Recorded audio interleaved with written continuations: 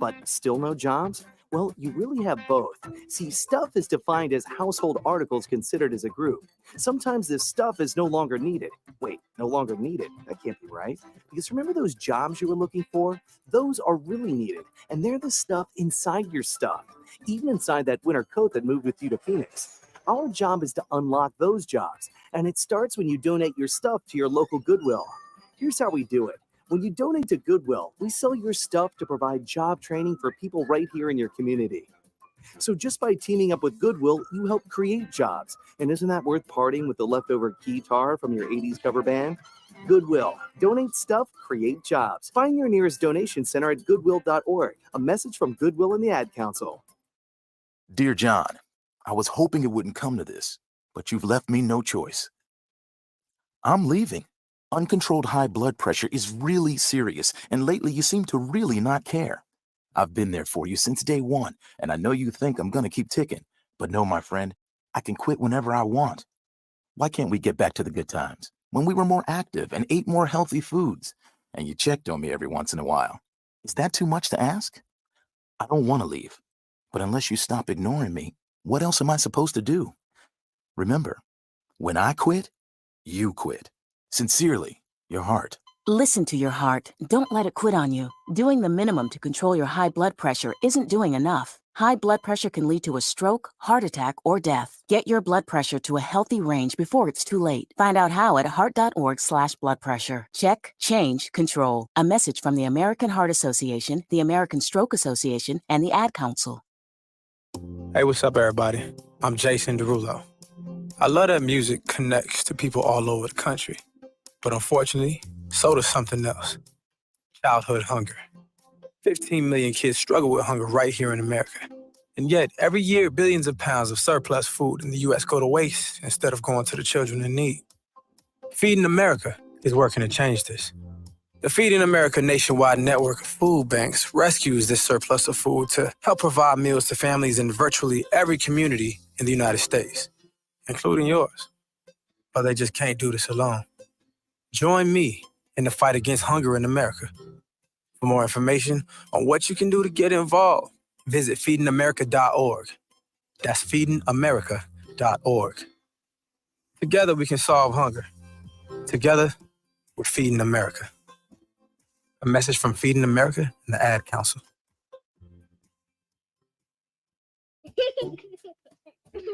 Hey, everyone. Let's all stop what we're doing right now and take a moment. That felt good, huh? Just like that, we had a nice, special sort of moment together. Of course, they don't all need to be quiet moments to be special. They could be loud moments, goofy moments, sporty moments, dorky moments. Moments where we talk or walk or just hang out. It doesn't really matter. They all count. Because every time dads like us take a moment like that to spend with our kids, well, it's pretty momentous. Sounds like somebody agrees. So let's take a moment to make a moment. Today, call 877-4DAD-411 or visit fatherhood.gov. Brought to you by the U.S. Department of Health and Human Services and the Ad Council.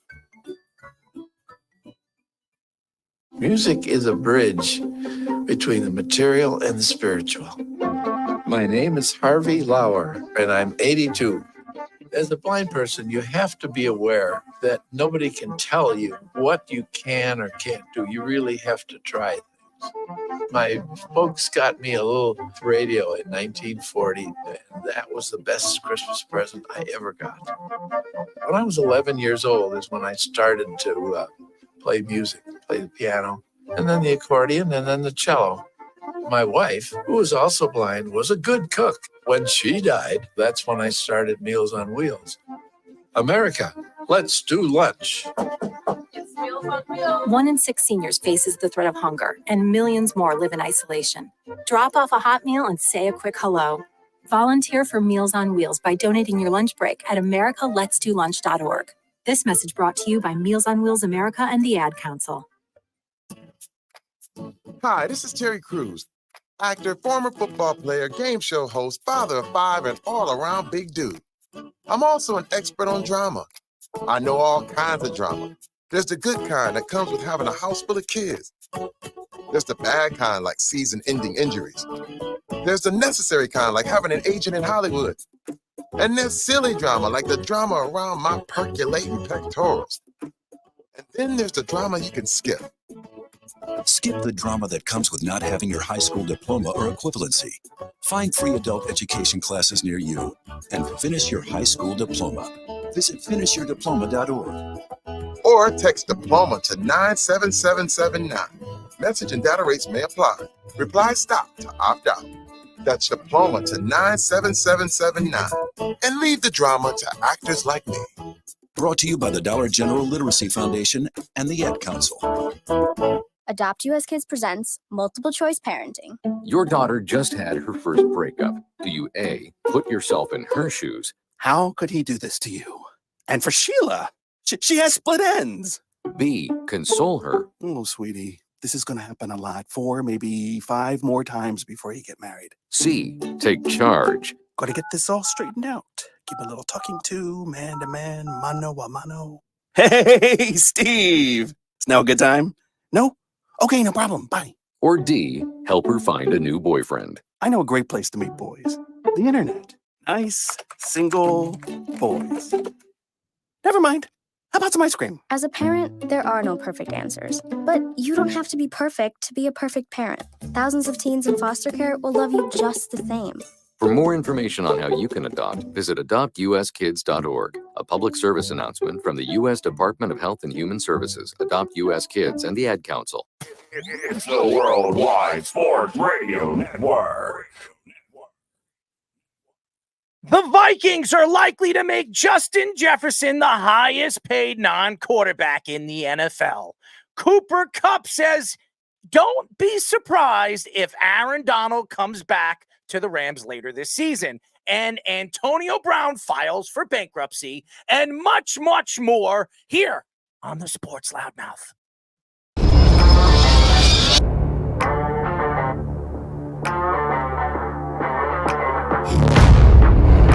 Doc Rivers is going to have Damian Lillard run very fast out of town.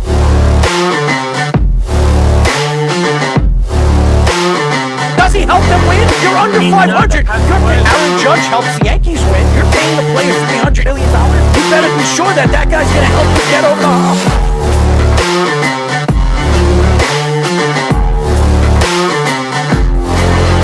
For some reason, this guy is completely lost on calling plays. Maybe he's a therapist.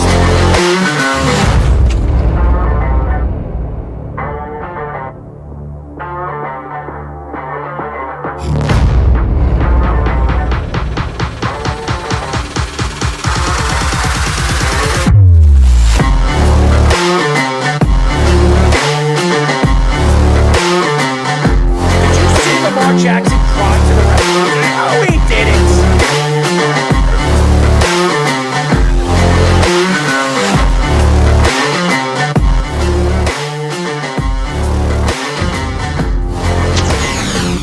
We are back for a new show of the Sports Loudmouth. I'm your host, Errol Marks. My co-host, Mr. Nose Picker himself, Speedy Petey. Remember, you can listen to our show every single Wednesdays and Thursdays at 7 p.m. All you have to do to tune in and check out our local listings for all our shows throughout our network. Go to our website at www.worldwidesportsradio.com. And you can call us at 631-672-3108. Speedy, what is up, man? Maybe Alexi Lafreniere was picking his nose while he was playing defense at the end of the game yesterday. Well, he had something up his rear end or something. Yeah. Because he likes to put the puck in his own nets. Mm-hmm. I mean, that has been the forte of the New York Rangers. Every single time they have a chance to move on to the Stanley Cup Finals, they've done it once in the last, 30 years. So it's not a good sign for the New York Rangers as they're down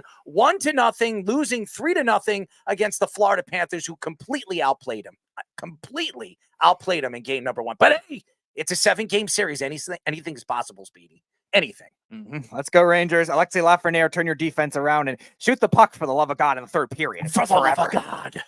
Speedy, the God. Dude, who's your God, Speedy? don't have a God because I'm not a person that thinks of the. Are you a religious man, Speedy? No. You're not a religious man. No. Do you like God? Are you a fine. Jesus God? He's fine. Are you a Jewish I'm not God? objecting to any of them. Do you like Buddhism? What are you? I went to a Christian church as a kid. That's about as much. So as do I you have. study? No. You don't study anything. No. Christianity, nothing? No. Have you lost yourself? Do I you need to be one with God tonight? I don't know. Do you want me to be somebody? Than your Moses DNA test. There you go. There you go. Oh, I mean, seriously, I will be your leader. I will be your presentation to God tonight. What do you think about that? Go get a time machine and go back to the New Testament. Okay. So you want me to hang out with Jesus? That's what you want to do? So how about you? Would you take Jesus's spot on the cross? No. Why not? I'm not involved in any monarchical society. Okay, there you go, ladies and gentlemen. That's a good one. 631-672-3108 is the number to call. Remember, you could be listening to us all over social media. And by the way, if you miss any one of our shows, subscribe to us on YouTube, subscribe to us on Spotify and Apple, as we are banging it, Speedy. You know what I'm talking about. We're building a statue of the sports loudmouth. Are you happy with that, Speedy? I'm not the one building a statue. Well, we're both building a statue. I mean, you're hanging from your underwear, and I'm just crossing my hands. Yeah. There you go. Oh, so why don't we get into it? At 8:30, we'll be talking to Golden State Warriors play-by-play broadcaster Tim Roye. He will be joining us. He's been on our show before. He is fantastic. I would love to hear what he's got to say about the Golden State Warriors and what they should do in the offseason, because there's a lot of questions with the Golden State Warriors. At 9:30, we'll be talking to New York Jets former running back Bilal Powell. He will be joining us again. We'll get into some New York Jets. We'll get into everything, and really the running back position, as he was one of the better running backs I believe the Jets have ever had. The Vikings are likely to make Justin Jefferson the highest paid non-quarterback in NFL history.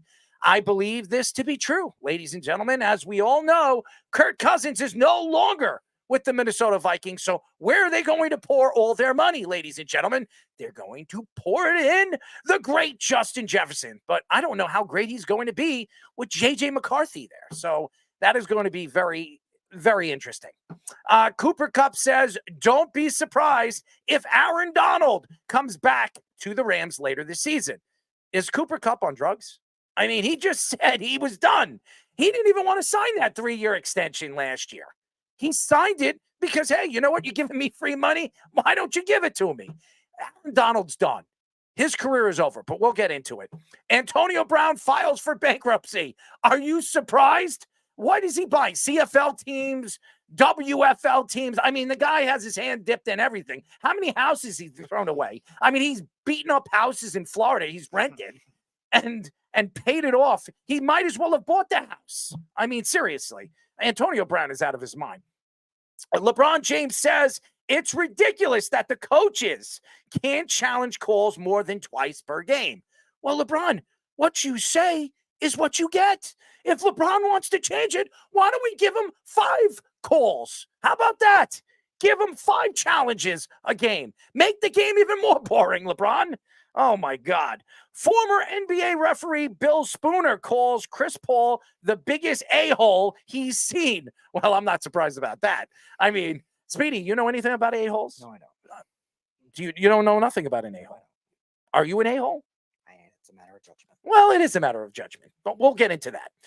LaMelo Ball being sued for hitting a 11-year-old kid with his car, actually running over his foot.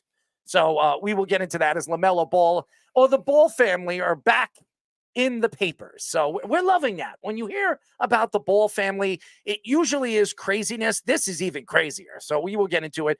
College quarterback Jaden Rashada, right? Rashada sues Florida for fraud relating NIL money. So this is an interesting story. And you want to know something?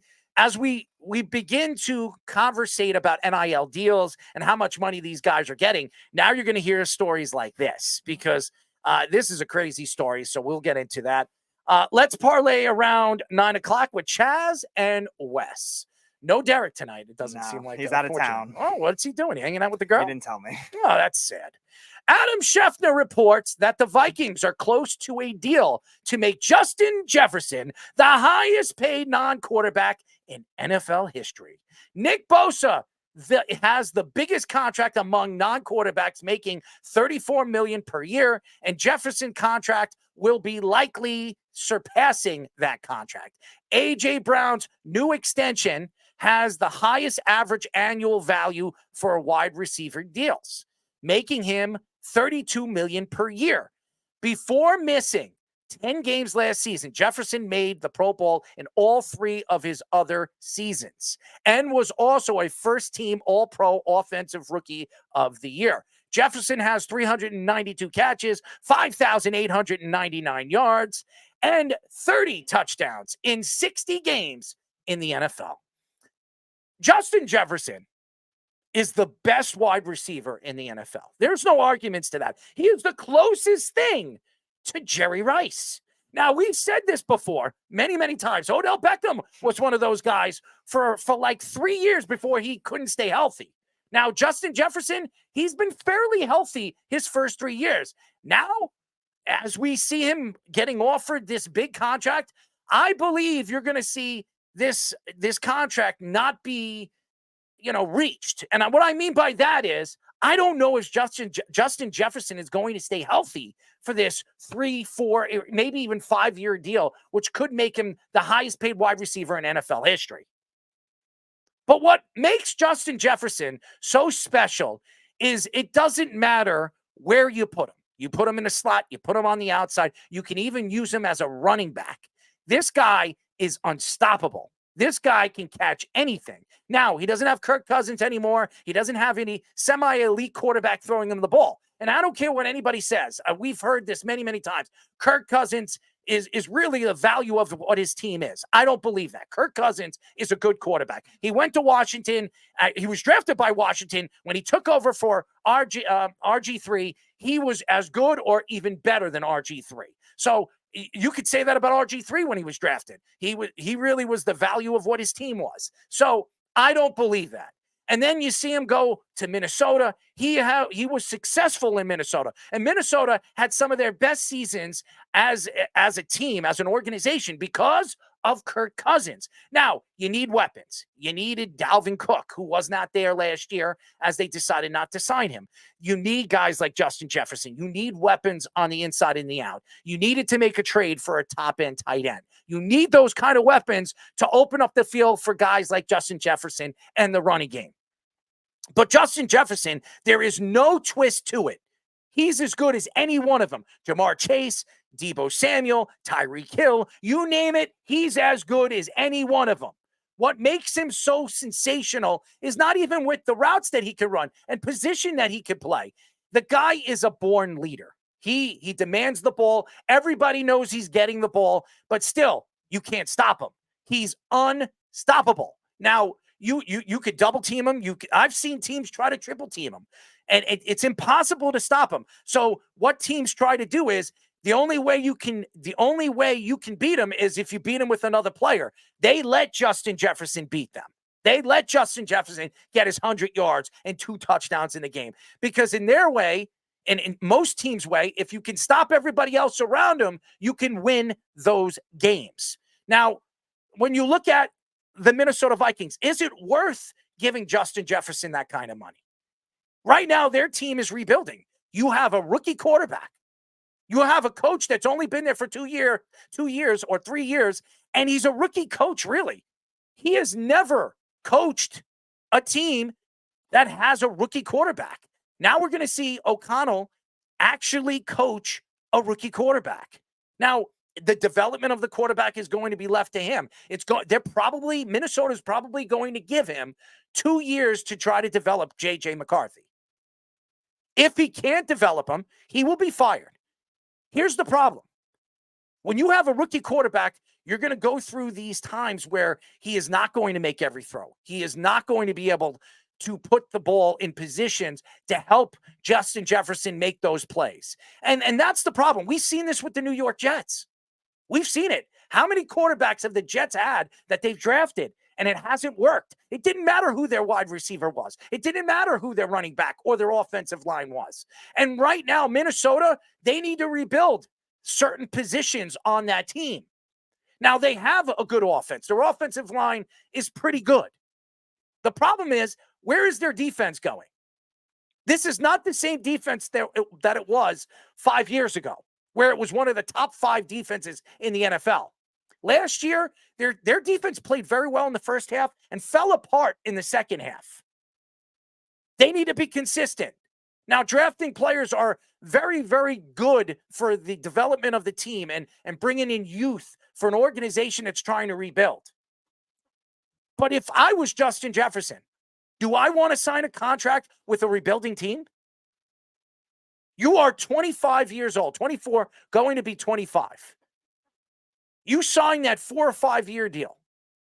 By the time that deal is over, you're 29 years old. How many years do you have left as a star quarterback, a star wide receiver? 3, 2 at best? We've seen this before. Calvin Johnson retired at 30. Antonio Brown retired at 30, 31. Maybe because of his brains, but other reasons too. But, I mean, a lot of these guys don't usually play past 31, 32. Now, that doesn't mean that he can't. That doesn't mean he can't go down as one of the top 3, top 4 wide receivers. But do you want to do it in Minnesota? Do you want to do it there? Do you want to go to a team, an organization, a franchise that's going to give you a chance to win every single year? I don't know if Minnesota's the team. I don't know if signing that big-time contract, any team would give you that big-time contract. You kidding me? If the Jets have the money, the Jets would give you 38, 40 million. There are other teams right now rebuilding that could use a top-end wide receiver that has a better chance of winning a Super Bowl in the next 2 to 3 years. How about the Packers? The Packers have Jordan Love. Everybody loves him. I think he would fit very, very well. Now, I don't think Minnesota would ever trade him to a divisional team. But there are teams out there. How about the Pittsburgh Steelers looking for a wide receiver? He would fit perfect over there. I don't know who's going to be throwing him the ball in the beginning of the season, but hey, he'd be going to a franchise that has a top defense, has a team that's ready to win now. I don't know if Minnesota is the team, is the franchise he wants to sign with. Now, it seems like it's going to happen. But once he signs that contract, let's say Minnesota has a poor year and they win 3 games in a division that, let's be honest, they're not winning. The Lions are the beast of that division. And then you could argue, I would say the Green Bay Packers the second best team in that division. So right now you're looking at 3rd or 4th in your division. Do you want to go and you want to stay with a franchise where you don't have a chance to win? We've seen a lot of wide receivers never win. Never win. A lot of great ones. Never win a Super Bowl. And because they decided to stay with their franchise, they decided to take the money with that franchise when they are there to win championships. So that would be my only argument to Justin Jefferson signing with the Vikings. Does he deserve the money? Absolutely. He's better than anyone. When he is 100% healthy, you tell me who's better than Justin Jefferson. There is nobody. There's nobody that touches him. Nobody. You go up and down the wide receiving pool in the NFL, and there are tons of great talent, young talent. Justin Jefferson is the best out of all of them. And if we remember, the Buffalo Bills traded that pick to Minnesota, which led them to Stephon Diggs, who's now playing for the Texans. And Justin Jefferson obviously gets drafted by the Minnesota Vikings, and right now is probably, there's no argument. He's the best wide receiver in the NFL. Yeah, and the consistency and the game-to-game and season-to-season consistency is very strong with Jefferson as well. Now, obviously getting hurt this year deteriorated that kind of thing for the Vikings, where it really hurt their season. Obviously, Kirk Cousins goes down a couple weeks after Justin Jefferson goes down. So that ruined everything for the Vikings, and they were still competitive amidst all that, but they were not going to be a playoff team. And that's the thing that Justin Jefferson has to realize with now Kirk Cousins being gone is that kind of thing they need to be able to get him the money to get JJ McCarthy developed very well, because their other skill players are good. Hawkinson's a nice tight end. I like Addison as a good receiver, but he's smaller, and Aaron Jones is a good running back. But having JJ McCarthy not have that number one type of receiver could hurt his development. And we've seen teams do this, and it makes it harder for them to develop quicker. And you talk about the Jets too. Like the Jets,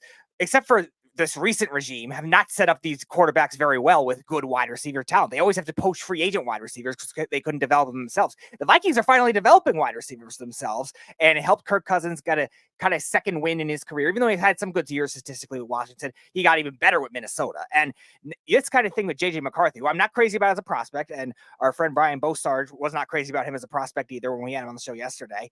They need somebody like that to take it to the next level. He wants to be anywhere close to these other quarterbacks in this draft class. And that's why I think they have to make this move no matter how much money he's going to want. It would worry me right now if you're going to sign Justin Jefferson to $40 million a year, that he is not going to produce the numbers that he did with Kirk Cousins. Okay. And that's a fact. It's not because he can't make the plays. He can't go up and get the ball. He's going to put himself in harm's way, because I don't know if a young quarterback like JJ McCarthy is going to be able to get the ball into spots that Kirk Cousins can. And Kirk Cousins is one of the most accurate quarterbacks in the NFL. So you're putting him in harm's way, and you're putting him in a disastrous situation. I'm talking about JJ McCarthy, because if he can't get the ball in positions that Justin Jefferson's going to like it, you're going to see a lot of complaining. Justin Jefferson, even though he's not much, with the press, and he's not there trying to speak to the press, it doesn't matter. We've seen guys not be very involved with the press and then all of a sudden become involved with the press because they're just so upset and so disgusted the way the team is playing. So, and he is a personality. He's a very strong personality. I don't know if anybody's seen some of the stuff that he does on YouTube and even on his commercials. The guy's a strong personality. And eventually, because of who he is and his personality, it's going to bring out a lot of turmoil in that locker room. And who's their franchise now? It's JJ McCarthy. It's not Justin Jefferson. Right now, it's Justin Jefferson. But once JJ McCarthy is there for 2 years, he becomes their franchise. So it's going to be a lot different when Justin Jefferson is standing right on top of the mountain, and then all of a sudden he gets pushed to the side for JJ McCarthy. And you looked at the trajectories of these other wide receivers that were in very similar circumstances, where sometimes they've wanted out, but sometimes they've also stayed loyal to the team. And that's the dynamic that you're going to have to see with Justin Jefferson. Because I agree with you. I think O'Connell's going to get 2 years because it's his quarterback. This is his choice of quarterback. If they wanted to trade up for Drake May, they could have. They clearly didn't want to do it at that price, so they went for JJ McCarthy. That was their option. And we've seen good wide receivers do that with bad quarterback play. Mike Evans stayed. It worked out for them. They won a Super Bowl with Tom Brady once Tom Brady got over there. But then you have also the other end, Michael Thomas. Think about how good statistically he was at the beginning of his career. Then Drew Brees gets hurt, and then they struggle the next year too. And all of a sudden he has all these fake injury reports. He never wants to actually play for them. And finally, the Saints had to cut him this offseason. Devontae Adams, statistically very good. The Packers were a good team, but Aaron Rodgers and that whole front office thing didn't get along. He gets traded. So what dynamic is it going to bring for this Minnesota Vikings team is going to be another question. McCarthy, I think O'Connell's going to put him in position where he could be able to succeed. Will it win them games this year? I don't know. I picked them last when we did our schedule release last week, and I think a lot of people would favor them to be last. But I do think Justin Jefferson is the perfect guy as a route runner and a skill receiver to play to JJ McCarthy's strengths too. Isn't it fitting that the Bills are looking for a wide receiver? They draft Keon Coleman, and then this is the guy they could have had if they didn't decide to make a trade for Stephon Diggs. And honestly, they could have developed a guy like Jefferson. So I think now they're licking their lips because they're another team. They're another organization. They don't have the money right now because they just paid their quarterback and Josh Allen. So they're now trying to find somebody in the draft. And for some reason, they traded away their spot to the Kansas City Chiefs for Xavier Worthy and gave the Chiefs a weapon that they shouldn't have. But another team that could be looking for a wide receiver is the New England Patriots. They're an organization.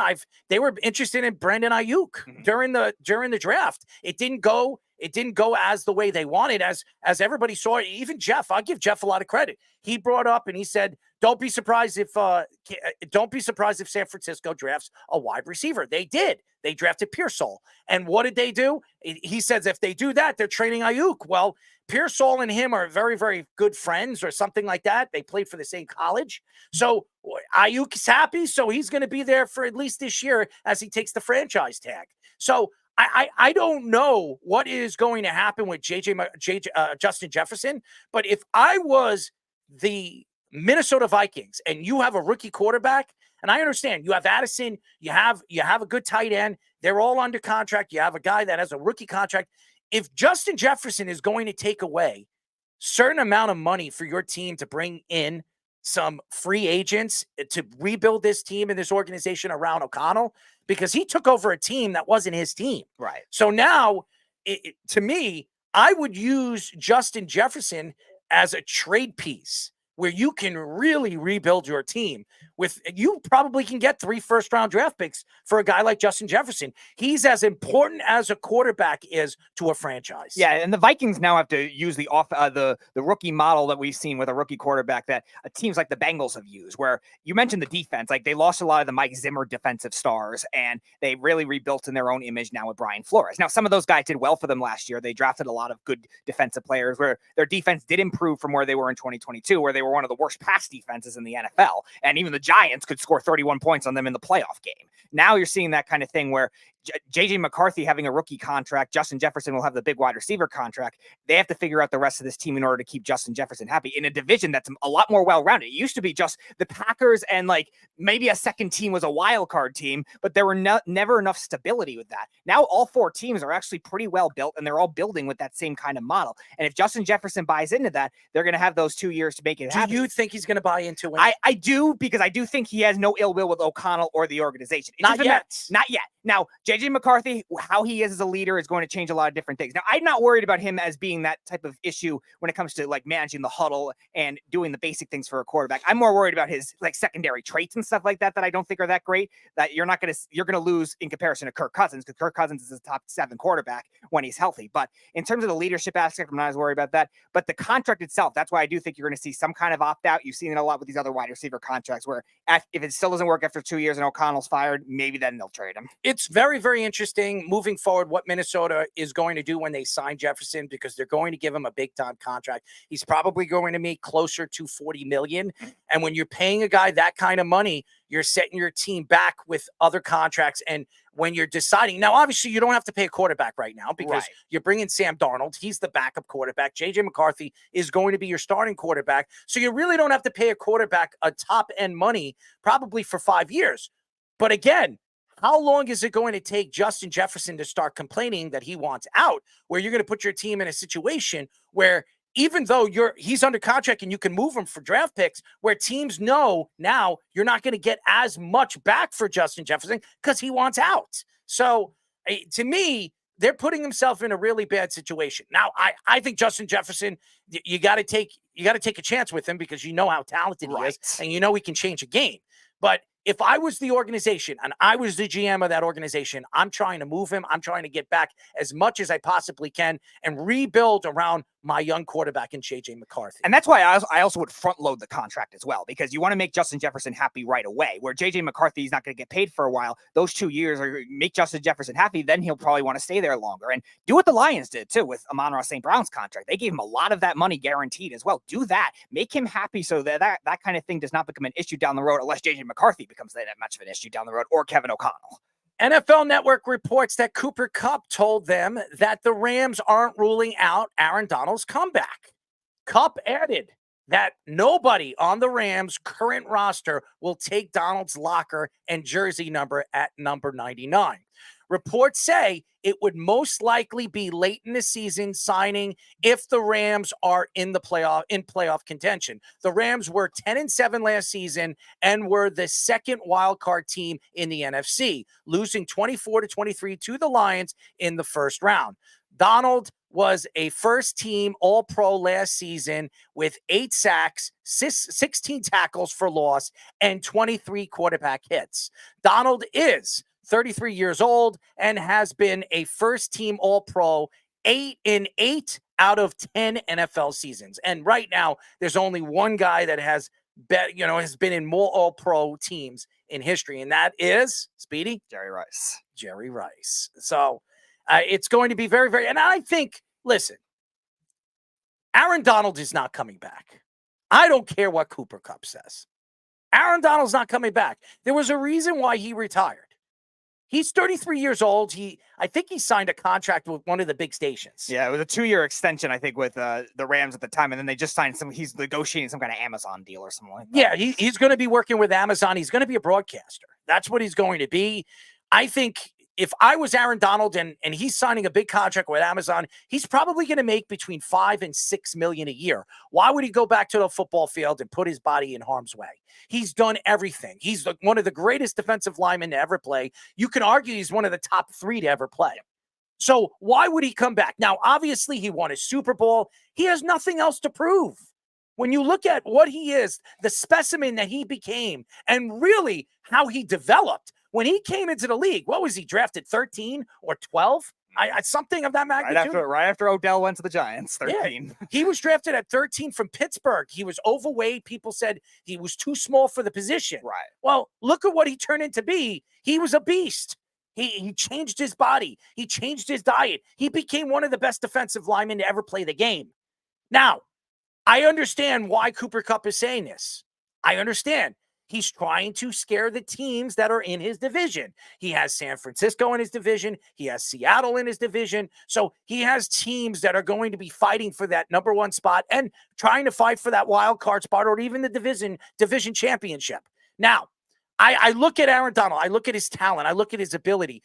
And you look at what he could do for the franchise if he came back. Well, he's going to sell more jerseys. Now, him stepping away from the game just tells you that he's sick and tired of being injured. He's 33 years old. The stress and the training that he has to put his body through in the offseason, he don't want to do it anymore. And we've seen guys. We've seen Andrew Luck. He didn't want to do that anymore. He understood the whole CTE situation that was really breaking the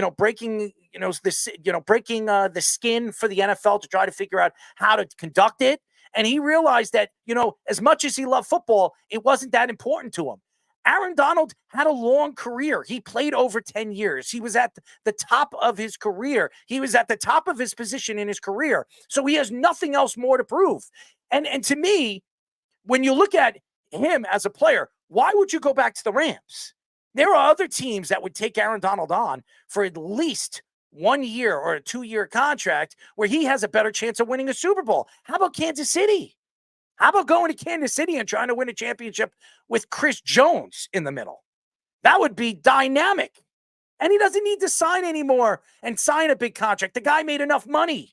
Why would he need to go back to the Rams? The Rams are not winning the Super Bowl next year. As good as their offense could be with Puka and Kupp and their running game with Williams, they're going to have a good, and their offensive line played well last year, but that's one of the weakest parts of their team. Matthew Stafford is an old man. Why would he go back there? You don't even know if Matthew Stafford's going to be healthy the whole season.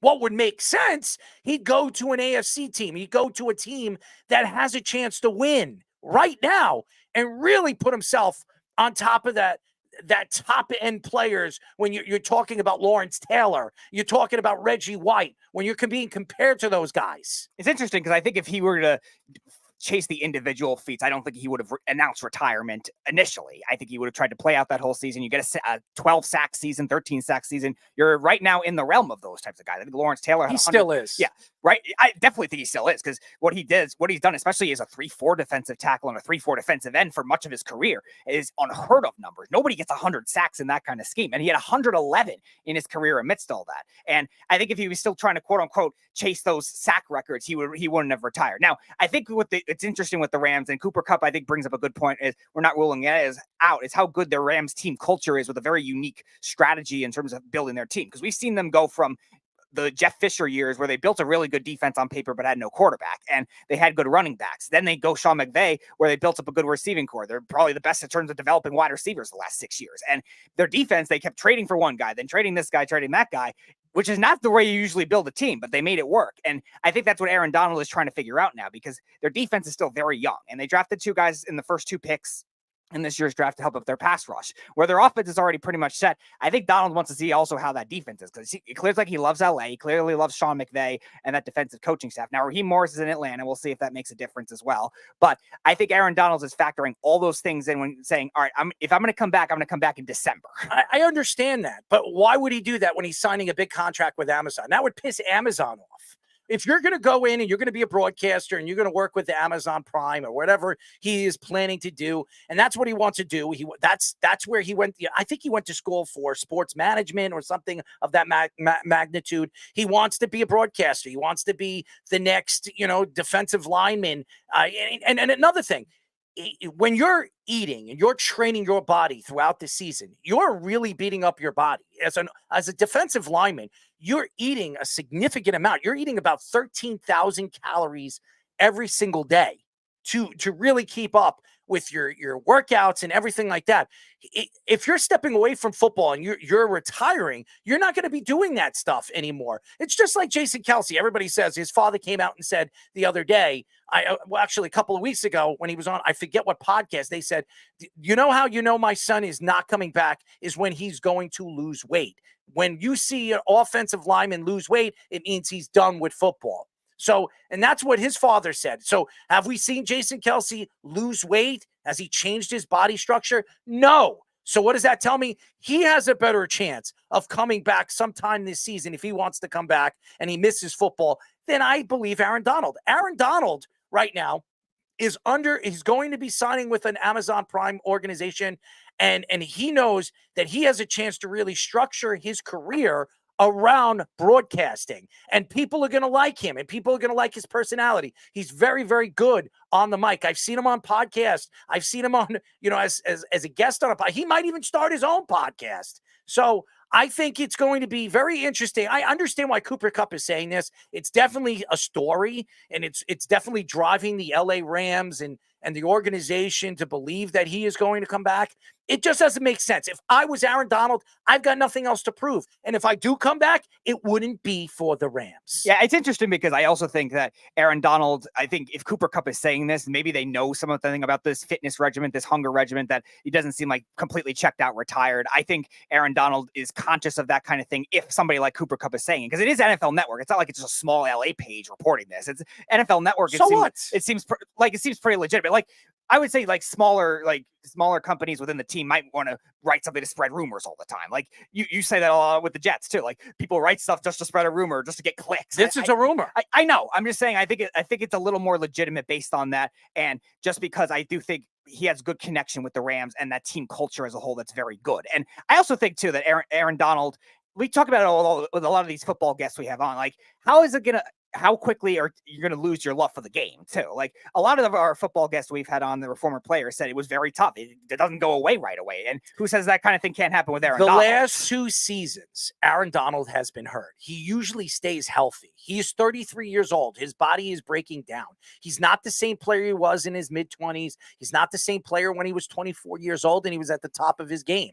He's a guy that is breaking down. And to carry all that weight, remember, Aaron Donald is a big man, muscular, carrying on his knees, his legs, his ankles, his feet. He's had feet problems over the last couple of years, and he's had ankle problems in the last couple of years. You're talking about holding up that weight, staying in shape, staying in football shape, training your body during the season when you're not playing and getting ready if the team actually has a chance to make the playoffs. It doesn't make sense. If he's going to play, he might as well go into the season and play. If he's not going to train with the team, he's not going to stay in football shape, why would he come back and look like a shell of himself? It doesn't make sense. It's not the quarterback position, guys. It's not the running back position. And by the way, every single one of those guys that take a certain amount of time off, they never come back the same. So why would Aaron Donald come back and actually play at mediocre? Then he could train with the team right now in the offseason and still be an elite player. It doesn't make any sense. I do not see Aaron Donald coming back. So for all those fans that believe it, good luck.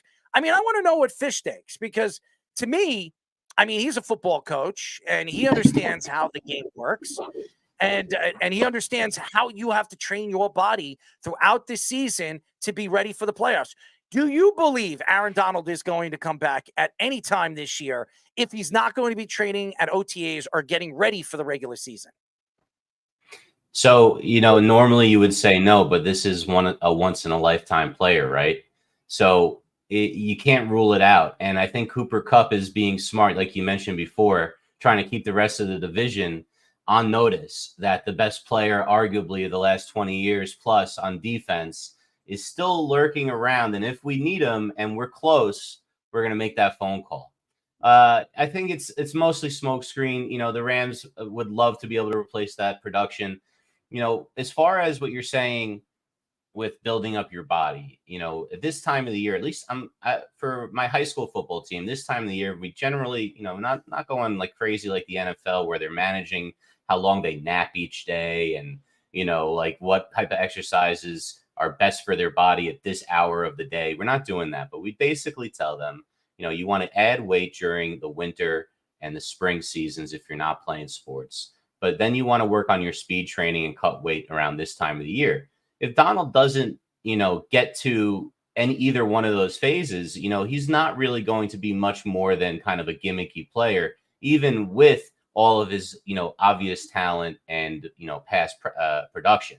So, it's kind of a gimmick, but it is Aaron Donald. So how can you rule it out? How can you brush that aside? That's one of the GOATs. I don't believe he's coming back at his position and at his age. Now, if he was like 29 years old and he stepped away, everybody thought Calvin Johnson was going to come back. I knew he wasn't coming back. Everybody thought that Barry Sanders was coming back. I remember when he retired and he sent a fax, and they even did that documentary about him. Bye-bye, Barry. There was no way he's coming back. These are the kind of guys, and I'm going to say this. When you're at the top of your game and you're the best of the best, you have nothing else to prove. Aaron Donald has nothing to prove. Why would he come back and try to injure or re-injure himself when he has a good contract with Prime? He's making enough money to feed his family, and he can move on with his career as a Hall of Fame player. It doesn't make any sense. I understand why Cooper Kupp is saying it.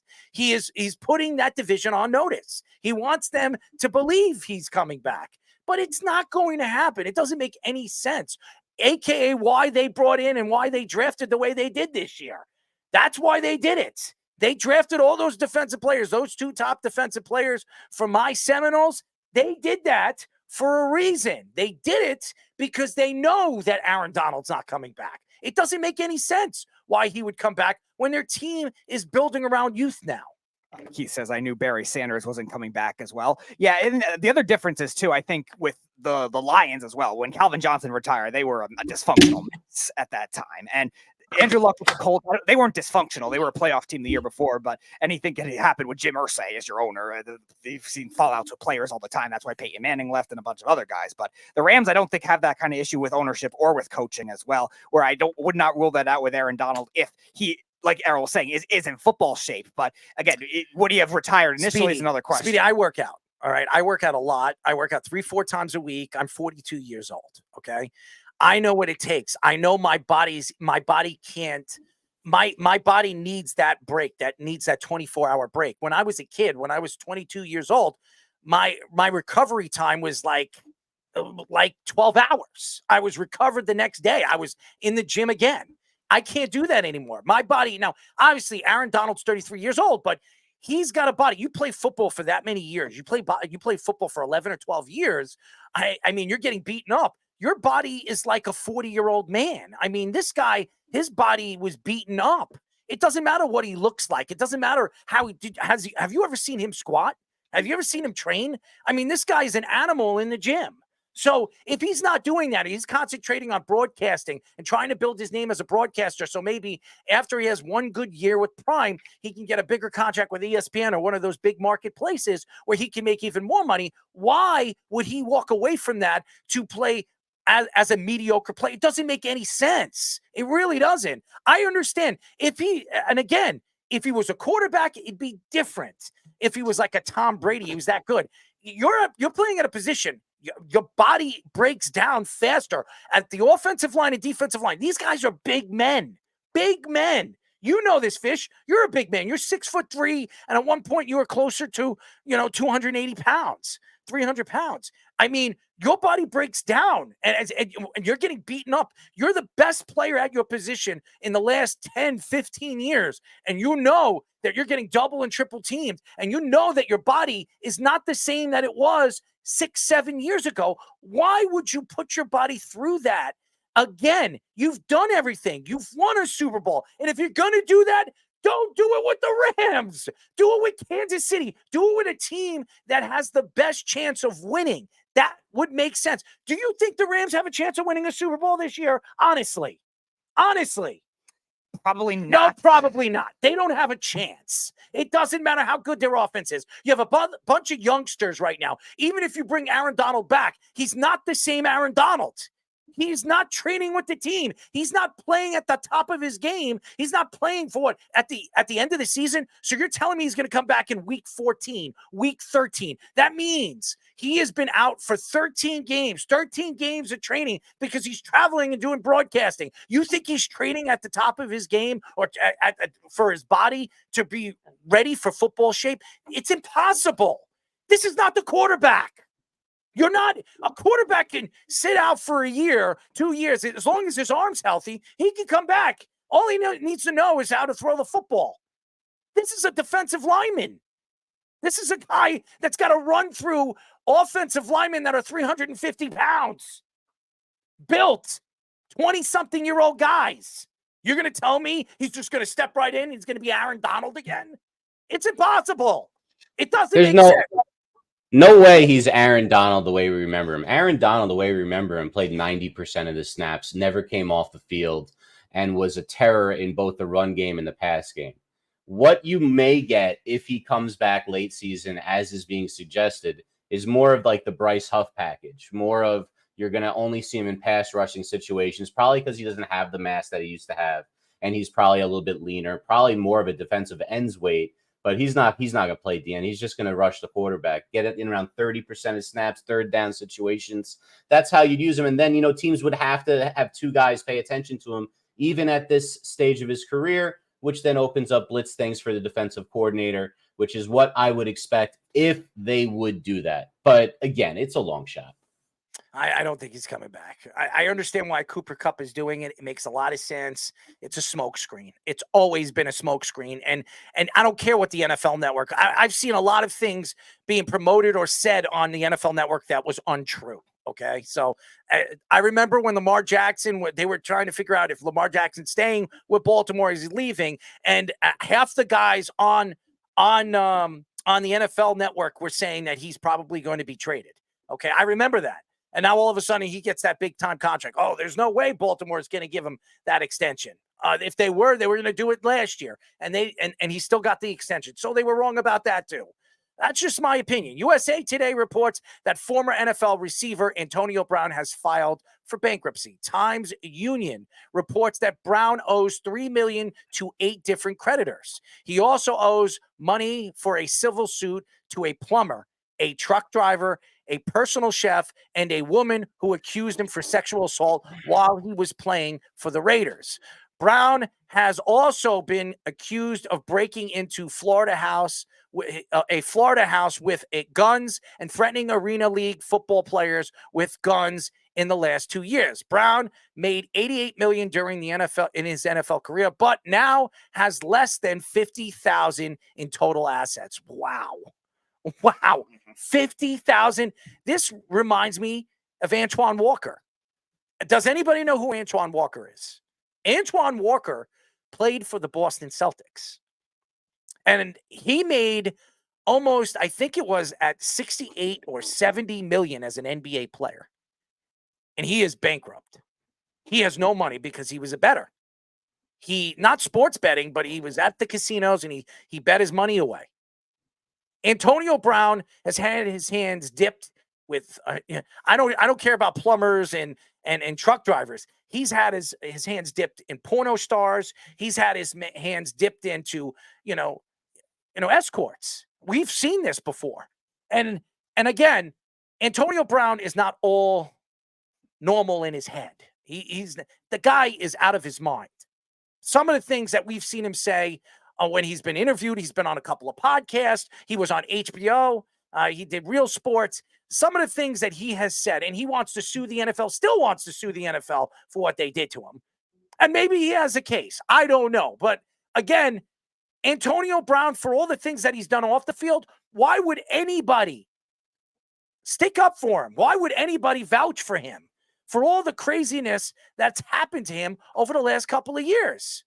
Now, I understand players don't know how to move their money. They don't know how to control their spending habits. And we've seen this before. As I mentioned, Antoine Walker. There are other guys that we have seen over the last couple of years, drinking problems, drug problems, car problems. And what I mean by cars, buying 1 million cars and not realizing that they're throwing their money away in a piece of metal on wheels. They don't know how to control their assets.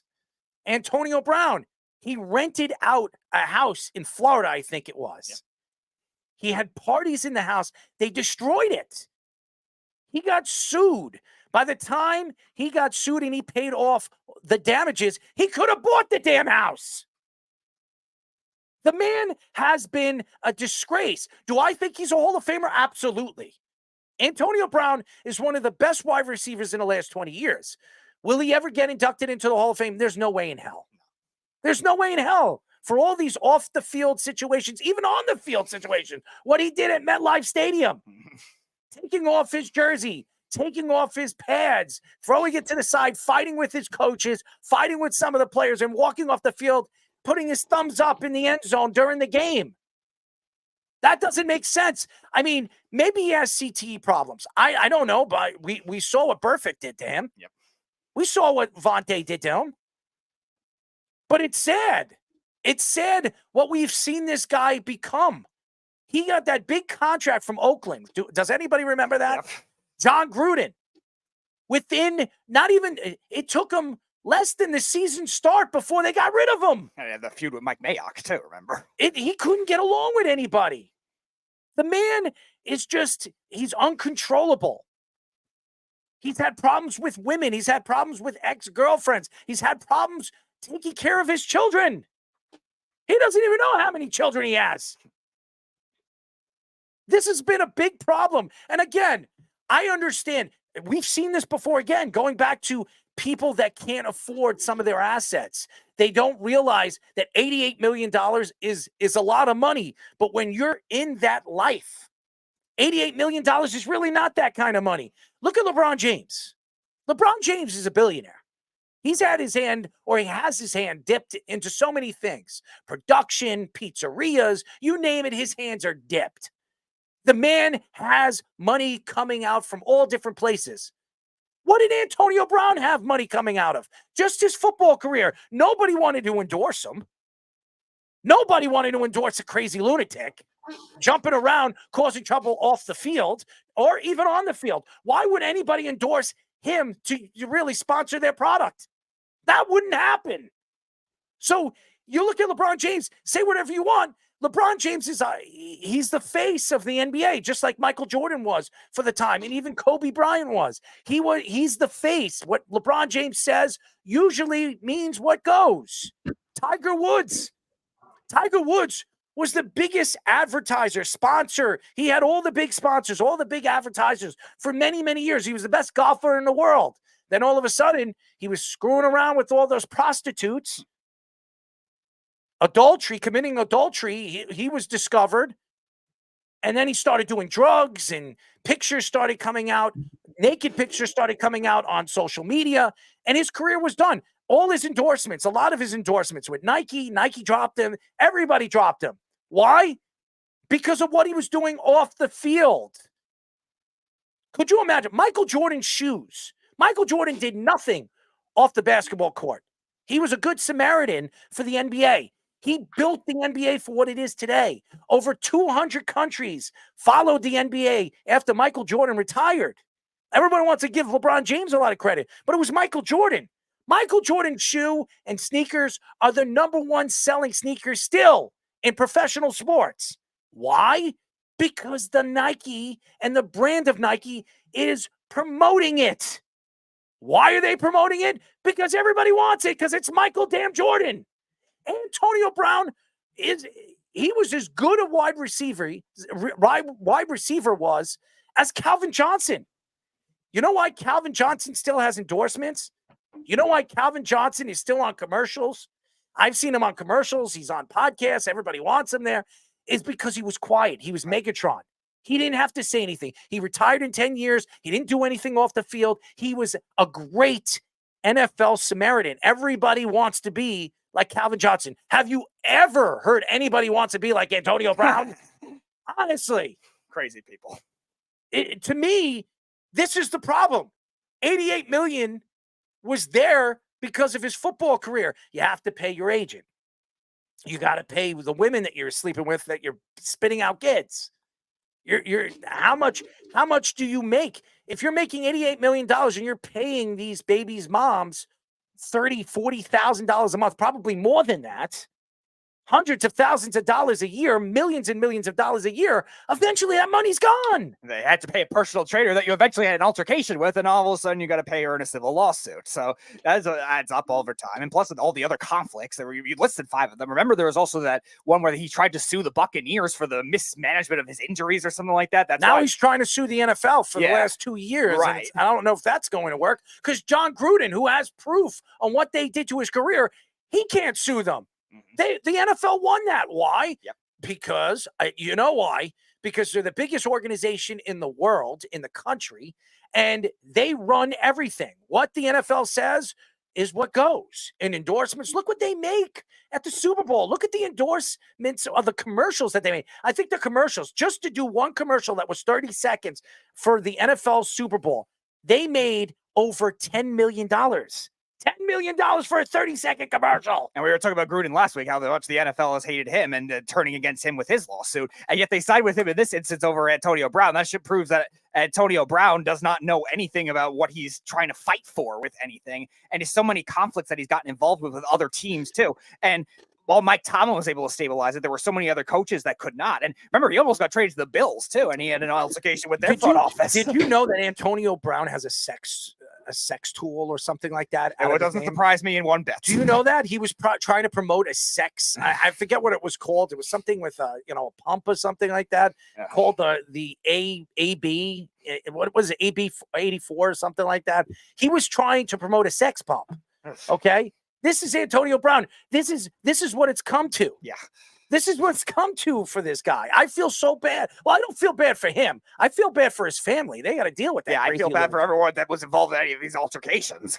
They got to deal with that crazy lunatic. I mean, the story's coming out that he's abusive. He puts his hands on women. I mean, we heard that about Floyd Mayweather. But Floyd Mayweather, it doesn't. Everything he touches turns to gold. If he wants to fight, he wants to market himself. It doesn't matter who he fights. He wants to fight Gotti. He fights Gotti. He makes $30 million because he's a name. Why didn't Antonio Brown fight Le'Veon Bell in the ring? Maybe that would sell. Maybe that would sell. Le'Veon Bell. We've heard Le'Veon Bell wants to come back to football, and the only guy he wants to play for is Mike Tomlin, because he's the only one that would actually decide to bring you in OTAs or give you a chance in OTAs, because he's the only idiot that thinks that you can still play at an NFL type of game. Yeah, and I didn't even realize the thing about the guns with his UFL team or whatever that was. He was pointing it at players, threatening them. That clearly shows a sign of instability in itself. He breaks into this Florida house not once but twice in 2022, and then earlier in 2023. He locked himself in that house. I remember, yeah. It was so crazy. Like, he didn't even, whatever he was trying to look for, didn't get it. And then he locks himself in the house where he's being held his hostage with a gun for 24 hours. Yeah. The police couldn't get in there. Right. That he would not let the police go in there. They surrounded the house before he walked out, and he had two guns, loaded guns. Rifles, yeah. Yes. So, I mean, the guy's out of his mind. I wouldn't be surprised if next year we find out that Antonio Brown jumped off a bridge or jumped off a building and still didn't die. I mean, he's Superman, broke his legs, broke all his bones, and still alive. I mean, the guy's out of his mind. Yeah. I mean, whatever's going on in that brain of his, I don't know what it is, but something's not knocking right in there. There's something not knocking right. I feel bad. I mean, I don't feel bad for him. I feel bad for the position that he's in, because I blame the NFL because they didn't protect the players, and they didn't protect Antonio Brown. Antonio Brown was a nice guy. People have said his first 4 or 5 years, he was a great teammate. He was a good person, a great person to talk to. Everybody wanted to hang out with him. I don't know what happened to him, but he's a shell of himself. He's not the same player he once was. Yeah, the sequence you said kind of started after that perfect hit, and Vasa's perfect on the other hand, who was also had a lot of concussions in his career as well, was saying, "Oh, Antonio Brown winked at me. He was acting like that was a sell job. I didn't really hit him like that." I mean, yeah, you did, but nevertheless, that was the first thing. That was a hard damn hit. No, I know that was the legal hit. I'm not saying it was legal, but nevertheless, that was the first one. And then there was the whole social media thing where he was streaming on Facebook. He knocked him to another moon. Oh, I know, and that's why I don't believe Vasa's perfect either. But nevertheless, you had the whole social media thing where it caused a whole distraction against the Patriots, or before they were playing against the Patriots. And then there was the Masked Singer instance too. Let's not forget about that. And that was the nail in the coffin for a Steelers career. I think there's 2 lessons to be learned here about the Antonio Brown thing. Number one is, if Mike Tomlin gives up on a guy who has talent, do not pick him up, because if anyone can control him, it's that guy. And if he's given up, stay away. I mean, we've seen it over and over again from Martavis Bryant back in the day a little bit, going to Le'Veon Bell as well. They just weren't the same players anymore. Or they were such a space case that, they're just destroying their lives, publicly, and they can't play on and contribute on the team or help them. So you got to get rid of them. And the second thing is, all these stars that used to be able to get away with murder, it's not just athletes, but, you look at Kyrie, he lost all his endorsements for all the things he said a couple of years ago. Kanye West in the music field doing this, losing all of his endorsements, thinking that he was untouchable. Antonio Brown was the same way. Now, you could say he got CTE instantly from such a vicious hit from Perfect. Maybe, I don't know. But I think it's probably more like money got to his head, fame got to his head, kind of the old time tested tradition of people losing sense of reality. But for a football player, that peak's only a couple of years. Those other sports and those other professions, it's a lot longer. And he's broke now, man. And it's sad. Really broke. Yeah, Keith also said that Antonio Brown is mentally ill. It is that he can't help himself. He needs help. And that's, I think, what everyone was referring to with the NFL and not helping out their former players. I've been saying that for years. Yeah. They should be obviously putting money into an account for these players every single year, that when they're ready to retire, they have money to feed themselves and their family. Now, I think there's an NFL deal that they have, if they're a Hall of Famer of some kind, they get money for the rest of their lives or something like that. I don't know, because O.J. Simpson was getting money. Yeah, I know he was getting money for the NFL. I think he was getting like over $150,000, $200,000 a year. Yeah, that might be a separate entity, because the Pro Football Hall of Fame is not technically governed by the NFL. So I don't know. Maybe it's them paying them. Maybe I don't even know if it's the Pro Football Hall of Fame. Maybe it's the NFL. I don't know how it works, but there's some kind of deal that these football players have after they retire, or Hall of Famers have, that after they retire, they get a certain amount of money. And also, these guys should have insurances. Every single one of them should have insurance policies for the rest of their lives after they leave football, for what they're putting their bodies through all these years. So it's a shame on the NFL to do what they do and not really take care of their assets and their players. When we come back, ladies and gentlemen, the Ball families, the Ball family is back in the tabloids as LaMelo Ball does something stupid. And Chris Paul is the biggest a-hole, as one of the referees come out and say some interesting stuff. And LeBron James' comments with, challenging calls is very interesting as well when we come back. But first, our Sports Minute with Tommy Scoops. This is the Sports Loudmouth Sports Minute. Are you ready to get loud? With Tommy Scoops. That is right. Everybody knows what time it is. It is the Loudmouth Sports Minute with Tommy Scoops, giving you guys all the rundown right now in the sports world and currently right now in the NFL. Daniel Jones said he's expected to start the season opener after tearing his ACL Week 9 against the Raiders. Jones actually says there is no doubt that he will be on the field Game 1 against the Vikings next season. Right now, Cardinals actually signed the 4th overall pick, Marvin Harrison Jr., to a 4-year rookie contract. NFL also announced that Harrison's jersey is now for sale following legal dispute with the sports manufacturer Fanatics. And switching over into the NBA, Pistons are considering firing head coach Monty Williams. After saying that Williams' job was safe after an abysmal 14-win season, they are now thinking of moving on from the head coach. And lastly, while still speaking of the Pistons are actually hiring former Pelicans GM Trajan Langdon as the team's president of basketball operations. Now I'm going to give you super scores. We're currently right now over in the MLB. Right now, the Detroit Tigers currently have a lead 1-0 against the Toronto Blue Jays, and Chicago has currently a 1-0 lead over Baltimore as the Yankees just defeated Seattle by a score of 5-0. That is currently all the time I have right now for you guys. As always, I'll be back later in the show for an update and kick it back to the boys for the Sports Loudmouth. This is the Sports Loudmouth. 631-672-3108 is the number to call. You're listening to the Sports Loudmouth. I'm your host, Darryl Marks, my co-host, Speedy Petey. Remember, you can listen to our show every single Wednesdays and Thursdays at 7 p.m. All you have to do to tune in and check out our local listing for all our shows, from Snowman in the Morning to The Wise Guys to Game On. All you have to do is go to our website at www.worldwidesportsradio.com. And to call us, no Jeff for the last couple of days. Oh, thank God. 631-672-3108 is the number to call. Wow, it's been a crazy show, Speedy. It's already an hour in. It's unbelievable how fast this goes. And we do a 3-hour show. Sometimes we go over the 3 hours. We do 3.5, sometimes 4 hours. It's incredible how fast these shows go. And I'm happy to obviously entertain everybody throughout their night. There's nothing going on in sports tonight. There's no hockey. There's no basketball tonight, right? There's no basketball tonight. I'm not sure. I don't think there is basketball tonight right now. It's really just baseball. And so you're trying to find something to listen to. You're trying to find something that's going to occupy you. Come and tune in with us. You can go to YouTube right now. Subscribe to us, The Sports Loudmouth. You can go to Spotify, and you can go to Apple Podcasts, whatever shows you missed. Former NBA referee Bill Spooner, who worked 32 years in the NBA, calls Chris Paul one of the biggest a-holes I have ever dealt with as a referee. Spooner adds that Paul comes off as a good guy compared to an intimidating guy like Rasheed Wallace.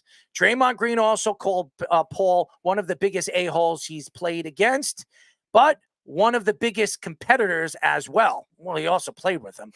Paul has had notable beefs with referees like Scott Foster after an incident in 2015 where Paul and his 5-year-old son wouldn't get out of the way when Foster's car was leaving the arena. Paul's teams have lost 13 straight playoff games officiated by Foster. Draymond Green said he likes Scott Foster because he knows how to draw the line with certain players, including Chris Paul. I don't know anything about these referees. I don't know Bill Spooner. I don't know Scott Foster. We've never had him on the show, so I don't know how good of a guy that they are. I don't know how good of a guy Chris Paul is. I've seen him on the State Farm commercials. I've seen enough of that.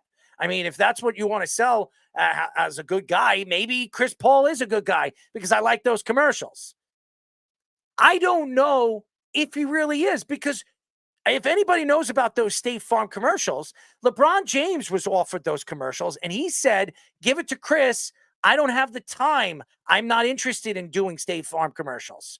So he practically gave his hand-me-downs to Chris Paul, who, by the way, is Chris Paul. Chris Paul is his son Bronny's, I think, godfather. If it's not Bronny, or I think LeBron is Chris Paul's son's godfather. It's one or the other, but they're each other's godfathers for respectable families.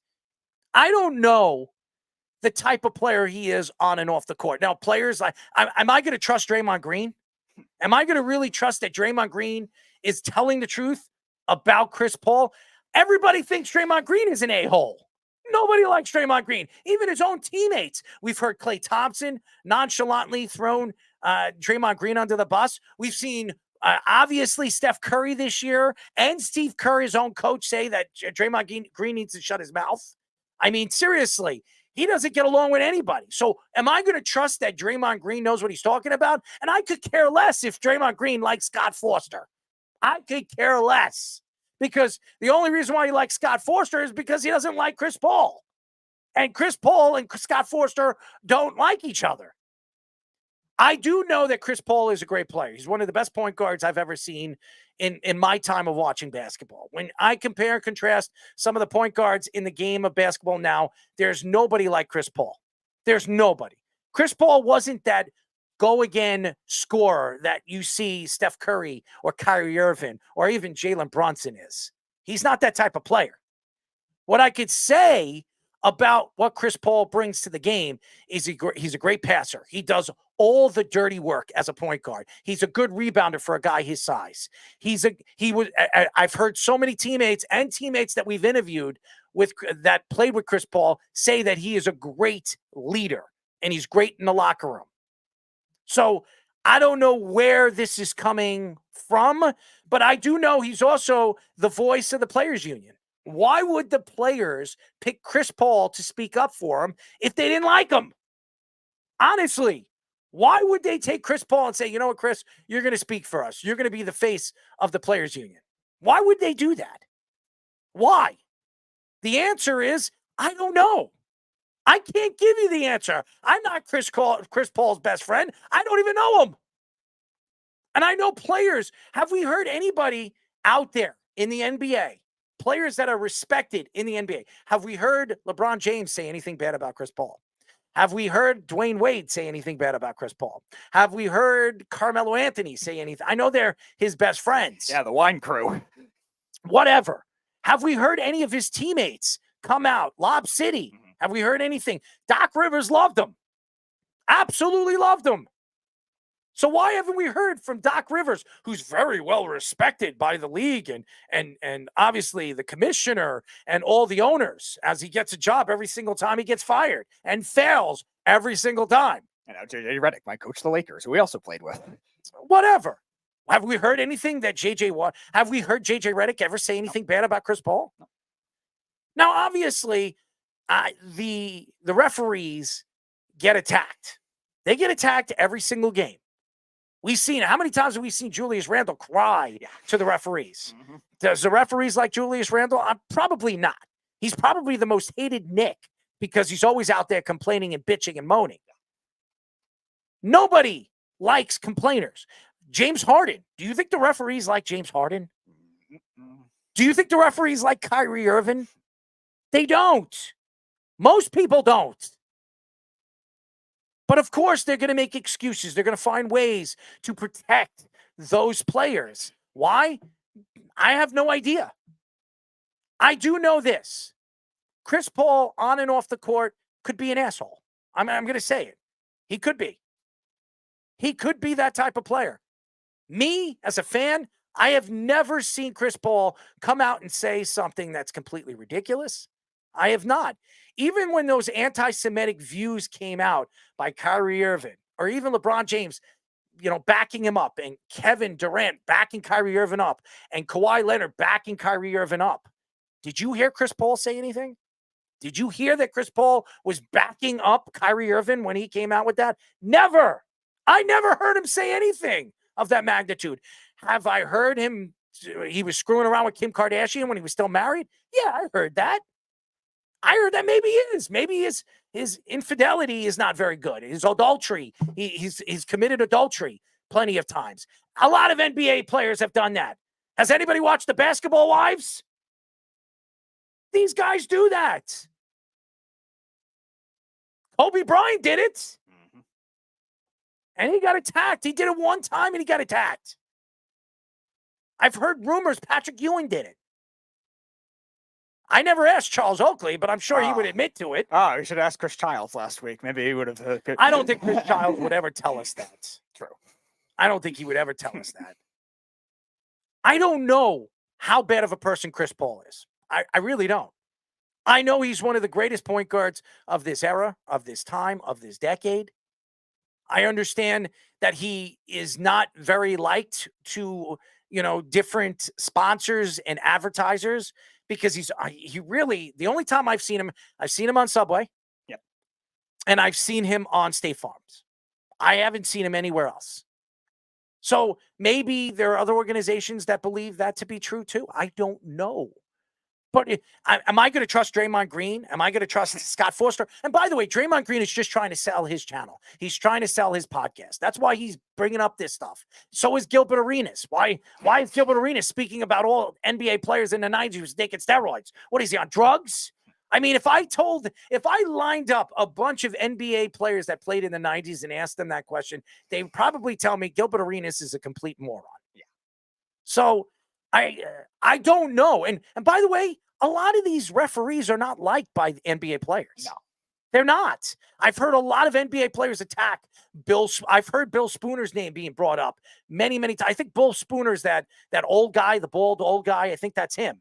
If I'm not mistaken, I don't know. Don't quote me on that. But there's a guy that I see all the time on the NBA courts for years being a big prick. All right. He would go out there and you know that he was going to call a foul on a certain player and he didn't care who you were. This is what happens. And if Chris Paul is opening his mouth, Chris Paul is a cocky SOB. He's cocky. He knows how good he is. You think LeBron James doesn't believe he's a king? When everybody's been calling him a king since he left high school? Look at Henrik Lundqvist. I watched his, and by the way, go check out his documentary, Open Heart, on Netflix. Great documentary on Henrik Lundqvist. Sensational. Henrik Lundqvist has been called the king for years. Did he win anything? Did he? It took LeBron James going to Miami to win something. Yeah, and building a super team. Felix, Hernandez. Felix Hernandez. He was called the king too. Did he ever win a championship? Did he ever play? Did he ever play in a World Series? Oh, they never made the playoffs. Seattle had the longest playoff drought for 21 years until they made it 2 years ago. But he's the king. Yeah. Okay, so again, I understand that people don't like Chris Paul. I'm not a big LeBron James fan. I respect his game. I respect his game. He's a great player. He really is. I just don't respect his big mouth and what he says on and off the court. Right. NBA referees, I think, have a different dichotomy when it comes to singling out people, where Scott Foster doing this to Chris Paul and being harsher in a playoff game. That included the NBA Finals when the Suns were up 2-0. Guess who were up officiated Game 3? Scott Foster, and the Suns fell apart. They lost 4 straight games, and the Bucks won the championship. And this kind of thing with Spooner too. You wonder why he's singling him out specifically, when I'm sure there's plenty of other a-holes players that have been like that. Now, the ones handling the ball are going to be complaining about fouls generally more than the ones that aren't, but still in general, like James Harden, like you were saying, has become probably the biggest one. And Keith saying in the comment section, LeBron's the biggest one. Probably LeBron has been that since he went to Miami. Keith is also saying Boston and Indiana are on tonight, and Keith also say Edmonton and Dallas. By the way, Scoops, you need to definitely post that and make sure that everybody knows the games are going on tonight when you do your Scoops and scores. But to get back to the NBA and where they're going with this in this argument that Chris Paul is an a-hole, there's a lot of guys in the NBA that are a-holes. A lot of guys. Right. Kobe Bryant, a lot of people respect his game and respect who he was, the Mamba and everything like that. You don't think he was arguing? You don't think that he pissed people off on the court? You don't think he was saying stuff to the referees? Michael Jordan was the biggest dick. How many times have we heard players say that Michael Jordan was the biggest a-hole on and off the court? So, I mean, Rasheed Wallace, you think he was nice? Ben Wallace, you think he was nice? They're not nice. These guys are cocky players. They're making millions and millions of dollars playing a game that they grew up playing on the schoolyards. Yeah, that's why I don't think singling out Chris Paul is really the right move for Spooner to say. He was the biggest a-hole in comparison to all these other guys. He might have been one to referees, but like you were saying, he wasn't to players. He wasn't to coaches. He was bumped around many teams that were trying to grow their image. Like the Hornets were not good. The Clippers were horrible when they traded for him and tried to create that identity. And look at what he's done, leadership wise with all those teams. Clearly he can't be that big of a quote unquote a-hole to do that. Yet Draymond Green wants to protect Scott Foster when Draymond Green has the most technical fouls we've seen since he's entered the league and had the most this season. And I'm going to go protect Scott Foster. You know what?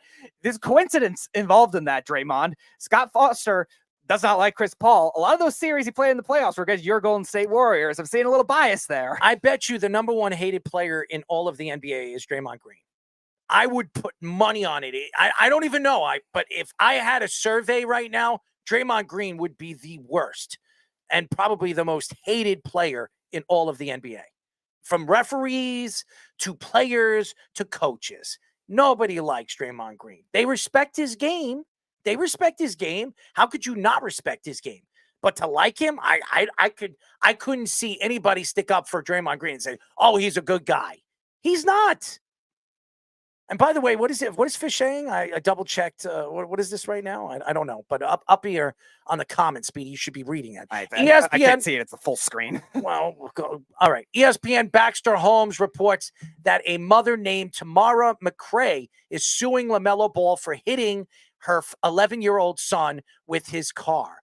This happened at the Hornets fan-focused event at the beginning of the season in Charlotte. The mother said her son, Angel, was one of the many fans that approached Ball's car while it was stopped at a red light. She said when the light turned green, Ball drove in a reckless manner and struck her son severely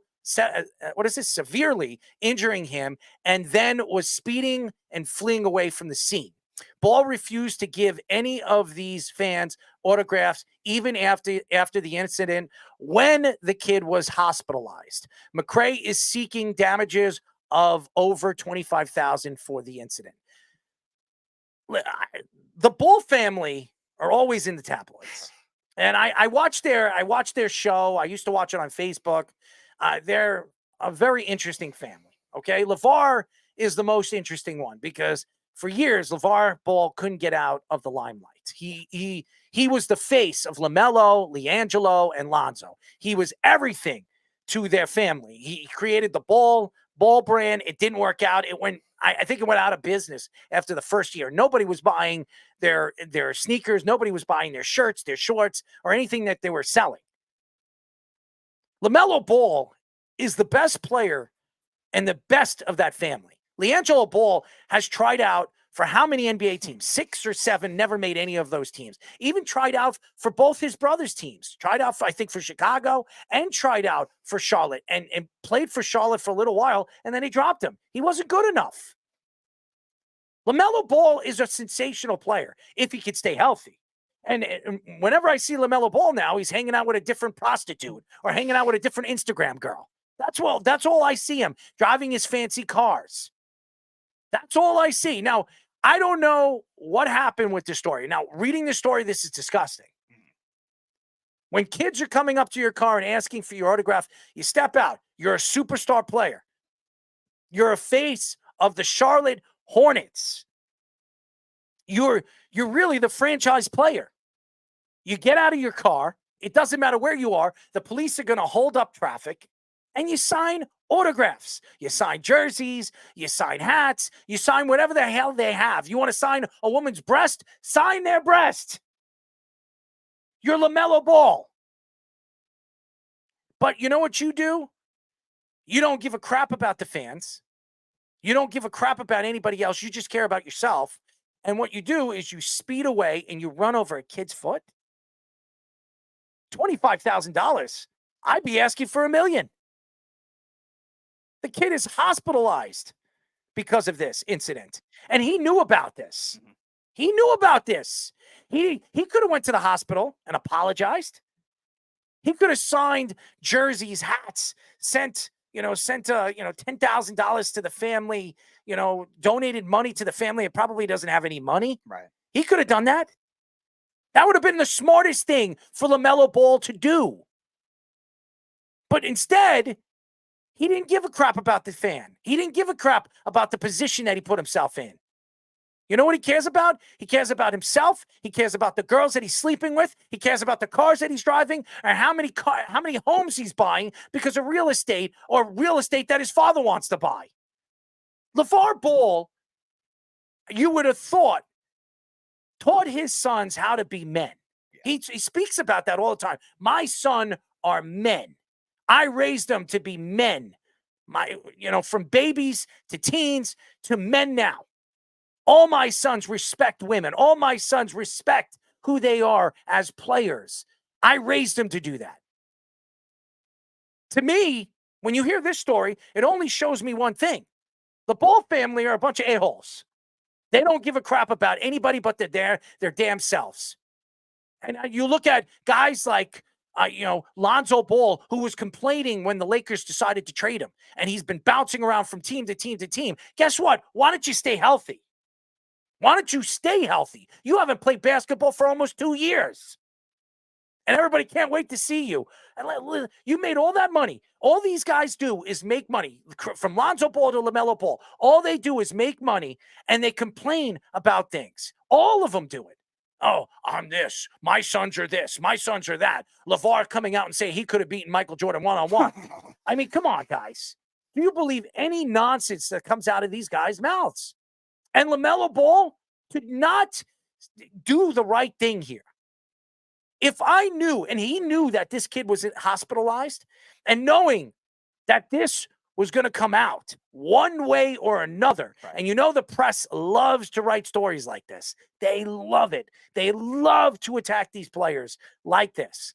Knowing that, and that you were the center of attention, and many, many different people saw you run over that kid's foot, why wouldn't you go to the hospital, go to the house, spend time, maybe go to the kid's birthday party, right. Hang out with the kid? That's what I would have done. Signed all his friends, his family.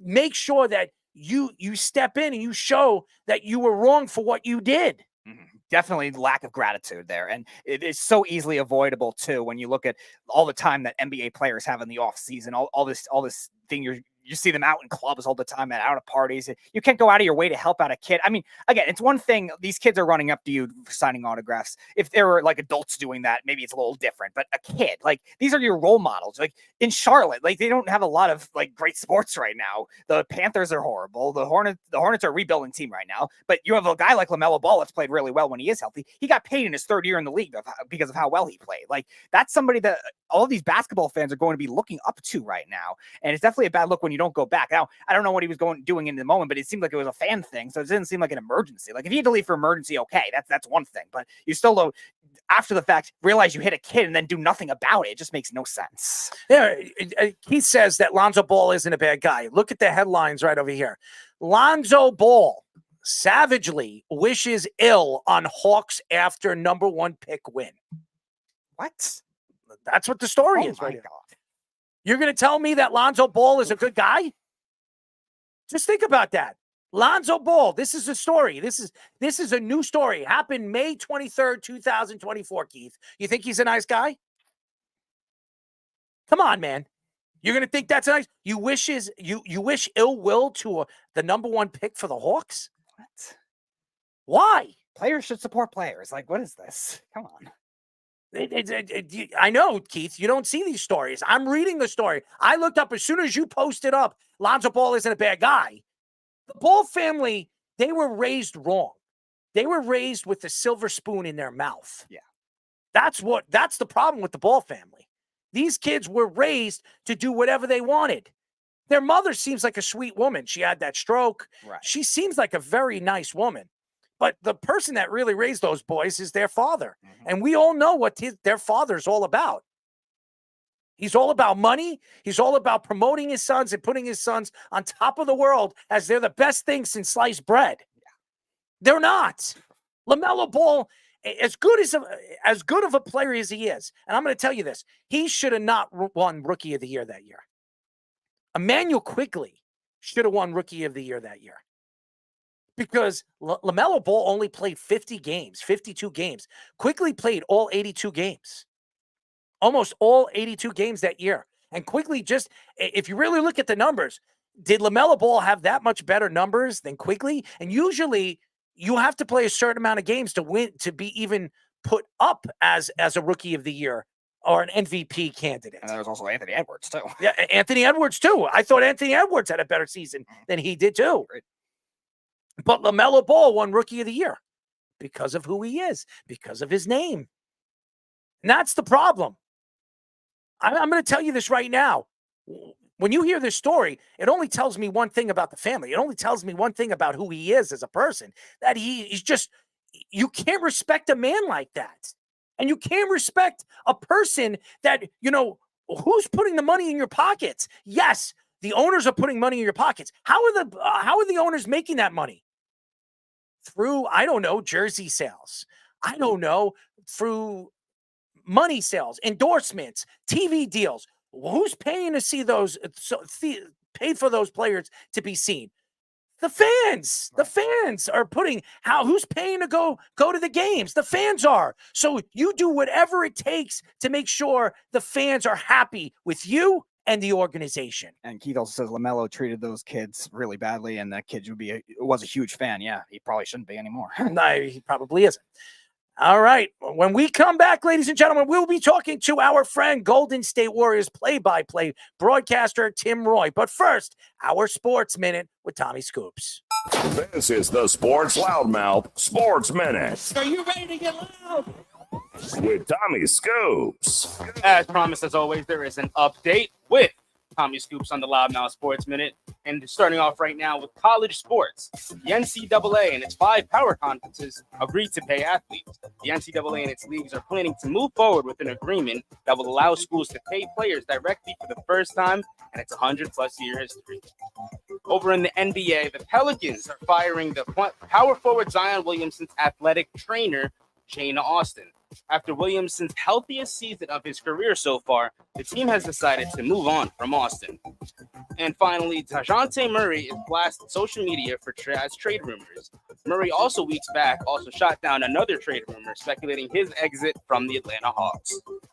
Now it's going to be time for Scoops and Scores, where right now in the MLB, Toronto has a 3-1 lead over Detroit, with Baltimore and Chicago currently having a 1-1 lead right now. Over in the NBA right now, Indiana has a 23-20 lead over Boston, and over in the NHL right now, Edmonton and Dallas have just started right now. That is currently all the time I have for you guys right now. We'll be back for an update, and here is your boys with the Loudmouth. This is the Sports Loudmouth.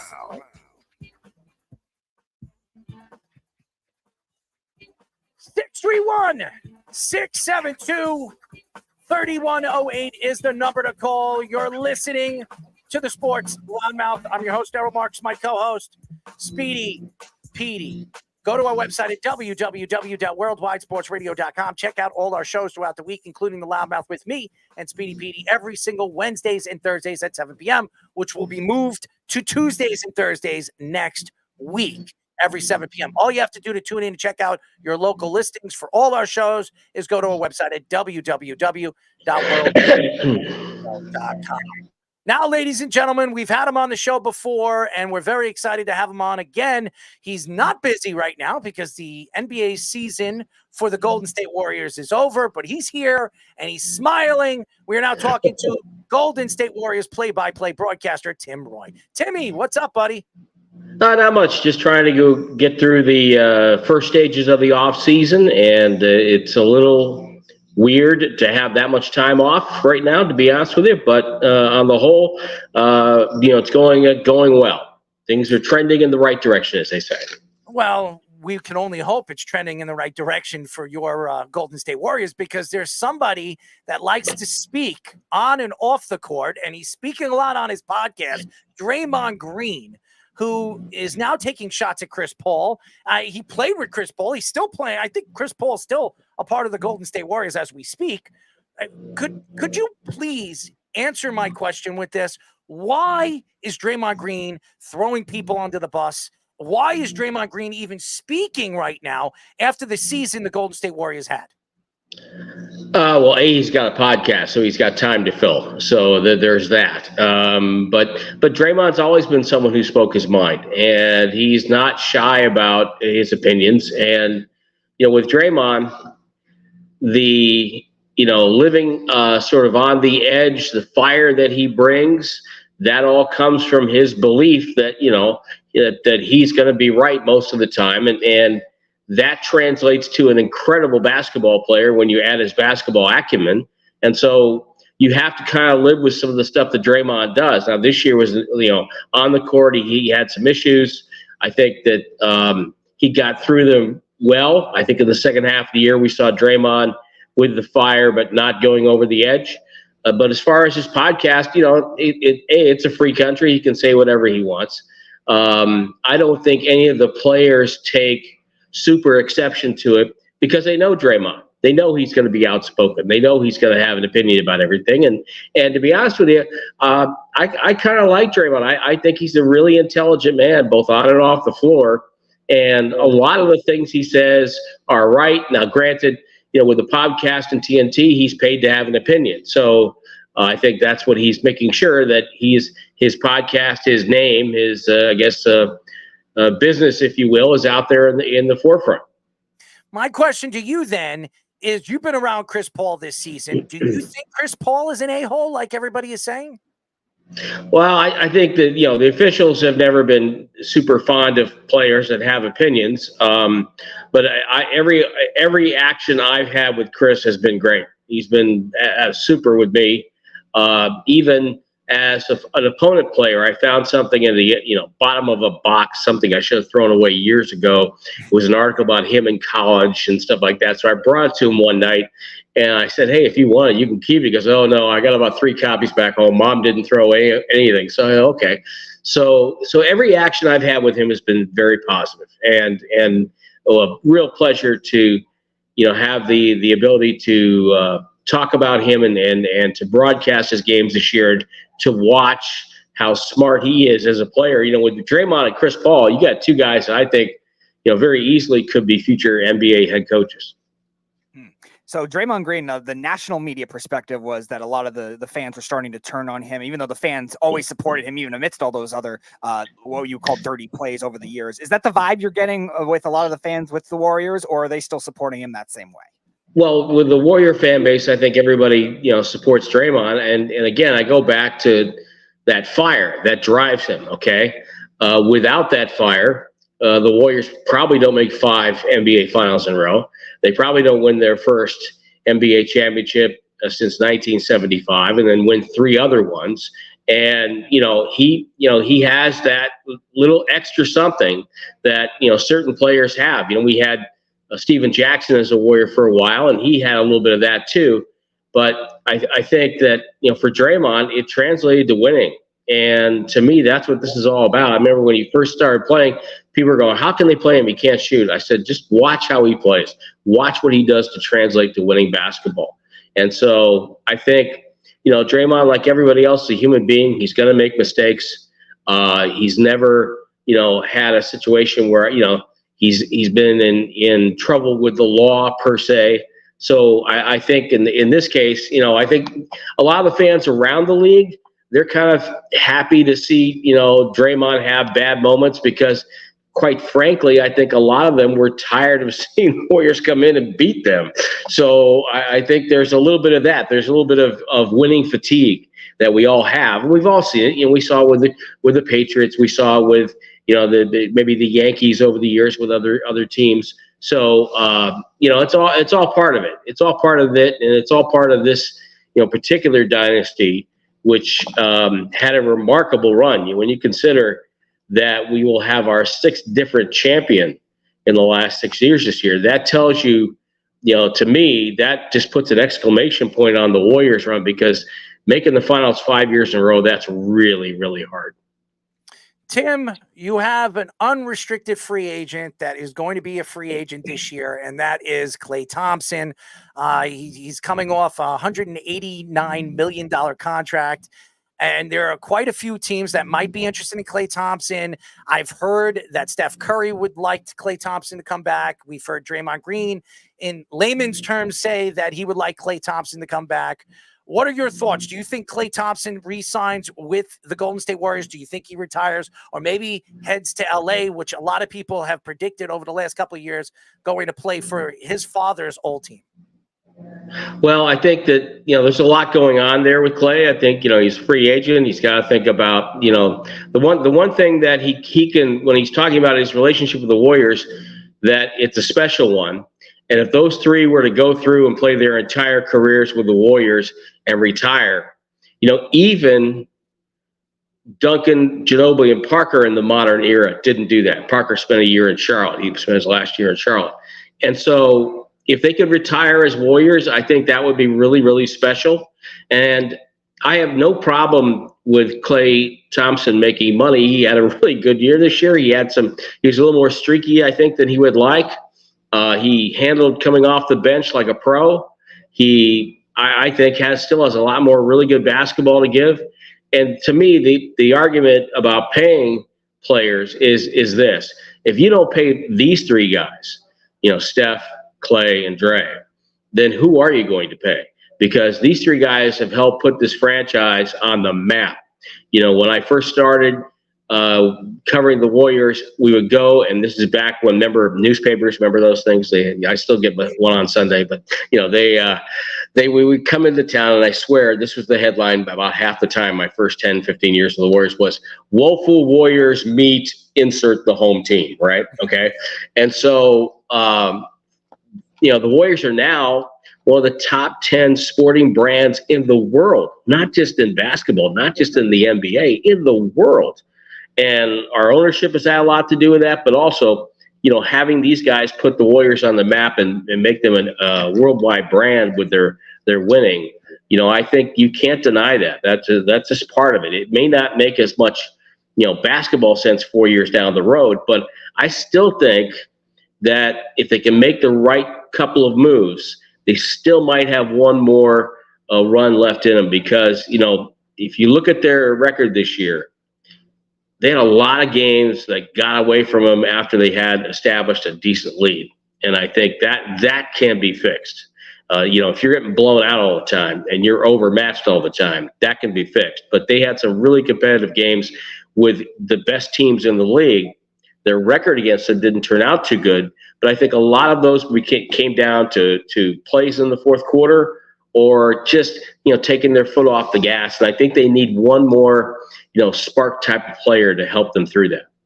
So let's say Klay Thompson does go to free agency. We've seen a lot of these younger players now get drafted, and the Warriors, either they can't hold on to them or they end up trading away. Jordan Poole is eventually supposed to be the new Klay Thompson. And Wiseman. That fell through. So any players that stood out to you this season that maybe not is going to be Klay Thompson right away, but maybe in a combined production role that you think could make a difference? Well, I think, they did really well in the draft last year. Brandon Pajemski just knows how to play, and he is a smart guy who understands who he is and how he can translate that to winning. So I think they found a nice piece there that's going to get better and better as his shot gets better and as his confidence in that shot gets better. Trace Jackson Davis is an NBA big man. He was a 4-year player. Nobody wanted to give him a 2-year contract. The Warriors said, yeah, sure, we'll do this. And again, he's turned out to be a guy that's going to be in the NBA for a long time. So you got these two guys. They're not star players right now, but they're players that can help you. Jonathan Kuminga, I think, is starting. You can start to see, the lights come on because he didn't play a lot of basketball before he got to the States. He was, fast-tracked his way to the NBA without a lot of experience. And I think now he's figuring out that he can score, he can take a lot of shots if he wants, but, how does he contribute to winning?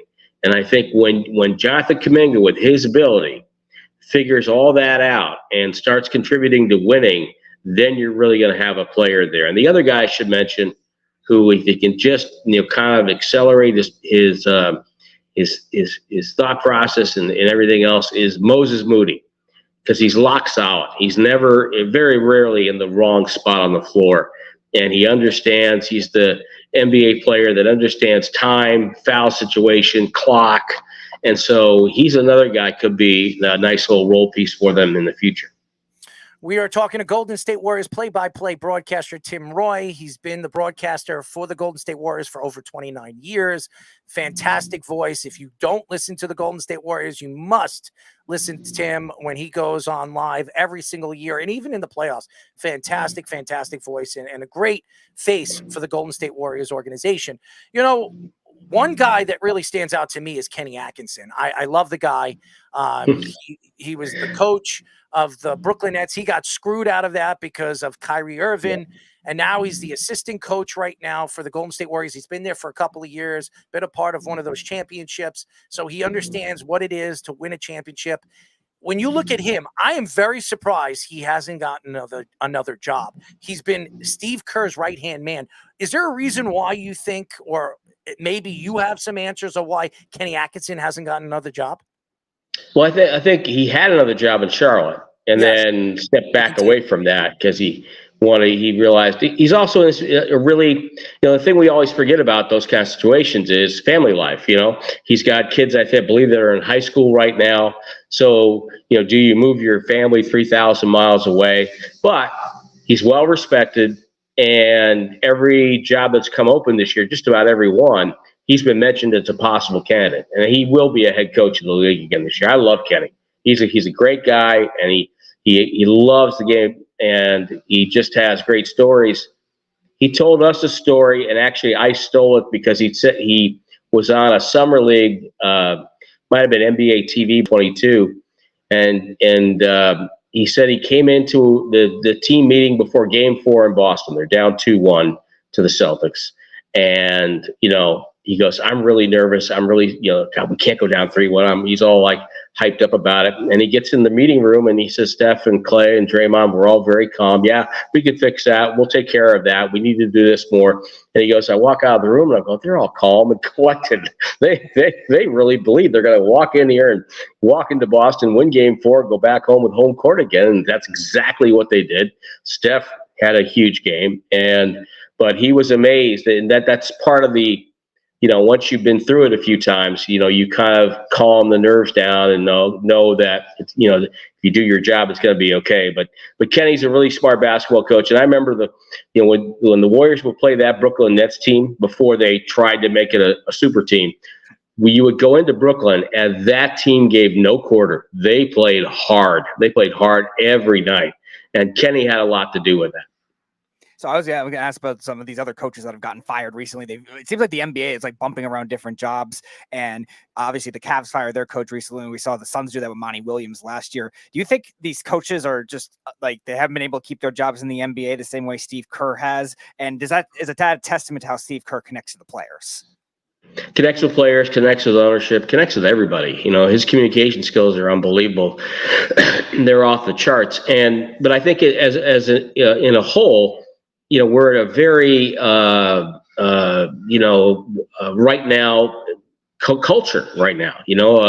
What's the latest on TikTok? Let's go there and watch for 10 seconds. And so when your 5-year plan gets to year 3 and it's not where the owners think it should be, then a coach gets fired. So I think you see it in the NBA, you see it all around sports. I'm a little surprised at a couple of the firings.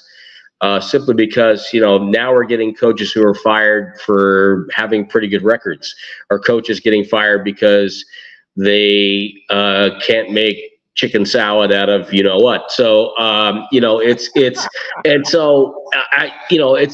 hard. It's hard to do. It's hard to win. It's hard to stay on top. It's hard, especially on the Western Conference, which has been so good for so long. But it's a really hard thing, and I think one of the things that you see with a lot of the long-term coaches is that when they have great success in their career, that builds up a carte blanche for them. That builds up a little cachet with the ownership, so that when they have a down year or two, they tend to stick with that coach. And I think we're seeing that with Steve. We're seeing that with, obviously with Greg Popovich. We saw it with Jerry Sloan and the great run he had in Utah. So yeah, but it's a little disconcerting for me because, I've seen some guys I think are pretty good coaches get fired in the last few years, and to me, for the reasons weren't all that great. Tim, the way this team is constructed, if Klay Thompson does come back, you have Draymond Green, you have Steph Curry, and you have Klay Thompson. You have a bunch of young guys, but you're still wondering if they're going to be superstars. You're still trying to figure that out. But the way the team is constructed, they're not a championship team. Do you see, if they bring Klay Thompson back, do you see them making a big move? And if they do make a big move, who would you think would fit very, very well with Steph Curry, Klay Thompson, and Draymond Green for this coming season? That's $1 million question. It's way above my pay grade, but I think if you bring Klay back and then you got your core trio there, you have to get better. You have to get better. There's no way around it. The West has a whole bunch of good young teams, and we haven't even, mentioned the fact that the West has Houston. They're going to get better. Ime Udoka's a good coach. You got Memphis. They get healthy for next year. They're going to be better. And neither of those teams made the play-in. So you have to get better, I think, if you're the Warriors this year. So, yeah, I think they're going to try to make some moves. And, you've got contract situations with Gary Payton and Chris Paul coming up, along with Klay Thompson, some deadlines they have to meet in the month of June. But yeah, I think they're going to explore all the options, and hopefully, they can come away with some of the moves they made like in the past, like the incredibly convoluted trade they made to get Andre Iguodala, and the fact that they had everything set up, ready to go. So when KD became a free agent, they had the moves they needed to make to fit him under the cap. So they've done this before, and hopefully they can do it again, because I still think they have the window's closing, obviously. Father Time's the only undefeated thing in sports, but I still think they've got a shot if they can make the right moves. There's one player that I've watched this year on the Knicks that is going to be available, and he's a guy that gives them size. They need size. Hartenstein would be a great fit for the Golden State Warriors. Now, I don't know how much he's going to be, what he's going to be asking for.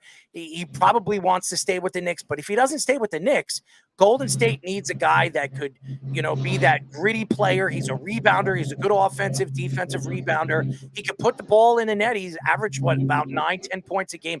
He's not that, peanut butter and jelly move that you want that's going to just mash it together and make a championship team. But he's a piece that you can build around with some of the talent that they have around him. What are your thoughts to bringing in somebody like Hartenstein? Well, technically, I work for the Warriors, so I can't talk about an employee of another team because he's still under contract. I don't want to get believe me, if we got hit with a tampering fine, it would come out of my paycheck, and I don't make enough. I got you. But let me tell you this. Let me tell you this about Hartenstein. I can't talk about him as a player, though. I can say this. He is a guy that I love to watch, because he just shows that if you stay with the course and find a team where you're a fit. I think there are a lot of players like Hartenstein out there in our league that haven't found success yet. But you put him on the right team that says, okay, we're not going to worry about what he can't do. Let's see what he can do for us. And he fits in with how they play and what they do. And he's, again, these guys, you got to find them if you're going to try to win. You got to find guys that don't care about scoring. You got to find guys that don't care. They don't have the ball in their hands, and they still can be guys that make plays, and that's what Hartenstein does. In fact, the Warriors have had one of those guys for years in Kevon Looney. Doesn't care how many points he scores, doesn't care if he touches the ball or not. He's going to go out and do what he has to do to help the team win, and I think that's what Hartenstein does for the Knicks. So what are your impressions of some of these other Western Conference teams, these younger teams in the NBA playoffs so far this year? Terrifying.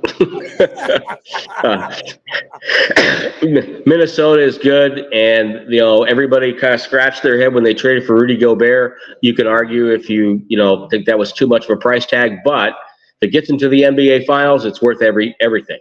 And so, and Anthony Edwards is the real deal. He's going to be a pain in the for years to come in our league, and he can really play. I don't know if you guys noticed, there's a great little story. The Warriors had the number 2 pick that year, and they brought in Edwards for a workout. And Edwards relayed the story to us when the Timberwolves came to the Bay this year. After the workout, he goes, I thought I had a good workout. And we sit down, we're talking to Steve Kerr, and Steve Kerr looks at him and goes, you're not working hard enough. You're not bringing it hard enough.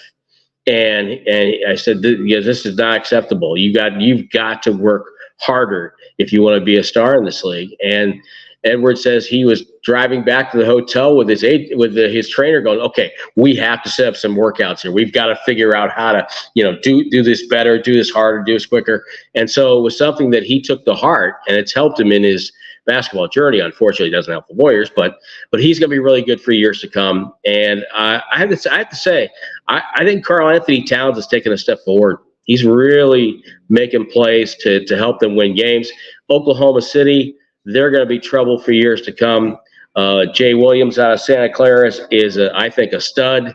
Shai Gilgeous-Alexander, one of the toughest covers in the league, and he's going to be in the MVP vote, I think, in the next few years.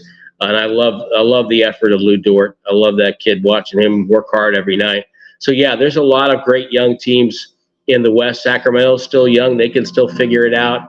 Memphis, has Ja. There's a lot of talent in the West. And, there's a lot of the veterans in the West, but these young teams are going to be really difficult to deal with for years. As everybody knows, we are talking to the Golden State Warriors play-by-play broadcaster, Tim Roye.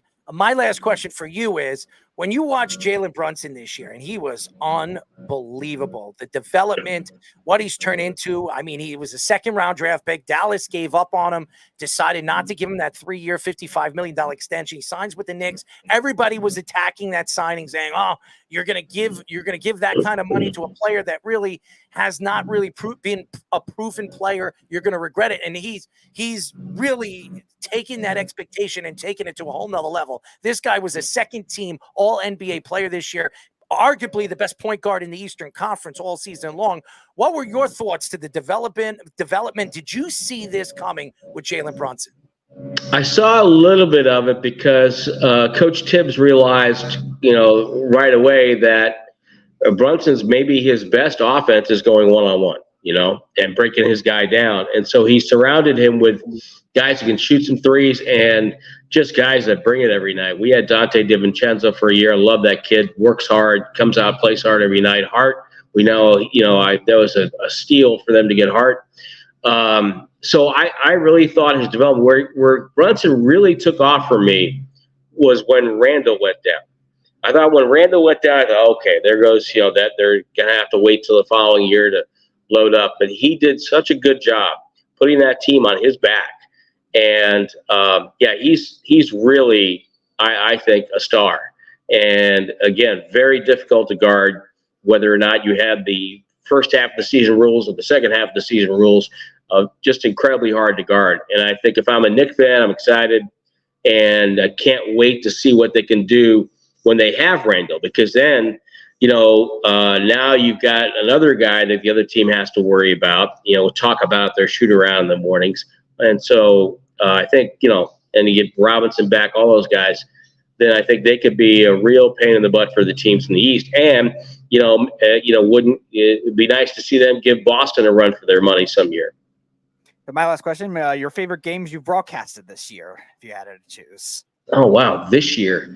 This was kind of a tough year for me. We had some stuff going on the home front. I won't get into the details, but I was a little distracted with that. But this year, oh, wow. It's hard to think about what games. It was all, the Warrior season this year was so, move ahead to, it's like playing a game with your kids on the board game where you go ahead 2 places and get moved back 2 places, go ahead 2 places, come back 2 places. So, we didn't have a lot of those incredible games. I will say we had a really good game, probably early mid-season in Oklahoma City, that went down to a ruling at the end as to whether or not Draymond Green was guilty of offensive interference, and he wasn't. And the Warriors won by 1 point. That was a spectacular game because you had the Warriors with their veteran core and still being able to show those youngsters in that great core of Oklahoma City a couple of tricks. That's one that stands out. But I've been so blessed. I've been able to work so many different sports and leagues, and in this run, I've had so many great games. It's really hard to keep track of the ones that you say are your favorites. I've been blessed to watch these guys play. We really appreciate you. Keep up the good work. We hope to speak to you before the season. If you're not too busy, we'd love to get you on and maybe another one of your friends who we just interviewed last week. Speedy, you know what I'm talking about. One of his friends. Mr. Hasseltine, yeah. Yes. Oh, yep. Eric Hasseltine, when I was in Sacramento doing Kings games and doing a talk show there, Eric Hasseltine was my update guy. He would come on and do our updates. So there you go. Yep. We'd love to get you and Hasseltine on the show and figure out who knows more a little bit about their teams and have a little trivia contest with one another. Oh, that'd be nice. Okay. Yeah, that would be fun. We'll work on that. I would love to get both of you on at the same time, but we really appreciate the time. Enjoy your off season, and I'm looking forward to listening to you more when the season starts for the Golden State Warriors, bud. I enjoyed the conversation, guys. Have a great night. Tim Roye, ladies and gentlemen, fantastic. He is a great, great personality. Knows his basketball, as we all know. Golden State Warriors, he still believes they still have a window. I don't. I think their window is closed. But hey, you got to have that belief. And they still have Steph Curry there. And as long as Steph Curry is there, he's going to give him a chance to win every single year. Everybody knows how I feel about him. I didn't want to throw him under the bus when Timmy was on. So everybody knows everybody knows how I feel about the good old Steph Curry. But there's another guy I have some interesting conversations with right now. LeBron James called out the NBA for only allowing coaches to have two coaches challenge in a game. LeBron was referencing game one of the Western Conference Finals, saying it was ridiculous that the Mavericks had no challenges left after the end of the third quarter. There was also a controversial offensive basket interference call against the Timberwolves with the game tied and just over a minute to play. He added that coaches shouldn't be penalized for noting officials' mistakes later in the games. There is a belief the NBA could adopt the NFL's method, where coaches get two challenges but are rewarded a third if they get them both right. LeBron has been critical of the NBA referees and the replay center all playoff long, both against the Lakers and other teams. Of course, LeBron James has his own thoughts to what is going on with the NBA. All right. My thoughts to this whole situation with LeBron James and the controversial thoughts of what is going on with these, obviously interference calls and things that should be allowed when it comes to challenges. I believe that every team should be able to have a challenge every single quarter. I believe that if you don't use it in the quarter, you don't get it back. You have one challenge every single quarter. If you don't agree with the call, you don't agree if it bangs off somebody's hands, his toes, his feet, his knees, whatever. There should be a challenge every single quarter. Now, LeBron James always has his own thoughts. He always sticks his 2 cents into a conversation of the way the rules are being played by the NBA or the way the NBA should be called, not only by the referees, but by the players and by the coaches. To me, when you look at the way the NBA is played, and there's a lot of questions to some of these new rules. I mean, everybody double dribbles. Every single player double dribbles. James Harden, LeBron James, even Jalen Brunson throughout the season. I could say that he's had 3-4 steps to the hole and they don't call it. How many times have I called Julius Randle stepping and he should be called for a double dribble? And nobody calls it a double dribble anymore. Nobody, they call it carrying, walking, whatever the hell they call it. The fact is, LeBron James isn't wrong. But LeBron James shouldn't be the one that's speaking. Every single player, the players' union should be speaking, not LeBron James. He's not the leader of the players' union. Chris Paul is. Chris Paul should be speaking up on these factors. Now, I do believe that during the game is slow the game down. It slows the game down. I watched the Knicks game, and I think it was against the 76ers. It took the referees really almost 10 minutes to figure out if it banged off of somebody's hands, okay? When it was right there, right straight in your face when you look at the cameras, that it banged off of somebody's hands. But, it took the referees because it was in Philadelphia, and of course the fans would have had their heads cut off if they didn't look at it. And that's the problem right now with the NBA. Every single one of these players are prima donnas. Every one of these players cry about everything. And LeBron James and James Harden, Kyrie Irving, all these guys are really the league's most astonishing pain in the butts. And again, these rules, these play calling and everything. The NBA is so easy to me when it comes to winning a championship. If you have the best player on the court, you have the best chance of winning a championship. In baseball, you can have the best players. Look at the Dodgers. Look at the Dodgers. The Dodgers have the best team every single year. Do they win the championship every single year? Last year, they had the best and most talented team. So did the Braves. You could argue that the Braves and the Dodgers had the most talent in all of the MLB last year. Did they win the championship? Did they even play in the World Series? The answer, no. In hockey, right now, who are the two best teams throughout this season? The Rangers, that are still there, and in the Western Conference, Dallas, they're still there. I'm going to tell you this right now. One of those teams are not making the finals. They're not. Dallas and the Rangers are not making the finals. You can book that. You can sell that. You can bow it up, really up. And you want to, if it's a present, you want to wrap it. You want to stick it in a box. Do that. That both teams are not making the finals.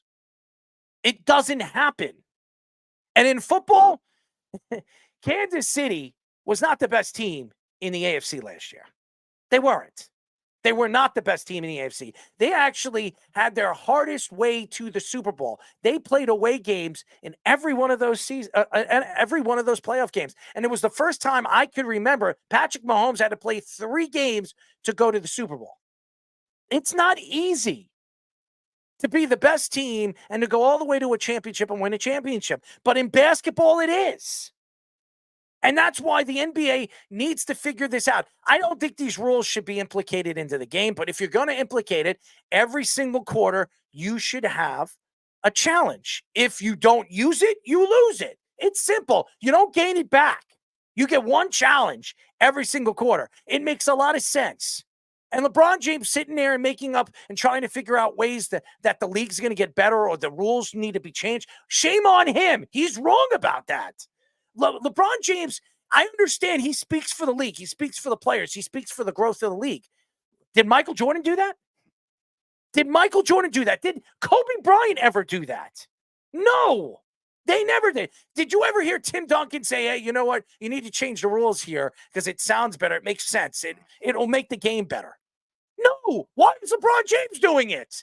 He's the coach. He's the GM. He's going to be the Lakers owner soon. It seems like that's what's going to happen. As we all know, JJ Redick's going to be a new coach, and he's going to be a first-time coach for the Lakers. Why? Because of LeBron James. Yeah, there's enough judgment calls in basketball where I don't think you need to try to magnify it. Oh, you need this many more challenges than that. Yeah, maybe 2 is excessively low with how many possessions. 1 a quarter. That makes sense. You don't get it back. If you don't use it, you don't get it back. So you got to use it. And yes, it's going to slow the game down. But guess what? Nobody's going to bitch. Nobody's going to complain. That's my opinion here. Give them, I believe every team has a challenge every single quarter. You use it, you lose it. And by the way, you are allowed to challenge a call after 2 minutes left of each, the second quarter and the final quarter. It's not allowed in the NBA right now. You should be allowed to do that. Right. If you want to use your challenge with 1 minute left because you feel that it banged off of somebody's knee, leg, or you think there was a foul and it wasn't called, then so do it. You should be able to do that. Yeah, I like that, especially for the last 2 minutes of the game. So, I think that makes a lot of sense. You should have a universal type thing like the NFL does, that everything could be reviewed at that point, and you should be able to instigate that kind of contact. We've seen the NFL do that kind of thing too, and a lot of coaches do that kind of thing where they don't have a challenge. Like that kind of thing should be rewarded in the NBA that same way in the last 2 minutes. But there's going to be enough questionable contact all throughout the game. Basketball, in comparison to other sports, is a lot harder to be able to make the kind of contact as a good defender because you're going to get called for a foul. You want to be able to jump and you create defense on the perimeter with shot fakes. Like in hockey, you could hit, you make physical hits contact-wise. Football, obviously you have to tackle. So there's different leeways of it that you get in comparison to basketball. And that's why I don't think LeBron can just say, oh, these coaches should have 10 challenges a game. No, you get called for a foul. You're going to whine about it anyway. You might just get that benefit later. And these makeup calls that these referees claim that they have, I don't think there's enough of that to be able to do that in basketball the same way in comparison to football and in hockey. Now, there's more possessions, there's more plays in football. You're going to want to say that kind of thing compared to basketball, but still, the pace of basketball is fast enough where teams are shooting the ball at 10 seconds, 15 seconds into the shot clock most of the time. And that kind of thing, I don't think you could say, all right, coaches should have 10 challenges a game because of that. Yeah. And again, when you look at the league and you look at the transitional league, they're always trying to bring in new rules and benefit where the players are going to get the calls that they want, and the coaches are going to be able to cry about this and cry about that. Look at Rick Carlisle. Look what happened in the Knicks series. He said there were 78 calls. 78 calls missed. I don't know if there were 78 calls missed, but I remember what the 2 games that he was complaining about. I would say there was about 20 or 15 calls that should have been called against the Knicks. It wasn't. It didn't work out that way. Did it work out for them right now in this series? Absolutely. They're playing against Boston, not the New York Knicks. So are you complaining about that? Not at all. Again, when you look at the league and you look at where the league is going, it's all about the players now. The players are the coaches. The players are the owners. If they say something and they don't like something, if they come up with something with the players union, with Chris Paul, or whoever's running that players union, they're going to get what they want. Why? Because Adam Silver is all about the players. As long as they're bringing in money, as long as they're bringing in advertisements and all that other stuff, that's all he cares about. Fish, your thoughts? Silver has shown to be a pretty savvy businessman, and I think it's pretty important. It's pretty important to realize this guy was schooled under Stern for many years. He was his understudy. He was his handpicked successor. I would say he's not as ruthless as Stern was in some ways. Stern was pretty, secretive with some of the stuff he did. But, Silver's, look, you don't even have to go back a few years with all the stuff that happened with China, with LeBron, Daryl Morey. It's pretty funny how those things went away kind of quickly because we got to do business with China.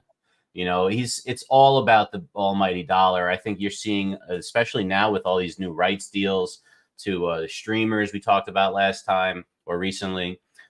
Silver knows what he's doing, man. And, you can say that he's responsible. You think for that some he's of this. doing the right thing for the NBA? You think he's doing the right thing for growing the product by the way he lets the players run the league?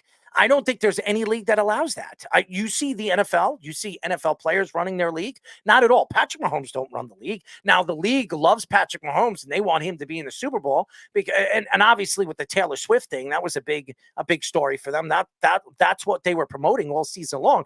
But honestly, you don't see the NFL do that. You don't see the MLB do that, because if that was the facts, Aaron Judge is really, him and Ohtani are the faces of baseball. Why haven't those guys played in the World Series in the last couple of years?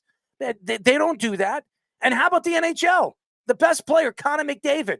Has Connor McDavid ever played in an NHL Finals? Never. He's never. So, again, it only happens in the NBA. It only happens in the NBA. And first, and you say David Stearns was cruel and everything. David Stearns dropped the hammer on people. If he didn't want something, he dropped the hammer. Chris Paul, they were about to settle the deal to send Chris Paul to the Lakers. That wasn't going to happen. David Stern was not going to allow it. Okay. But if Adam Silver was there, he would have allowed it. He would have said, hey, we'll give you him. We'll give you Luka Doncic. We'll give you, Giannis, whoever you want. You're the Lakers. That's the problem. That's the problem right now with the league, because Adam Silver's letting the players run the league. They don't like a rule. They don't like a call. They don't like a referee. Shame on you. We're going to suspend the referee because we think he's doing the wrong thing. It's always about the players. And to me, I understand they're bringing in money. I understand he's endorsing and bringing in all this money for Dorito deals and all this Prime deals and all that other stuff that they're bringing in. Me and you could do that too. If you know there's a product and it's worldwide, over 230 countries are out there promoting this product because of all these great young players that are from foreign countries, aka Luka Doncic, aka the Joker. These guys are the best players in the league right now. I think Joker and Luka Doncic are the 2 best players in the league. And where are they from? They're not from around here. So again, you would think that the best player in the world would be from the United States. By the way, the 3rd best player is probably from Greece, in Giannis. So you have the 3 best players right now in the NBA from different parts of the world. So that's the growth of the league. Why did the league grow the way it did? Because of Michael Jordan.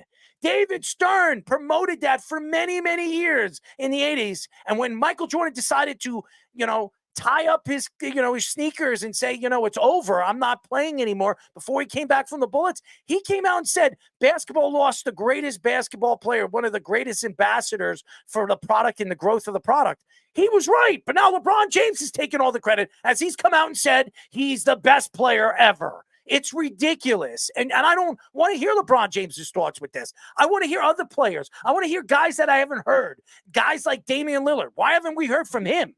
Guys, superstar players. Why haven't we heard from Giannis? Giannis is a superstar player. He's not outspoken. Why don't we hear from him? No, we hear from Joel Embiid. We hear from Kyrie Irving. We hear from those kind of guys, LeBron James. I don't want to hear them anymore. How about Luka? Let's hear what Luka has to say about this rule. That's all I'm saying.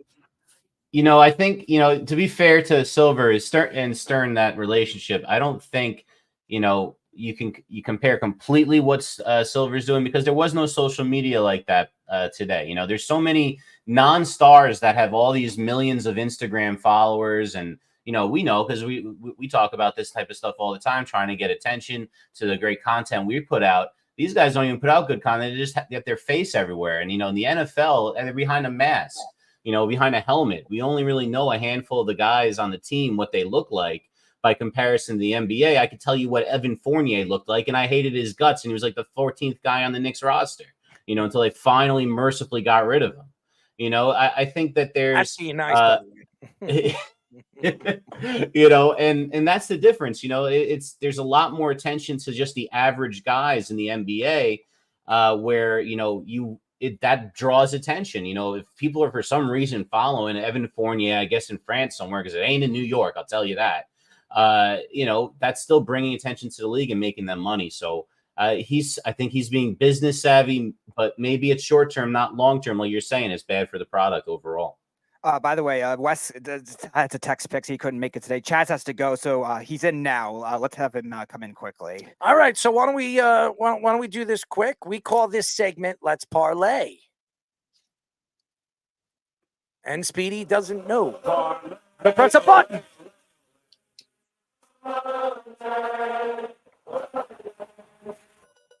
It's time for Let's Parlay.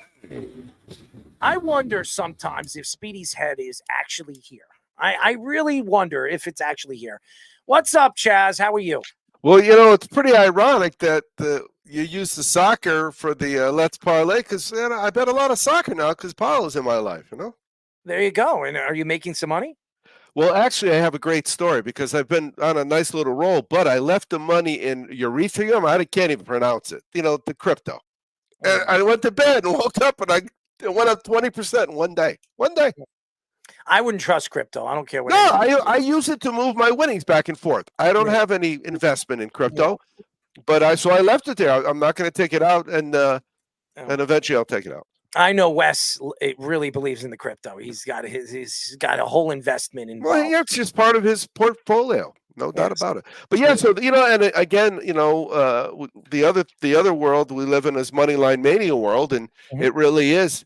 It's such a different way to bet, guys, when you just need the team to win and the points don't matter. It really makes a big difference. Don't get me wrong. Some of Paolo's, Petey and I have talked about it, minus 1,100. Even when you put that in a parlay, the parlay don't go up much, So yeah, are you going to throw some out there too, Errol, or what? Wes has some. I'll read some of Wes has some. Okay. He texted me some. He's stuck in traffic. He said he didn't know if he was going to make it. All right, so I got to come. I'm gonna just use the 4 UFL games. Really, I'm doing really well, but it's CFL all over again. So Wes really taught me. I mean, it's a league with 8 teams and 3 good quarterbacks, right? The 4th team's pretty good because they run the ball. The other 4 stink. But now the point spreads are getting really high. So that's where, like last week, the money lines, they all hit. And I just said, let me assume 1 or 2 of these aren't going to cover, and 1 or 2 of them didn't. So I made the wise choice. Sometimes, of course, you kick yourself because they cover, and you only got them on the money line, But the first one is the St. Louis game. So this is a team, of course, that has the famous A.J. McCarron on it.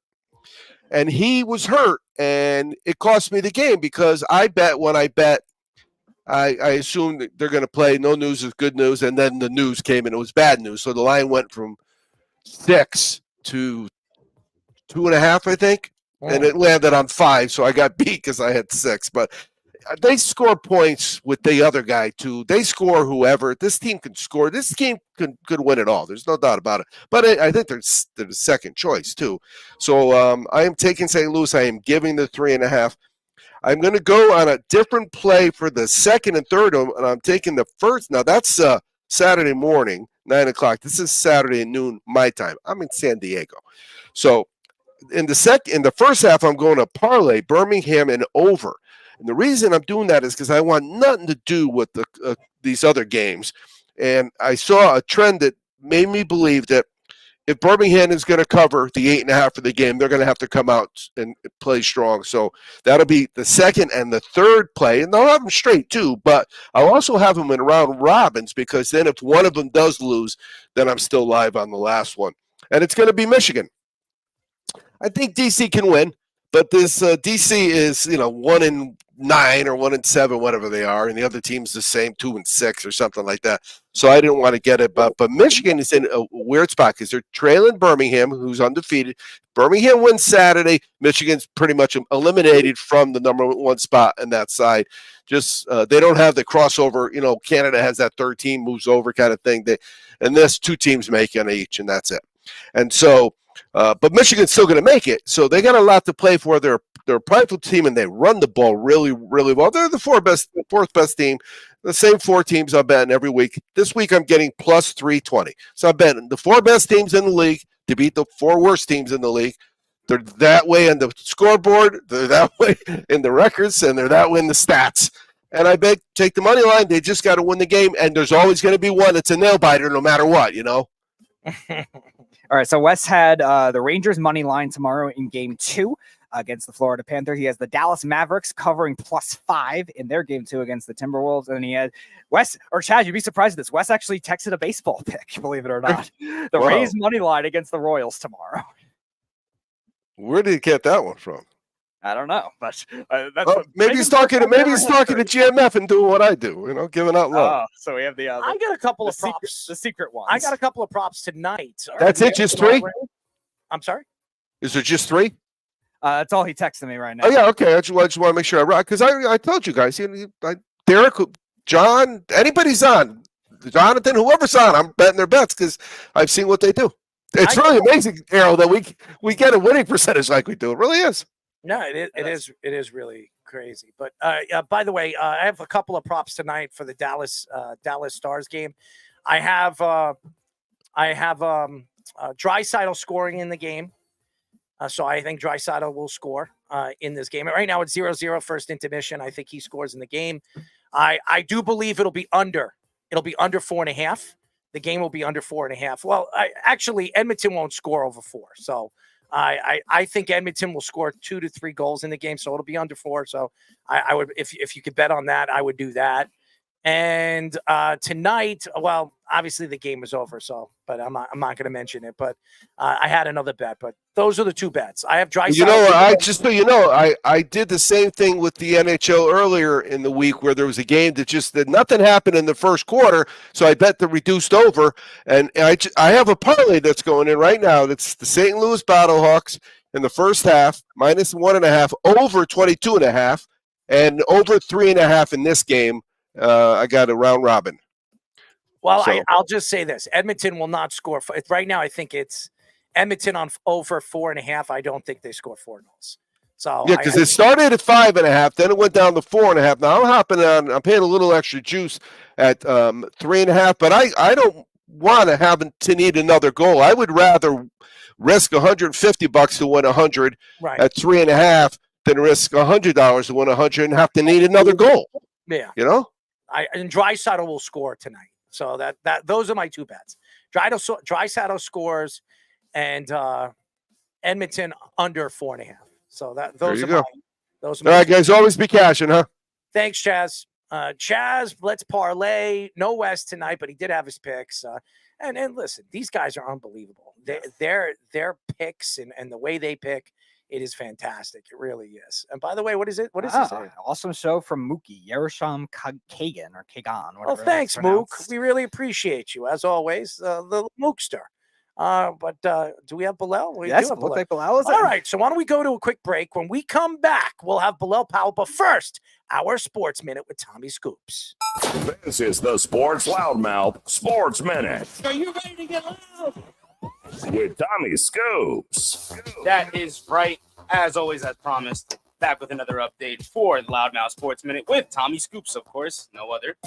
Currently going into the NBA, the 76ers are expected to pursue guard Donovan Mitchell with plenty of turmoil in the Cavaliers franchise in recent weeks.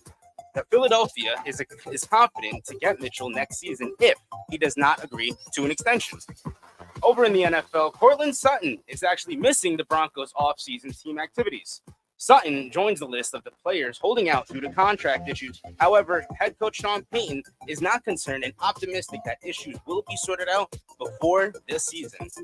And lastly, free agent running back Dalvin Cook is dismissing all talk of him being washed and worn out, as Cook says he is still making a backfield electric and can help a team win a championship. Right now, going into Scoops' scores, at halftime, Boston has a 57-51 lead over Indiana, and over in the NHL right now, Dallas and Edmonton are currently tied up at 0 apiece. That is currently all I have right now for you guys. I'm going to kick it back to the boys for their next guest on the Sports Loudmouth. This is the Sports Loudmouth.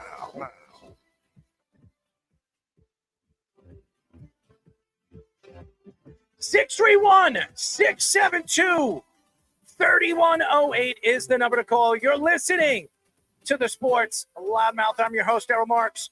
My co-host, Speedy, Petey, and our executive producer, Mr. Aaron Fishman. We call him Fish in our Sports Minute. Our guy, Tommy Scoops. Willie Whopper, Speedy! Willie Whopper! Go to our website at www.worldwidesportsradio.com. Check out all our shows throughout the week, including the Loudmouth with me and Speedy Petey every single Wednesdays and Thursdays at 7 p.m. All you have to do to tune in to check out all our local listing for all our shows, go to our website at www.worldwidesportsradio.com. And Bilal got a chance to hear a little bit of our soundboard. We have a crazy soundboard, Bilal. How thick do you like the beef? This is how you shave. There's barely any hair on it. Who decides on that? Our guy, Tommy Scoops. He's The one that was just reading scores before. He goes through the shows and our tidbits, and he cuts them out. It really, really funny. You sound like a frat boy. Oh, yeah. I'm not licking anyone. You could do that the whole show. We can. He's got. I'm not embracing it. I have zero interest in putting balls into a knot. But we've had Bilal on our show quite a few times. We love him. One of my favorite players as a New York Jet. We are now talking to former New York Jets running back Bilal Powell. Bilal, what's up, buddy? What's going on, fellas? Doing good. I love the Jets hat, man. I love you because you're one of my favorite players. I have your jersey. I tell you this all the time. I rooted for you for all the injuries that you dealt with in your career. You are a tough guy. And to me, when you look at these running backs, I'm just speaking the truth. They're such babies now. In the NFL, they hurt their toe. They have a nail fall off their toe. They're out for 2 weeks. They're out for 3 weeks. It's ridiculous. So I want to get into the running back position because they've devalued this running back position over the last couple of years. I don't understand it. I think some of these running backs were devalued. One of them, Saquon Barkley, and the Giants devalued him. He goes over there to the Eagles, and then you have Tiki Barber come out and saying, "We don't like you anymore. We disown you." What were your thoughts to the whole Saquon Barkley? If you were Saquon Barkley, do you do the same thing? I do the same thing. If you don't want to pay me, you have to depart. It's business at the end of the day. You can't. Oh, he muted. He was muted. You muted. There you go. Well, unmute him. There you go. There you go. Go ahead. Yep, sorry. Yeah. Yeah. Now we hear you. Yes. So go ahead. But, it's business though. Like you have a relationship with the team. You know what I mean, that you build. But at the end of the day, man, it comes down to that dollar sign, and it comes down to it being a business. Like, because if you hold on to them, one day they're going to divorce you at the end of the day. So you have to jump ship when you have the opportunity to do it. Yeah, I was going to ask about it from the draft value perspective, because we've seen the running back position not get drafted in the first round either, besides Jahmyr Gibbs and Bijan recently. And they don't get the fifth-year options. They don't get those types of extra compensation you get with draft picks. So do you think the NFLPA has to change that kind of thing? I think so. But, at the end of the day, I think outside of the quarterback and the center, the running back touches the ball the most. And if you touch the ball, you're at risk for injury. They always talk about it. You said it yourself. These guys, they get nipped. And what we've seen is these star running backs battle injury. I mean, Christian I think this is like his first year with almost a full season that he's been healthy. You know, Saquon with the same thing. You see these guys who can put up the numbers. I mean, they contribute 30% of the offensive stats, 30%. So how can you devalue a position when you're making up 30% or more of yards gained from the line of scrimmage? I don't understand it.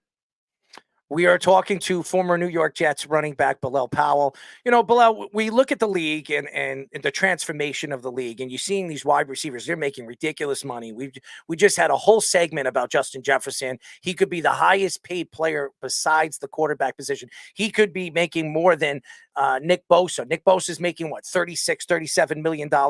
He could be making $40 million, $42 million a year, and he has a rookie quarterback now, JJ McCarthy, throwing to him. Do you believe that wide receivers should be paid this amount of money? And why do you believe that the NFL and all these different GMs devalue the running back position? Like you just said, they touch the ball the majority of the time. They take the most beatings, and they give these prima donna wide receivers this kind of money. Do you believe that wide receivers should be making this kind of money over running backs? Honestly, without being biased, I don't think so. I think when you look at the running back position, and I'm talking about personal experience, I had to block, I had to get and line up outside versus safety or linebacker.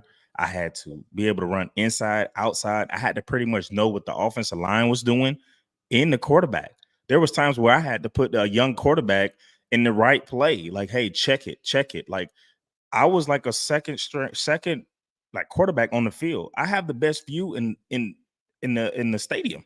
I can see everything from corner to corner. I got the best view, and I have more responsibilities than any other besides the quarterback. I think we have the most responsibility. Now, I'm not going to take anything from being a wide receiver. Listen, I'm not talking down on my receivers. They do make up a big part, and they're a big part of the excitement side. I think now the NFL is more concerned about excitement. I remember when I came in the league, it was about defense. You know, they said, defense win games, offense sell tickets. Now, when you look at explosive plays, receivers are making more explosive plays than running backs.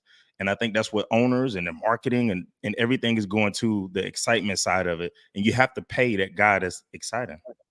So we heard a rumor a couple of weeks ago about the NFL wanting to expand to an 18-game season, giving 2 bye weeks, but just more games. What are your thoughts as a former player on that?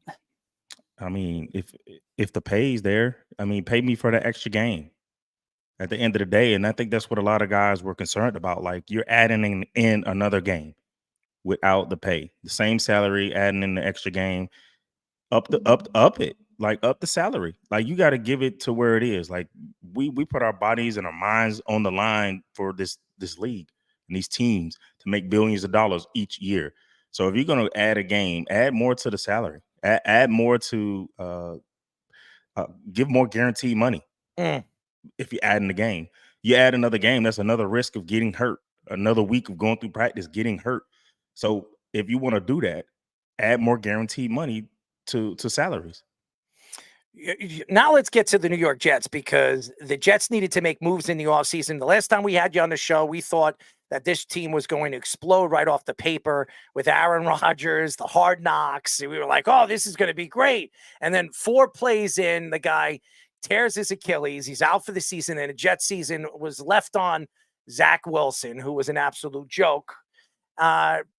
The offseason, bringing in Tyron Smith, bringing in Morgan Moses, bringing in all the offensive line help, then bringing in Olu in the first round. I think he fell to them. It was fantastic to see a player from Penn State who didn't give up a sack at all in his college career. And he played against Ohio State, Michigan. He played against great defenses and dominated at the line of scrimmage. What were your thoughts with some of the moves the Jets made? And is there a specific move that stuck out to you this offseason that you believe could take the Jets over the top? I think bringing in Mike Williams and just giving Garrett Wilson some space to breathe. Like, he's a young guy. I don't think he needs some of that attention brought off of him, and he need a guy on the other side that can be consistent, that can do some things for him. And then going to get this kid Malachi Corley from WKU, a guy who I think is a little too early to try to compare to Deebo Samuels, But I mean, he has the same, style of play as Deebo Samuels. But at the end of the day, he adds a different dynamic to what we've seen from any Jets pick that they had or free agency. Like this guy's, he reminds me of a bigger Percy Harvin, so to speak. So now you have to account for that as a defensive coordinator, and then you have a Breece Hall. Like you could put two back sets, you could do all type of things to create these matchups that you want from an offensive standpoint. And I was kind of like thinking that the New York Jets were going to go get Brock Bowers from Georgia. I thought they were going to get him, but they did go get Malachi. So that was a good pick by him. And honestly, I think with what Joe Douglas has done on paper, the roster, when you look at this roster from top to bottom in the last 3 years, defense finishing top 5 2 years in a row, like Joe Douglas is putting pressure on Robert Saleh. Like he's doing his job as an owner. If I'm looking at all the pieces, if you have any kind of sense of football, you can sit up and say that Joe Douglas, from bringing in and trading up and trading down and trading guys out to get the right pieces in the building, he's putting a lot of pressure on Robert. And I think this is the type of roster that you look at this year and say to yourself, this could be one of those seasons that we haven't seen in New York where a coach could get fired mid-season if it's starting to get ugly. And now you got Aaron Rodgers back. Hopefully he stays healthy, and there's no more excuses for the New York Jets. Yeah, Nathaniel Hackett was the one in rumors last week that they were trying to replace him during the offseason, but I guess they couldn't find a guy that they wanted, or maybe somebody got poached out of them. So what are your thoughts on those whole rumors from the inner locker room perspective? Well, then you hear reports about Aaron Rodgers saying that he and Robert Saleh is going to be more involved on the offensive side. Like, what does that entail? Is that him saying, hey, no, don't go get anyone else, leave Nathaniel Hackett in his position? Like, did he have say-so in that? I think he's been having a lot of say-so in some of the decisions that the New York Jets have made. And I think one of them being that they didn't go out and get a big-time quarterback, because he said, why would you go get a big-time quarterback and I have one more year left? And if that guy comes in and does a good job for the team, then there's no more need for Aaron Rodgers. So I think he was in a big part of that, of them not going to get a big free agent pick. And now you're saying that you're going to be more involved and Robert's going to be more involved. As a defensive-minded coach, that's one thing you do not want to depend on. That's one less thing as a head coach that you want to depend on, having too much control on offense and defense. You hire an offensive coordinator to do that. So if you have to have that much accountability, then you have the wrong guy in the building. And let's start there, right? And let's be accountable now. Now that you're going into I think it's his fourth season. What is it? Fifth season? Fourth? It is fourth. This is his fourth season.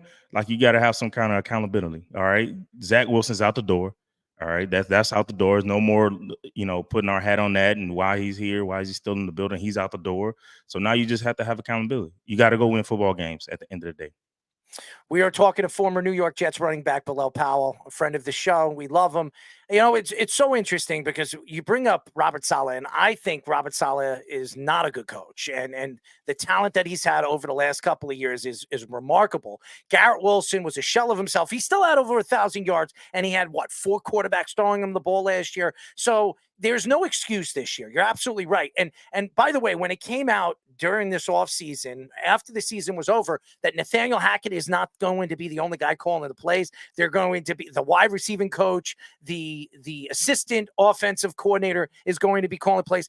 That tells me one thing, that something is going on the sidelines that is not working. If you think Nathaniel Hackett is not a good offensive coordinator, you should have fired him. It doesn't make any sense. And by the way, Aaron Rodgers coming out and throwing Nathaniel Hackett under the bus so far this offseason doesn't make any sense either. So it tells me there's a lot of dysfunction over there, and it's becoming a clown show again. You do not want this to break this season, early in the season. If the Jets go, the schedule, the first 3 games are not easy.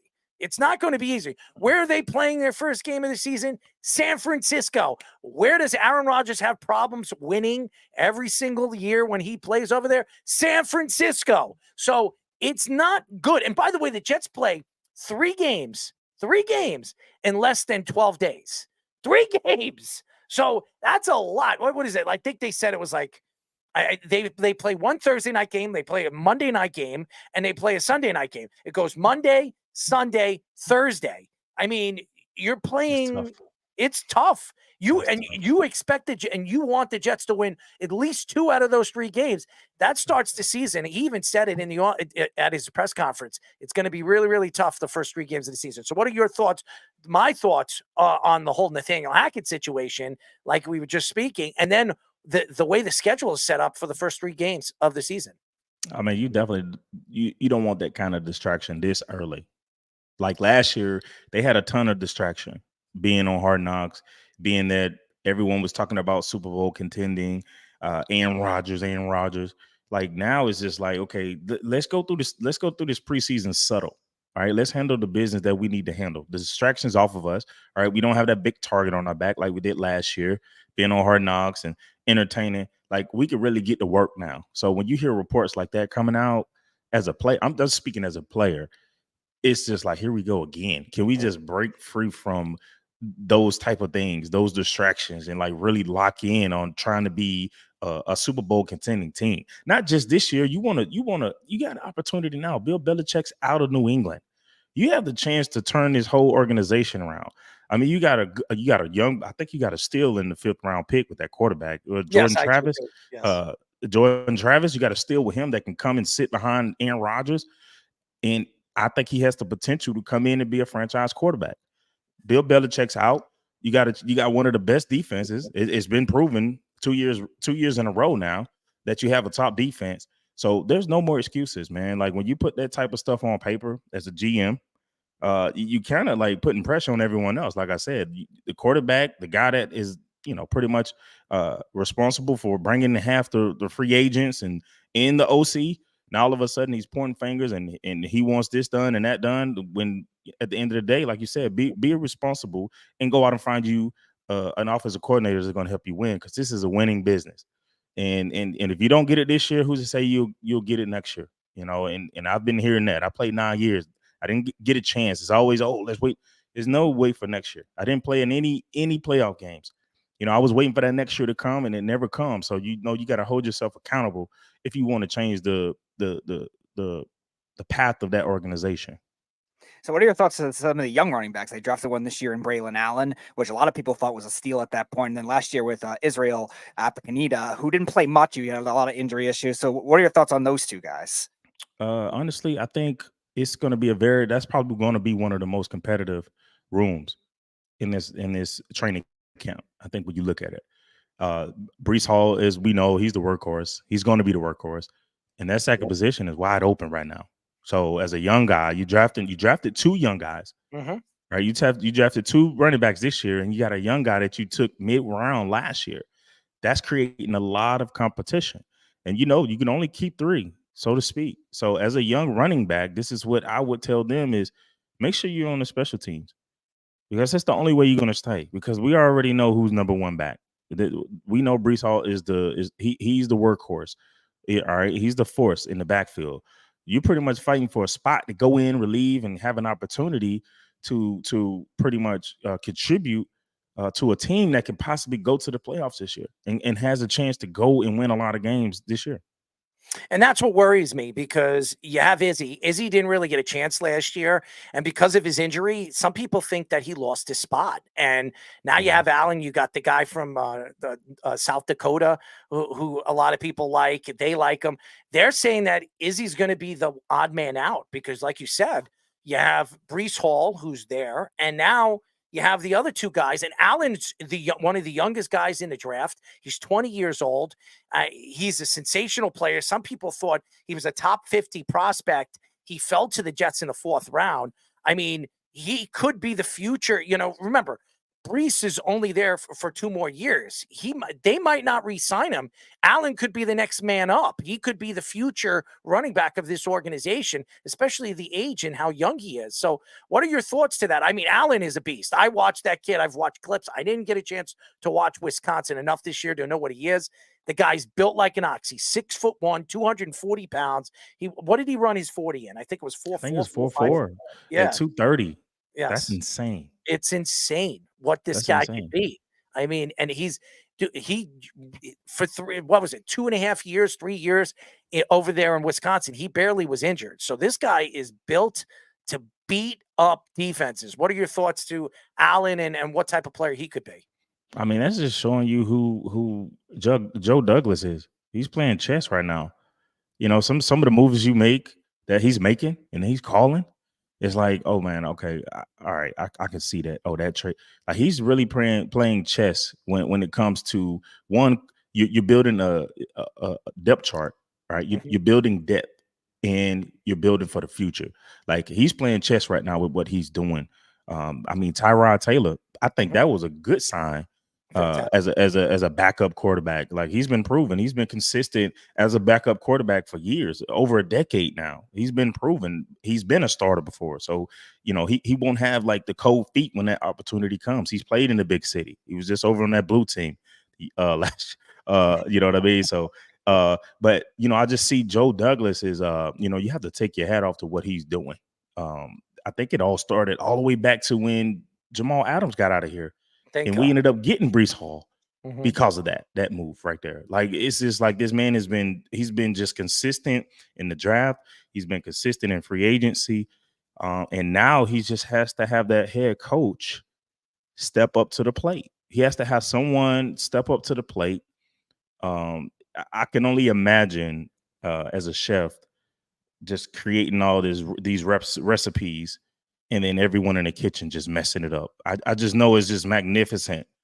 But if you don't have that team that understands and go in the right direction, then who you gonna blame? You're gonna blame the GM. And the GM's like, hey, I'm giving you the players. Now it's time to be, you know, it's time to go win some football games. Like I want to come to New York and be a part of a winning city. Like I remember 2015 when we were winning, had a chance at the playoffs.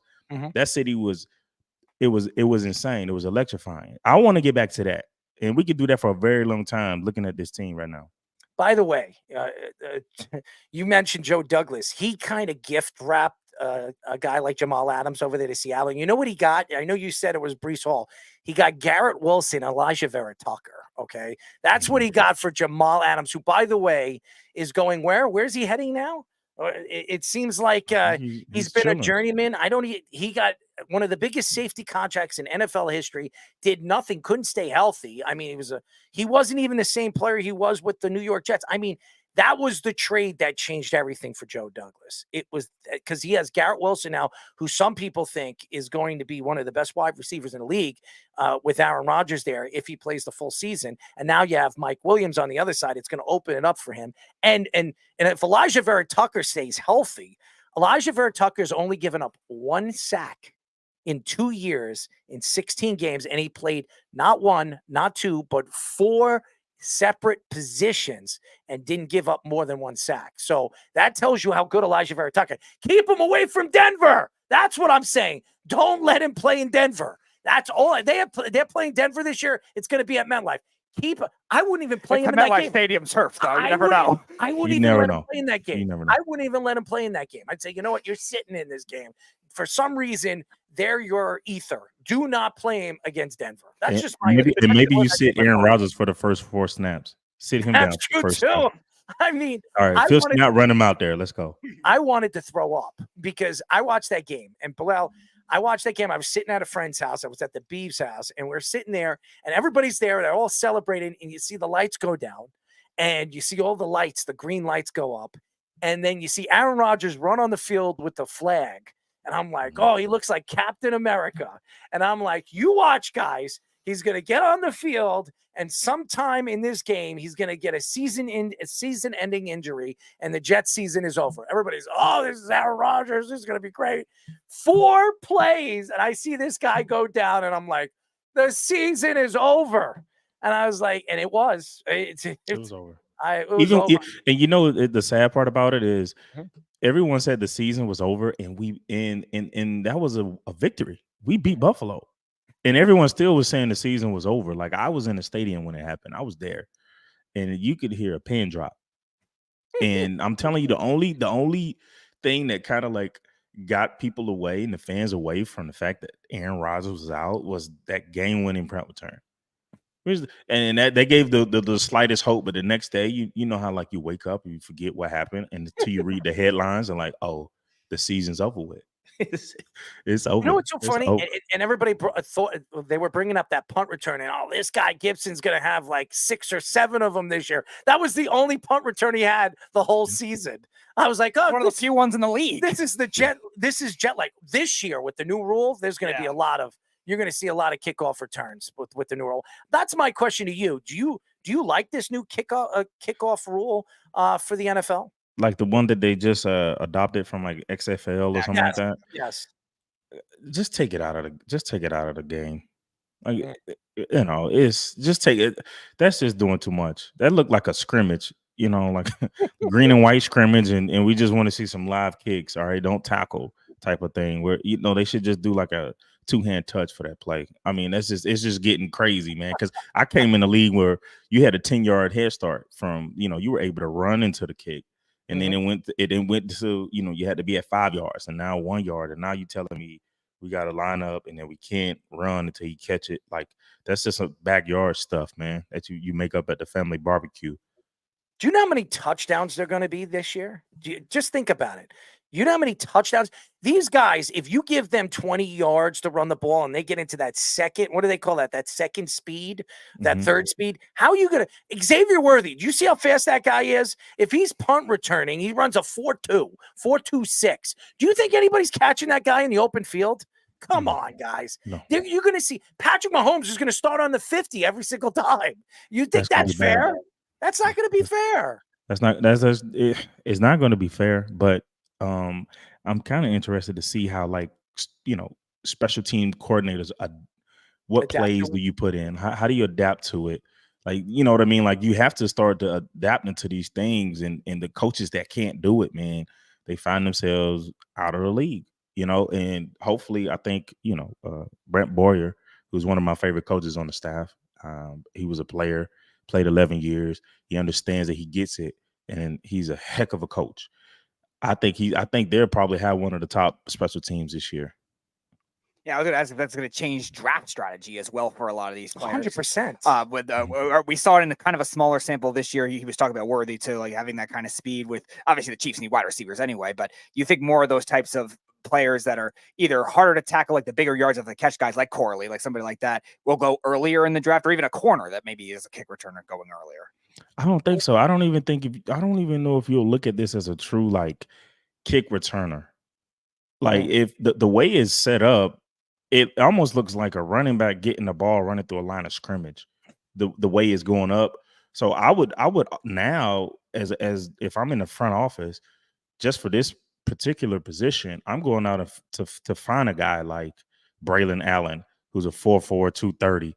That could if you could just field the kick return, this is nothing but you running the ball from the line of scrimmage. It's not a true kickoff return anymore where you have to like set it up and do all these different things. It's just getting the ball, and it's almost like you're running behind the O-line or D-line. So I think the structure of it is going to start to change. I guarantee you start to see more bigger, like the bigger backs, like the guy Isaac Garendo, who ran the 4.33 at 220. Oh, he'll be my kick returner. In today's game, with the way it's set up, a guy that can put his foot in the ground, get vertical. How are you? I mean, you used to be able as a player on the kickoff team, you're running down with momentum and speed. And if you hit a guy, you're going to pretty much stop him. Where now you telling me I can't go until he catches it. So he's building up more momentum than I am. So to an advantage, I would definitely put a bigger back down there. The guy that's going to be a one cut and go. That's interesting. We are talking to former New York Jets running back, our friend Bilal Powell. You know, it's so funny you mentioned that, and Allen being the beast of a man. I definitely would look at that as well. But you know what's so funny? The NFL is trying to spin the wheel and make the deal. They're trying to change everything. They're going to do this. They're going to do that. Now they adopted Sean Payton's rule for 1 year, and then they say, you know what, we're not going to keep that. Now they have the Josh Allen rule for the playoffs, but they don't have it in a regular season. None of it makes sense, and that has a lot to do with Roger Goodell and how stupid he really is. But that's just my opinion. I'm not gonna throw you under the bus. I just think the guy's a complete moron. But and by the way, What the hell was he wearing at the draft? And what drugs was he on? The guy couldn't even spit out the words when he was up at the mic. I I think mean, he was on painkillers. His back. He had surgery. whatever he's taking, give me some of that. Yeah, I think he was on painkillers. He just got out of back surgery or something like that. And I heard that they were advised not to pick him up, and the big guy picked him up. I heard they were advised. They usually you see a couple guys pick him up. Yeah. I was told that don't touch him. He's he just got out of procedure not too long ago. He's still healing up. Poor Roger. And the one picked him up. I'm like, he's a $60 million man. Pick his ass up. I mean, I'm surprised they didn't suspend that player yet already. Pick him up. He can go back in procedure again later. All right. This mofo is making $60 million a year, and he's complaining about nobody touching him at the draft. Give me a break. Stop complaining. Stop bitching. Spank it. There you go. Spank it. But it's so, but to get back with the New York Jets, the thing that really throws me off going into this season is everybody was talking about the offensive line. They bring in all these veteran players. And, when you bring in these veteran players that are injury prone, and Morgan Moses for his career, he's really been healthy. He was a pretty good Jet. His 1 year, he played 15 games. He was pretty solid, and the Jets decided to part ways with him. They bring in the kid, the guard from Simpson, who actually is a healthy guy. He stays healthy. But Tyron Smith, he's an injury-prone guy. And I understand why they drafted Olu, but you're putting a lot of pressure on the young kid. And I'm going to tell you why. Everybody says he should start. You're putting a lot of pressure. You're coming right behind on arguably one of the greatest offensive linemen to ever play in this game. And if something happens to him in week 2, week 3, you're bringing in a rookie that still is trying to figure out the speed of the game, understand the game, and then you're putting Aaron Rodgers in harm's way, where you're putting him in a position. If you're going to draft a guy like that, you start him. You do not put him on the bench and let him sit on the bench and say, well, if Tyron Smith gets hurt, you're going to be in. You're going to be the guy in. That's putting a lot of pressure on the kid. What are your thoughts to that? That is a lot of pressure. I think it's pressure both ways. I came out in the lockout year, and we only had one meeting, and then we were on the field for training camp, not OTAs, not rookie, for training camp. I think if he's a smart guy, he played at Penn State. I think he can be a day one starter if you allow him to do that. But what you're trying to see is some of these guys can't adopt. They can't adjust to the pro level because they're just thrown into the fire. Right? I think to me, I believe in let them sit 1 year, let them kind of learn, let them see what it's like to be behind a veteran and be prepared to do it and be ready to just go in and step in and take on that role. So shout out to our executive producer Fisher gave us this. You're working with the NFL Youth Advisory Committee now. Talk about your role with that and what that entails. Yeah, I'm one of 8 former players that's a part of it. Most of us are in the Legends community where it's player led, where we're trying to connect those guys who are transitioning out to retirement, and we're trying to get to the younger guys as much as possible before that retirement kind of creeps up on you. You think you're gonna play forever, and the next thing you know it's here, and you have a hard time transitioning. So we're trying to just bridge the former players and the current players, the relationship, and just helping guys kind of transition into that second career. I sit on the committee because I'm actually a coach. So in order to be on the committee, you have to be involved with youth or high school sports, head coach, any kind of coordinator, assistant, or something in the youth area. And what we do, we're just trying to find a way to make the game low risk. We call it low risk. We can't make the game safer, right? We're just trying to push out as much knowledge to everyone, trying to get to this tier, right? Everybody that's playing this game, they're trying to make it to the NFL. So we built the committee to pretty much create language that everyone can adopt, right? They can adopt it, they're speaking it, and now they're teaching the game the same way. It's like an international language. Everyone's speaking the same language, because what I was taught growing up, I would not teach to my son or any other kid coming in. The way I played the game was old school, And, just because I was taught it doesn't mean I teach the next generation. So we're just trying to find ways to prevent, less risk to the game, sport.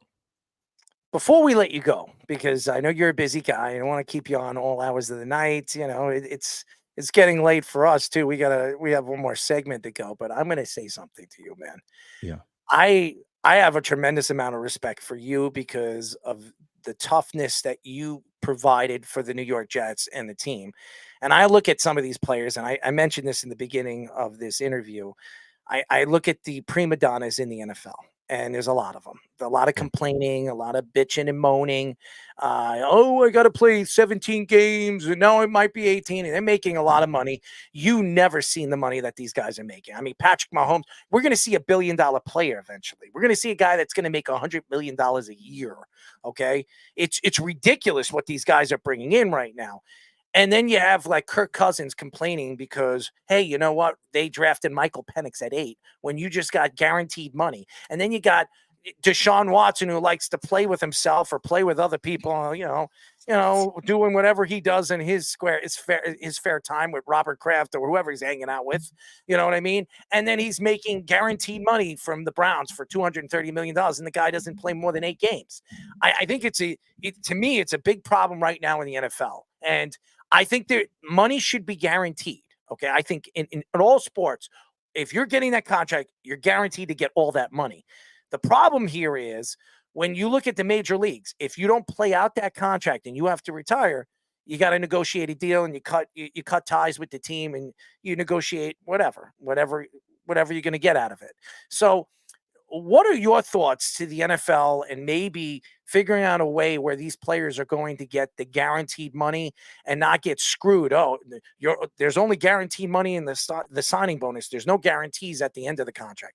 Do you like the way the NFL works from all the other sports, or do you think that there needs to be change?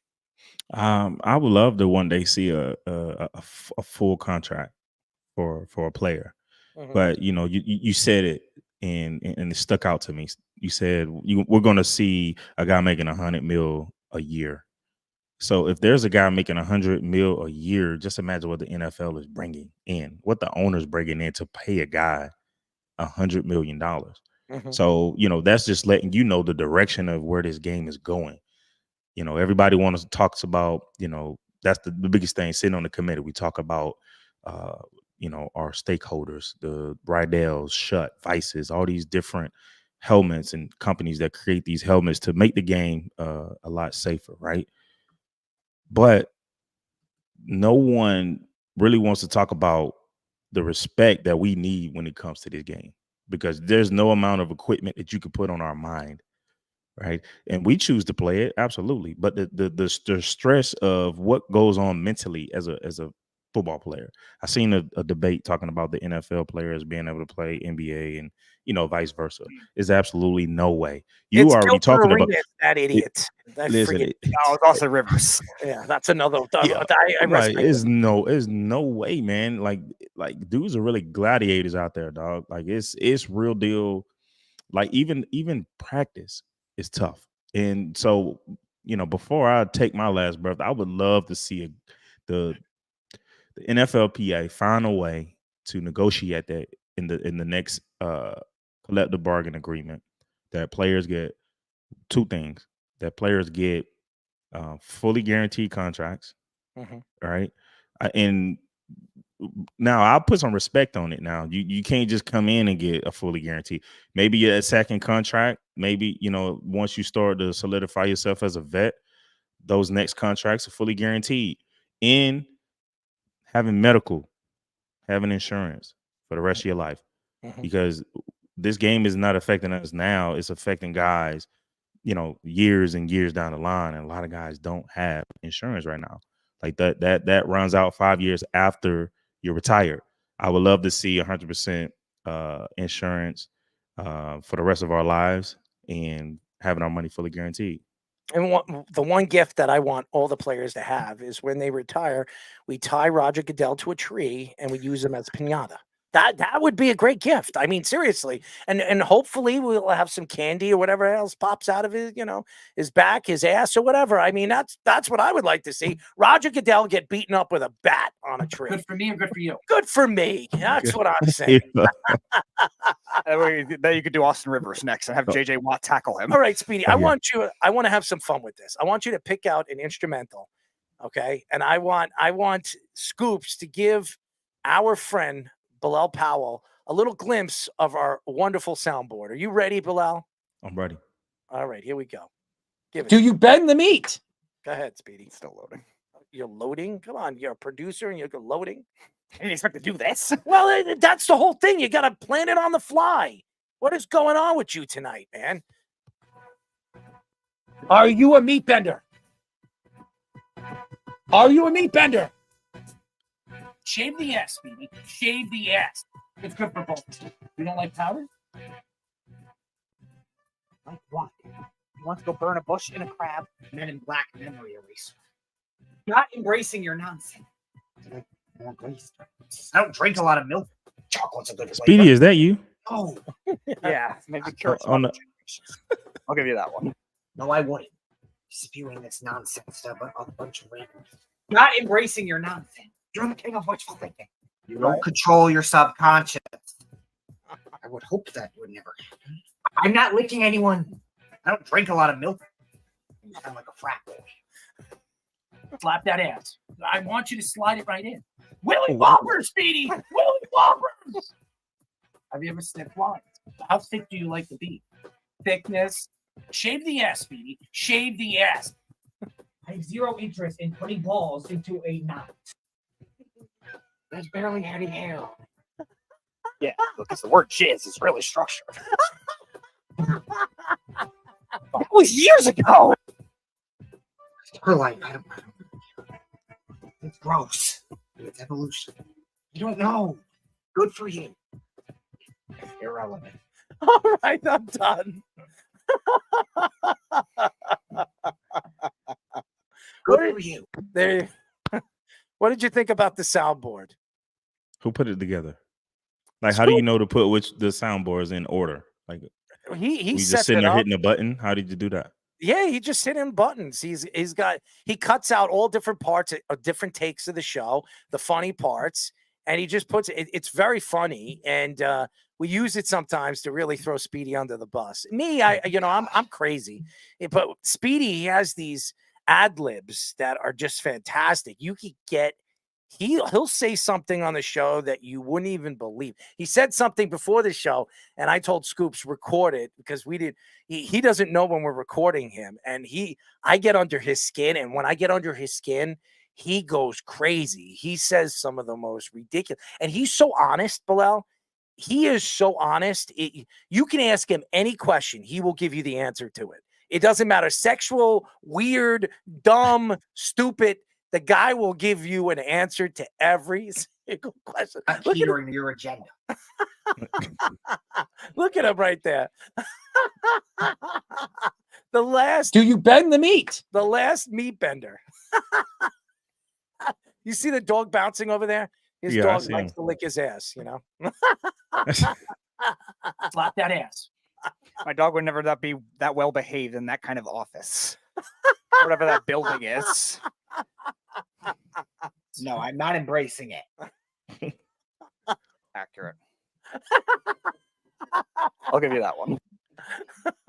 Oh, man, Bilal, we really appreciate the time as always. And, man, we'd love to get you on the show before the season starts. We should get maybe one or two of your old teammates. I would love to get you guys on it and honestly have it like a trivia contest with you and maybe two of your ex-teammates and see who knows more about the Jets this year and knows more about the teams that you guys played for. That would be interesting. And whoever wins, I will donate a certain amount of money to one of your picked organizations. And I think that would be great. I think it'd be really, really funny. And to get you could pick the three guys. You could pick the two guys that you want to argue with, and we'll get them, all three of them on the show, and I'll donate something to whoever, whatever organization you guys work for, and whoever wins the trivia contest. What do you think about that? That's cool. Sound like a plan. Well, man, you look good. You can still with the new rule, the new kickoff rule. I think you should reach out to the Jets. No. Absolutely not. Absolutely not. I like the artwork behind you, by the way. Thank you, man. I Thank like you. that. I'm And a that's big art. I'm a big art guy, so I like Yeah. to go to art events and stuff like that. But they get a little crazy when we go and they want us to host events because they think I'm a little out of my mind. But Yeah. I do it anyways. I'm a DJ. I do weddings. I do album release parties. This weekend I'm doing a communion. I'm doing a wedding. I'm doing what do they do that when you find out what baby you're gonna get? What do they call it? Oh, What the is that? reveal parlay, gender reveal. Dude, I'm doing a gender reveal party to these rich people, and they have me DJing for 5 hours. It takes 5 seconds to find out what kind of kid they have, and then they want me to entertain 200 people at their house for 5 hours. So, and that's easy for me. Entertaining people is easy for me. So it'll be interesting.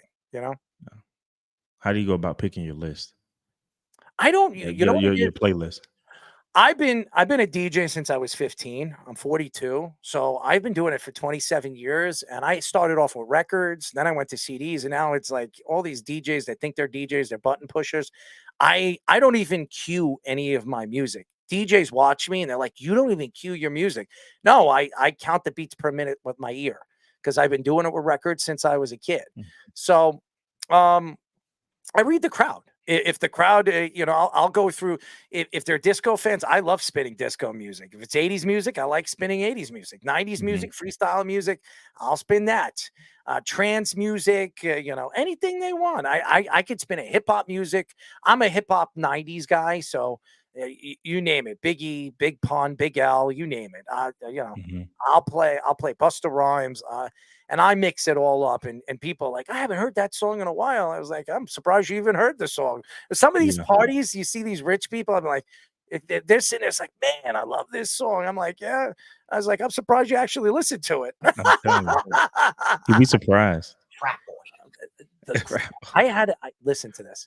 I had a grandmother. She's 69 years old. I did a party about 3 weeks ago. And I was spinning Biggie Smalls, and she came up to me and she's like, I love Biggie. Give me some more. Play 10 Crack Commandments. I was like, what?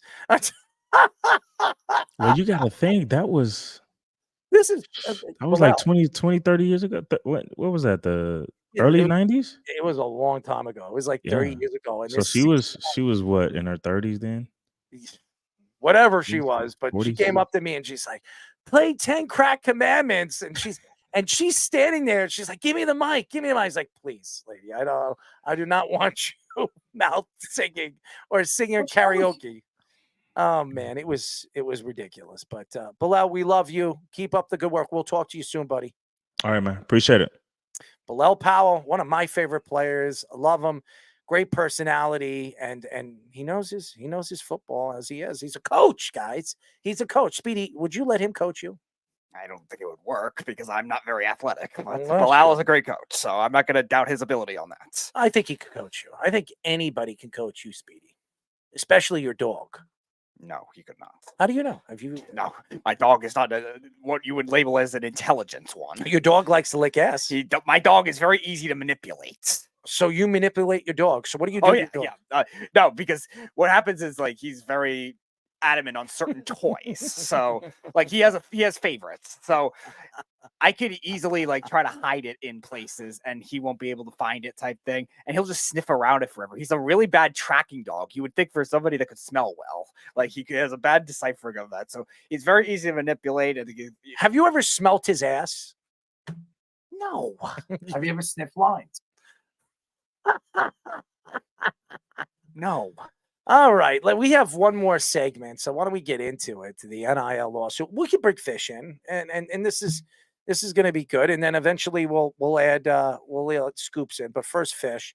A quarterback, Jaden Rashada, has sued the University of Florida and coach Billy Napier for defrauding millions of dollars to an NIL money deal.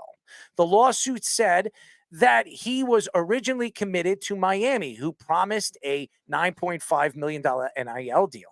And he only switched his commitment to Florida because their NIL deal was almost $14 million. The lawsuit also said that Rashada's father, a single father of 5 kids, was promised around $1 million in a partial payment. He released a letter of intent to Florida once the deal fell through, and since transferring to Arizona State, where he played 2 games before getting hurt, Rashada entered the transfer portal again and is likely to go to Georgia. Florida is expected to be punished harder than schools like Florida State and Tennessee recently have for NIL violations.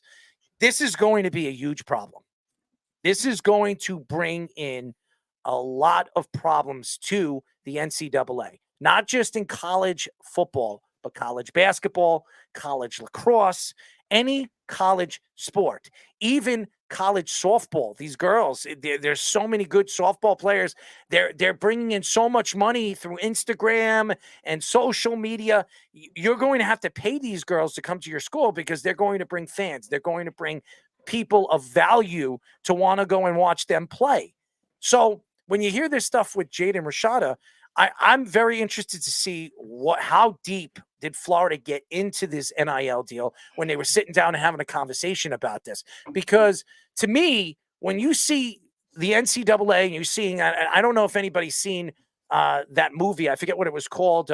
It's something championship. It was like, and it was about the NIL. There was no NIL deal, in college football. And people were trying to figure out, how is this going to work? Why shouldn't college players make money? Why shouldn't college players bring in money for their own names? And you see, now obviously Reggie Bush got his Heisman Trophy back. Why? Because now it's becoming a big factor in where these guys are going. Now look at Archie Manning. Archie Manning decided to go to Texas. Why did he decide to go to Texas? He could have gone to Georgia. He could have went to Alabama. He could have went to Florida. He could have went anywhere he wanted. He's a Manning. But Ole Miss, or even Tennessee, he could have went anywhere, but he decided to go to Texas. Why? Because the NIL deal, the money that he was getting under the table by Texas. Now that there is money out there that these guys can make, it doesn't matter what they're going to draw and how they're going to draw it. As long as that team is willing to open up their pockets and give it to them, they're going to make it. And that, to me, it's good for college football. It's good for these players because some of these guys will never play in the NFL. Some of them are not good enough to play in the NFL. But because they're a 5-star recruit, and because there was 25 teams recruiting them, and they decide to go to Georgia, if they're deciding to go to Georgia and Georgia's offering $9.5 million to go to Georgia, even if they never step foot on an NFL field, they're set for life. $9.5 million could set their family and themselves up for life. And I think it's great because look at Johnny Manziel. Johnny Manziel was making money off of his own autographs, and he was trying to do it under the rug. It wasn't legalized. These players for years weren't making money off their own names. As the schools were making money off their jerseys, schools were making money off their product because of who they were and what they were drawing. Now, all of a sudden, these players are now making that kind of money, and now it's going to draw problems because now it doesn't matter what you're going to offer them. You can offer these guys $25 million. You can offer these guys $30 million. As long as those schools are offering that money or telling them that's a way that they're going to bring these guys in, you could promise them all you want. You don't have to give it. There has to be some kind of NIL contract. Just because you're shaking hands and saying, I'm going to give you $9.5 million, or I'm giving you $14 million, doesn't mean they have to give it. There has to be some, but can it work? Can that work? Because with the NIL deals, how does that work with the contracts with those schools? Now, the schools are not really giving them money. Endorsers are giving them the money. Right. Advertisers are giving them money. So Archie Manning, he decided to go to Texas. What did Texas have to do? What kind of money did they have to slip under the rug to give Archie Manning that kind of money to say, you know what, I want to go to Texas from all the other teams, all the other prospect teams that were looking at him and saying, I want to bring in Archie Manning. I want to bring in a Manning. So it's such an interesting story. And I think this story is going to grow more legs because this is not going to be the only story. And how much is Rashada going to get out of this deal. If this lawsuit does go through, how much is he going to get out from Florida? Florida is a very rich school. What is he suing him for? Is he suing him for 20 million, 25 million? And you're talking about a father that is taking care of 5 kids. What did Florida offer? They're saying Florida offered him $1 million. Is there any kind of rule to state that you can do that with the NIL deals? That's what I want to know. I don't know the rules. I don't know if that's legal. It's interesting to think because we were talking about it a couple of years ago when we were talking about Bryce Young's NIL deal with Alabama at the time in 2021. And a couple weeks later, Rashada was the one that surpassed that that NIL deal with the one that he was supposed to take with Miami. They just brought in Oregon's coach, Mario Cristobal, that made a big splash hire. They were thinking that was going to turn their program around. And they were one of the biggest schools, along with Texas A&M and along with Texas, that were in on the NIL to try to turn their program around. So him getting the 9.2, a school like Florida that has been a good football program in the past had to do that maybe because of location. But can you do that? Could you offer him from the NIL deal $1 million? Could you? Yeah, I'm not that? sure who's the formality of that. How does that work? Yeah, is there anything to say? Is there a rule in the NIL deal to let you do that? I don't know. Yeah, there's nothing confirmed right now because we were talking about even with some of our other guests that like how much is it going to be regulated? It's going to be taken into that extreme. And if you're a school like Florida, which is northern versus Miami, that's a city. Like maybe they felt like they had to give him that extra almost $14 million in order to make it work, and all of a sudden you don't promise it looks bad. Heath says it's legal. I have to look at. I think as of now it is legal, and maybe what's. But how is that illegal? If that's legal, you could do anything. You could do anything. So if that's legal, you know what? I can buy all the 5-star recruits to come and play for my school. I can say, you know what? The number one recruit quarterback right now in the country, I'm going to bring him in. I'm going to offer him $10 million. That guy right there, the best defensive lineman, I'm going to offer him $15 million. I'm going to do that. I'm going to do that. I'm going to do that. That pretty much, there's no rule to say. And that's where there has to be rules that the NIL deal works and it doesn't work. And yes, it is a mess. It's an absolute mess. And I don't care. These kids should be making money because these kids don't finish their college education. Most of these guys don't finish their college education. So what do they get out of this? If they're bringing in millions and millions of dollars for these schools because they're playing in ball games, they're winning championships or whatever the hell they're doing, they're winning 13, 14 games, selling out stadiums. If they're doing that, what are they getting out of it? What they should be getting out of it is some of the money. And that's what they should be getting. So the NIL deal is they're making money off their own name.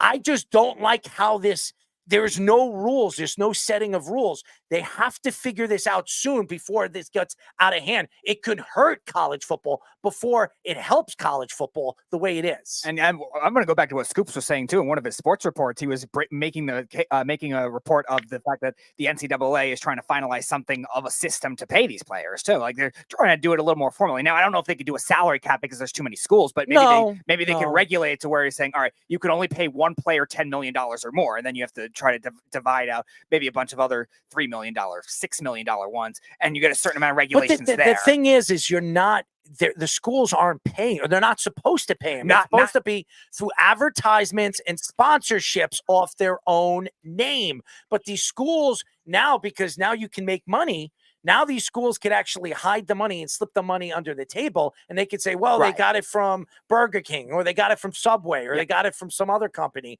and that's where they're getting it, which is illegal to do that. That's still illegal. So how does this work?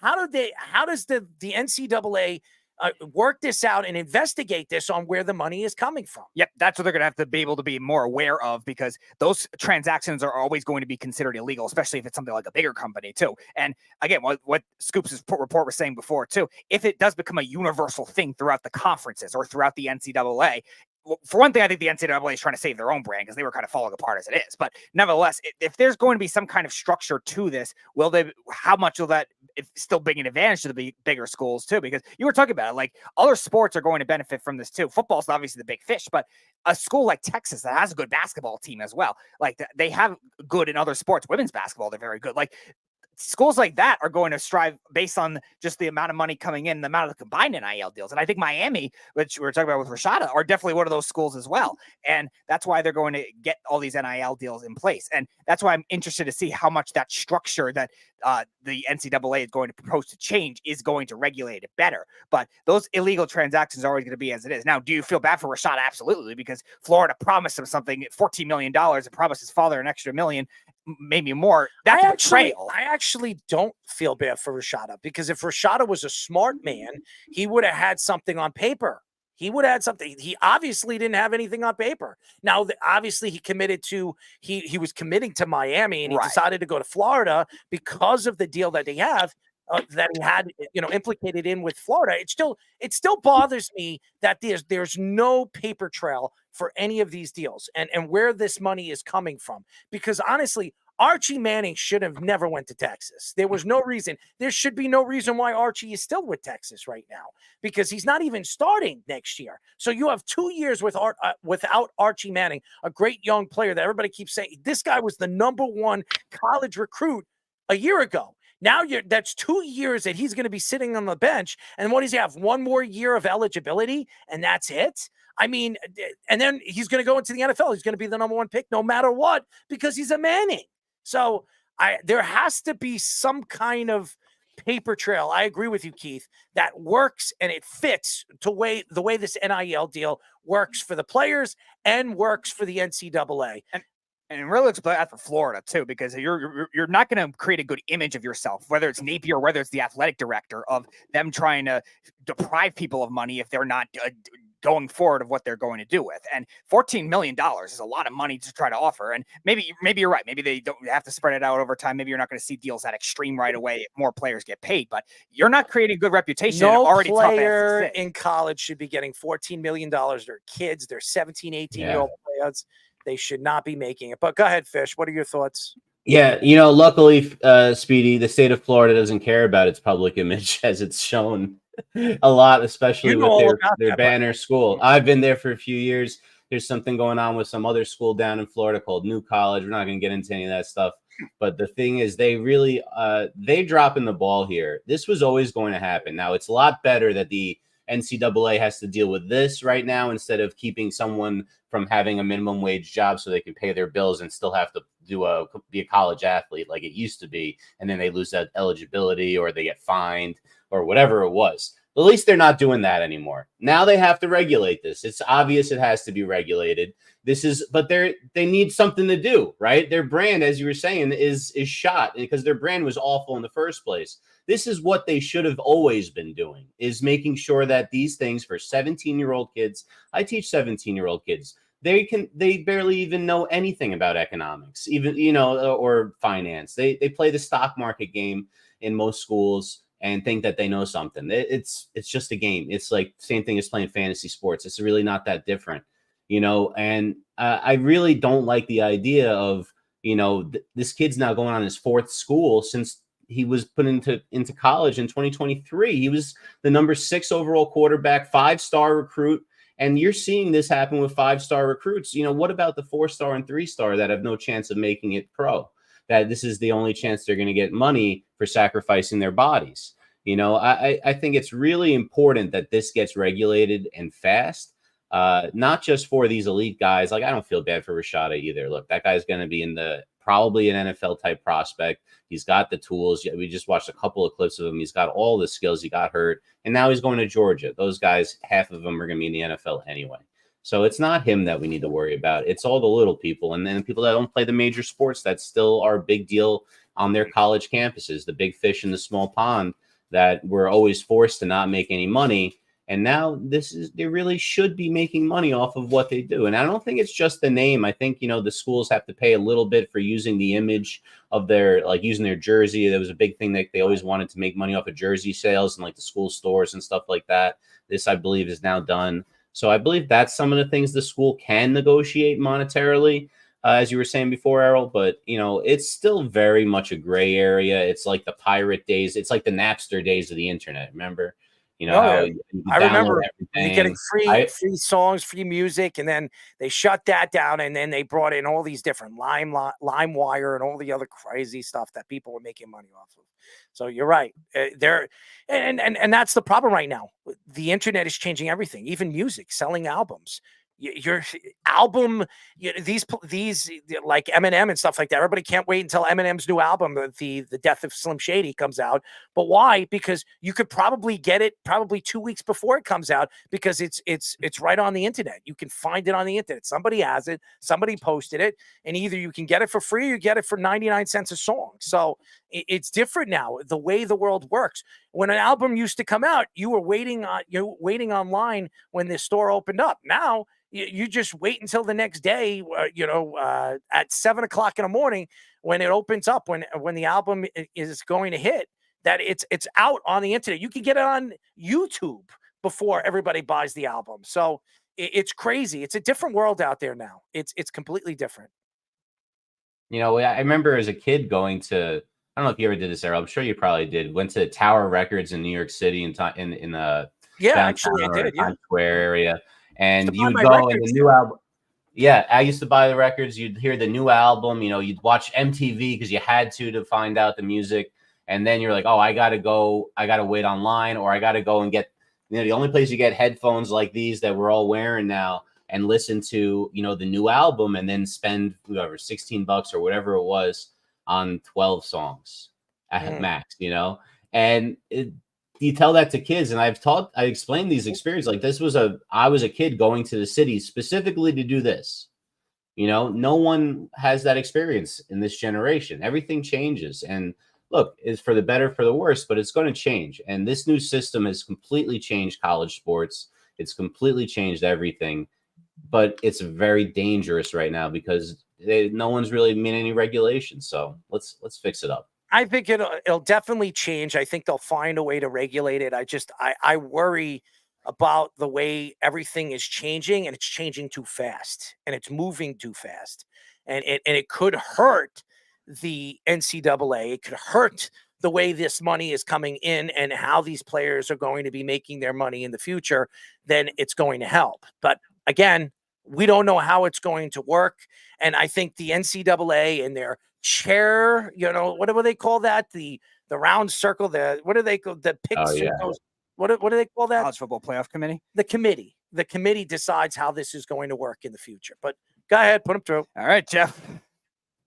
I don't understand why you guys are so upset about these college kids making money and are already screaming for regulation. Like that, like the money exists, right? Like the money exists. So what do you care if it goes to college chancellors and deans and whatever, or football players? Like, what does it matter? We're not complaining about that. We think the players should be making money. It just needs to be regulated. There has to be some kind of. What needs to be regulated? There's either money or there isn't. So like they're not going to pay beyond the money they're making.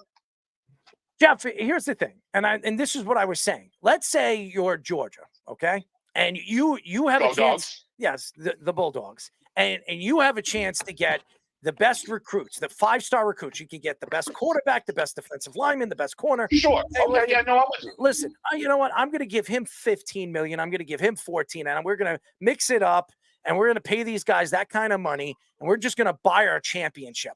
How does this work? How does this help the NCAA? Because they're not the only one doing it. Florida can do it. Alabama can do it. Texas A&M can do it. Like there's other schools that are doing it. You're pretending like it needs to be regulated. I'm just saying. No, I'm just saying it needs to be regulated. You have to have what needs to be regulated. The money that these kids are bringing in. They're not gonna. They still want to make a profit for the school, so they're not going to spend outside of what they're making. That's the regulation. It's all about championships. So if you bring these guys in and they're there, and that's the thing with the portal. And but you should know this. Let's go back to the Yankees. Paying people doesn't guarantee championships. That's true. But in college sports, it might do that because if you have the best athletes and the most talented athletes, but not everyone. Like, dude, there's other schools that are going to be able to pay people. No, there's no question. There's no question. But when you have the rich schools like Texas A&M and Texas and all these other schools, and they can offer the most money. But you're pretending like there's like 3 rich schools. There's like 70. We know that, Jeff, and that's not the argument here. It's just there has to be something regulated on it. There has to be some kind of contract. The reason why this whole Jaden Rashada thing is growing and it's going to cost the school a lot of money is because there was no deal put on the table. There was nothing signed on what they offered him. They just said, to be honest, I'm really unfamiliar with that case. So like that's beyond me because I'm just not familiar with it. But like they're not going to spend beyond what they're making. So if the school makes just say 50 million, right? Like they're not going to spend beyond that, and they're going to have 90 guys to play because it's not like an NFL roster. There's a ton of kids there, so it'll be like 90 kids. Like, okay, it is what it is. And if you're the backup defensive lineman, because we see this all the time, like I'm not getting enough playing time, I'm going to trade. Well, some other school will compensate you for it. Yeah, I don't think every kid is going to get paid anyway, just based on the large size of a college roster. And how does the portal? And how does the portal work? Because it's not going to change. Yeah, but how does it work? I think you can only jump ship at least maybe one time. I don't understand how you can jump once for free, meaning like you don't have to sit. And I think the second time you do it, you have to sit a year or something. Right. But there's also jumping, like, so that's how like the portal works. But sometimes you'll see a kid go to a different school, 3 different schools in 3 different years, because they'll use the portal and go from one to the other, and then use like a graduate year or something, which does not count. Right. Yeah, no, the extra eligibility, especially with the COVID, they definitely added that to that more, where there's like guys that are in college football for 7 years. Right, but that's expiring too. No, I know that. This is the last year of that group because 2020, 2020 rookies, I guess, would be that eligible year this year too. So yeah, that kind of thing will go away unless there's another outbreak out of nowhere. But.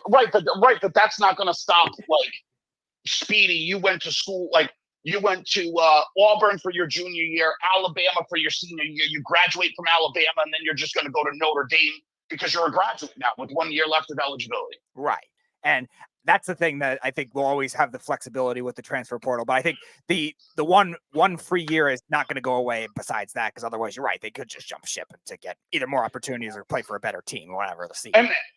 And let's not forget this part of it too, because this is like an important thing and why there are transfers and because you used to have to get your coach to sign a letter to say that you can transfer, right? Let's not forget this part. It's elective. Yeah. It's an elective thing. Like they can't force you to go there. You know what I'm saying? So like you want to go to a college, go to a college.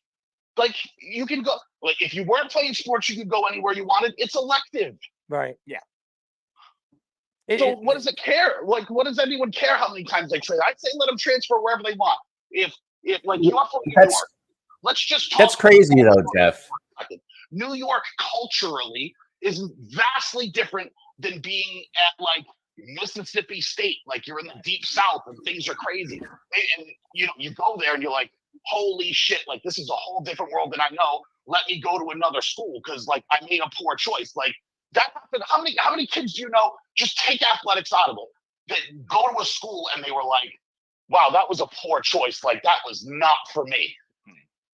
Yes. Right. Like culturally, it can be different. Right. Yeah. Especially like if there's cross regional with this country too, which is very diverse. Right. And I'm using, just the East, but what if you end up in LA or Washington State or whatever? It doesn't have to be New York to the deep South. Just things are very different culturally in different areas. So like maybe just that isn't for them. Fish, what are your thoughts? Yeah, I think you missed what we were talking about, Jeff. We were talking about this Rashada kid who's going on his 4th school and going into his 2nd year of college. And he was a 5-star recruit, and it's because U of F did some shady stuff, promised him money, and it didn't come through with it. So he had to bail on it, and then he didn't go to where he was supposed to go. And then, he ended up in Arizona State, and now he's going to Georgia, and now he's not the guy. And, it's one of those things that this is because it's completely unregulated, because you're letting all of the schools, without having any rules on how they offer money. We're not saying not to give any of these kids, the transfer portal. It's none of us have said anything like that. So you didn't listen to anything we were saying, and you're still not. Right. But No, right. I am listening, but you're missing the point because schools right now can't offer money. That's a contract between these NIL people, which is completely separate from the schools. Well, look, that's the whole problem. If you're going to a school, you're gonna let when I was in college in Buffalo, it was Fusillo Auto was doing all the commercials. You're gonna let some local car salesman, the type of guy that got Reggie Bush in trouble, that's the guy who's going to be in charge of who goes to your school. It has to be regulated. It's being stupid to do it like this. It's just saying don't play no blood, no foul rules. To deal with McDonald's or Burger King or Pepsi. And I'm just naming large generic companies. I'm not trying to say that anything about that. That's between you and the company. That has nothing to do with the school. So what would you be regulating? How these kids are paid, Jeff. It's how it has to be done. If you're going to college with an NIL deal, that has nothing to do with the school. That's not how it's being explained and how these kids are choosing schools, though. These NILs are set up. They're supposed to have no affiliation with the school. Just because they're a group of boosters that went to the school, they're not affiliated. So look at them as Pepsi or Coke or McDonald's. That's who you have a contract with, not the school. But these school, I understand what you're saying, Jeff, but the schools have something to do with those boosters. They're involved with those boosters, and they're getting those boosters involved with this deal. No, by rule. It's an NCAA rule. You're talking about the regulations. Here's the rule. The school cannot influence the NIL deals. Well, you might be right. You're 100% might be right, but they're still doing it. They probably are still doing it. But the problem is, that's the thing. You're saying they're all one thing. And while they communicate for sure, right? I like this kid, so offer him whatever. The school isn't a part of that contract. So there's no regulating that. There's no way you're going to be like, well, we're going to punish the University of Alabama because the BMW salesman that went to Alabama promised some money and didn't come through. Well, that's not how that works. I think the NCAA has to have people that investigate it before it actually goes through. That's what we're saying. I think they need to investigate it, where that money is coming from, where the deal's coming from, and make sure that it's signed and it's delivered that way. But that's the thing. The NCAA isn't in charge of outside companies. That's like saying, well, the NCAA is going to look into. But guess what? If they're playing in their school and they're playing in their division, they're playing in their league, they should be allowed to do that. They're playing on their turf. They're not. They are. Jeff, you're wrong, man. You're absolutely wrong. They used to be able to tell you can't work for an outside company in the middle of the season because you lose your amateur status. The NCAA can do whatever the heck they please as far as that goes. They've shown it in the past. Now, maybe they shouldn't have done it, but the fact is right now, it's gone too far the other direction. It needs to, before it gets out of control, they need to control it. And of course they can. You might not think it's American because you're in Tampa, Florida, but that's about it, That was before the NIL thing. They took that rule away. There's no more investigating. Well, again, I think the NCAA needs to do something where it can be regulated in some kind of way. I understand what you're saying. It's an outside source, but it's their league. They're playing on their fields. They're going to the school. But when it comes to the game and the football games and the deals, the TV coverage and everything like that, that has to do with the NCAA. They have their brand. They have their logo. They're promoting that. They should be allowed to step in and look at it and say, okay, this is not right. This should be right. This should be right. And figure out how to regulate it. But this is why the NCAA didn't want to do that. That's why they put that rule there, that they had to be separate, because they don't want to be investigating all of these things. I understand that. But again, it's going to get out of hand. That's what Fish is saying. It's going to get out of hand. It's getting out of hand right now. You're giving a player that, I understand you're offering the player $14 million. That's a lot of mucho dinero to a kid that comes from nothing, has a father that has 5 kids, can't It's a lot of money even if you have money. Forget if you have nothing. You know what I mean. You know what I mean, Jeff. What I'm trying to say is it's a lot of money. And you're giving it to a kid that has never seen that money and probably will never see that money again.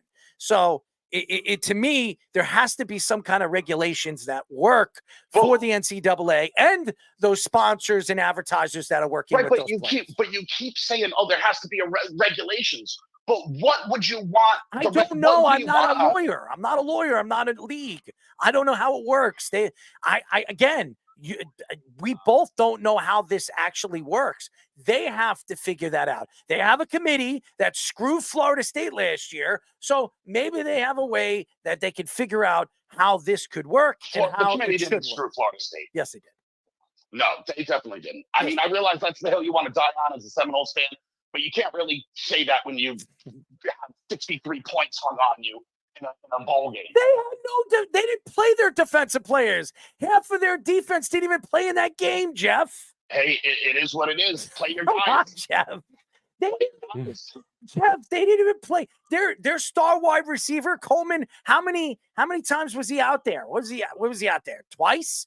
Three times on 3 plays? Then you should be embarrassed with the team you put out there. We're getting off topic here. I'm not going down this road. The committee made the right decision there.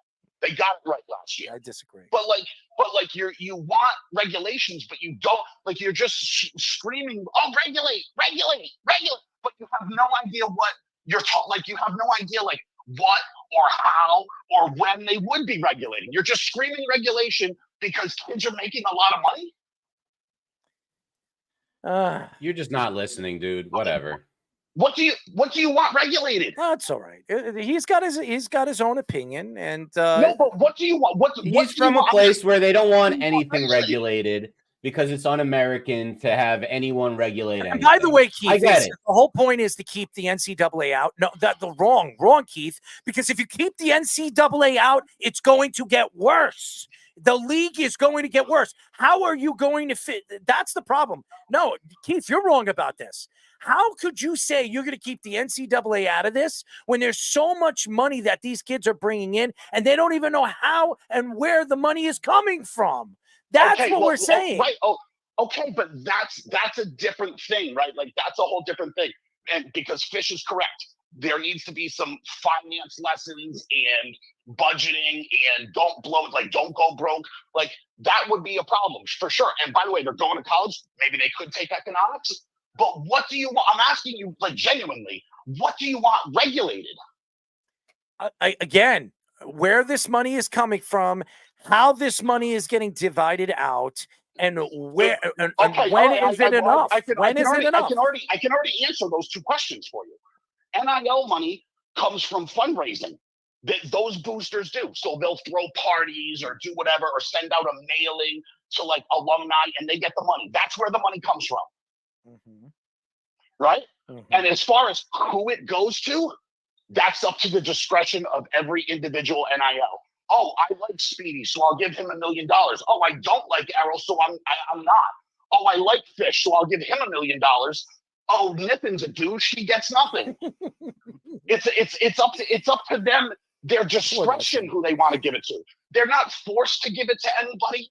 So I don't know where that's all been out in the open, but yet we're going to scream regulation because you don't get it. No, and we got to go, Jeff, but maybe we'll come to this segment again next week, but we appreciate you calling us. I mean, I just think it's ridiculous that you yell regulate, but then when someone says, well, what do you want regulated? You go, I don't know. That's patently ridiculous. I get it. Don't tread on me. We're sorry. Thank you, Jeff. He's gone. Oh, man. You're itching your head. Oh, man. What's wrong with you? Oh, man. What a show. What a show. I wanted to get Scoops involved in the conversation. It was very hard to do that tonight, but oh, my God.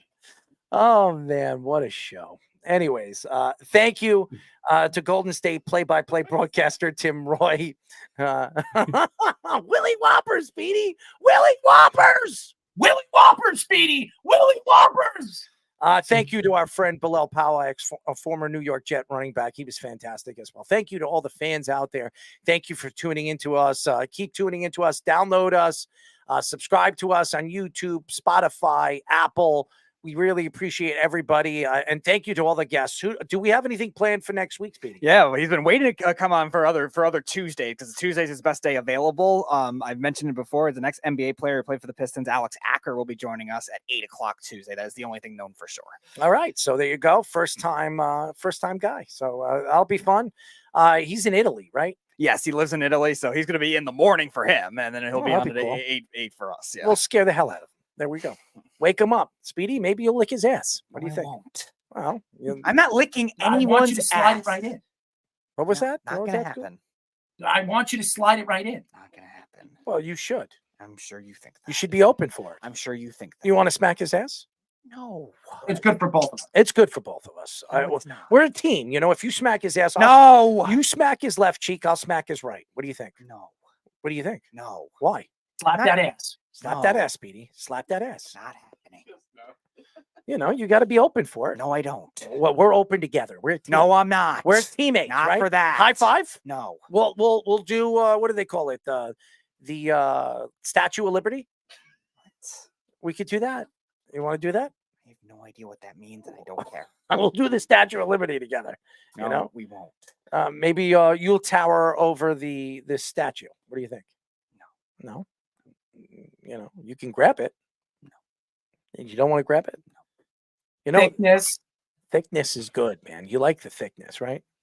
I don't know. You like thick, right? I don't know. You like thick beef, right?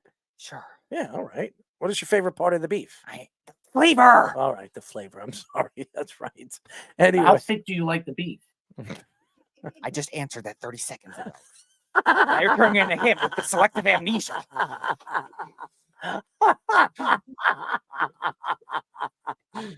No, I'm not embracing it.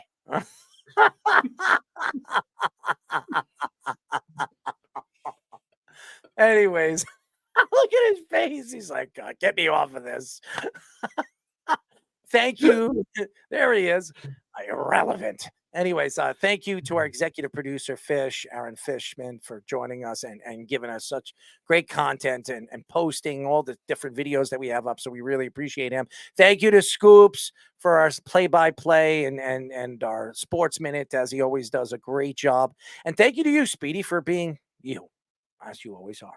Put a smile on your face. Okay, that's a fake smile. But anyways. Yeah, it looks like you got something stuck up or jammed up your ass. Anyways, thank you to all the fans. Keep tuning in Tuesday next week and Thursday. Our show is getting moved to Tuesdays and Thursdays moving forward. It won't be Wednesdays anymore. We're going to spread out the content and make sure that the content is new. So shout out to all the fans. We'll be back next week. Good night. It's the Worldwide Sports Radio Network.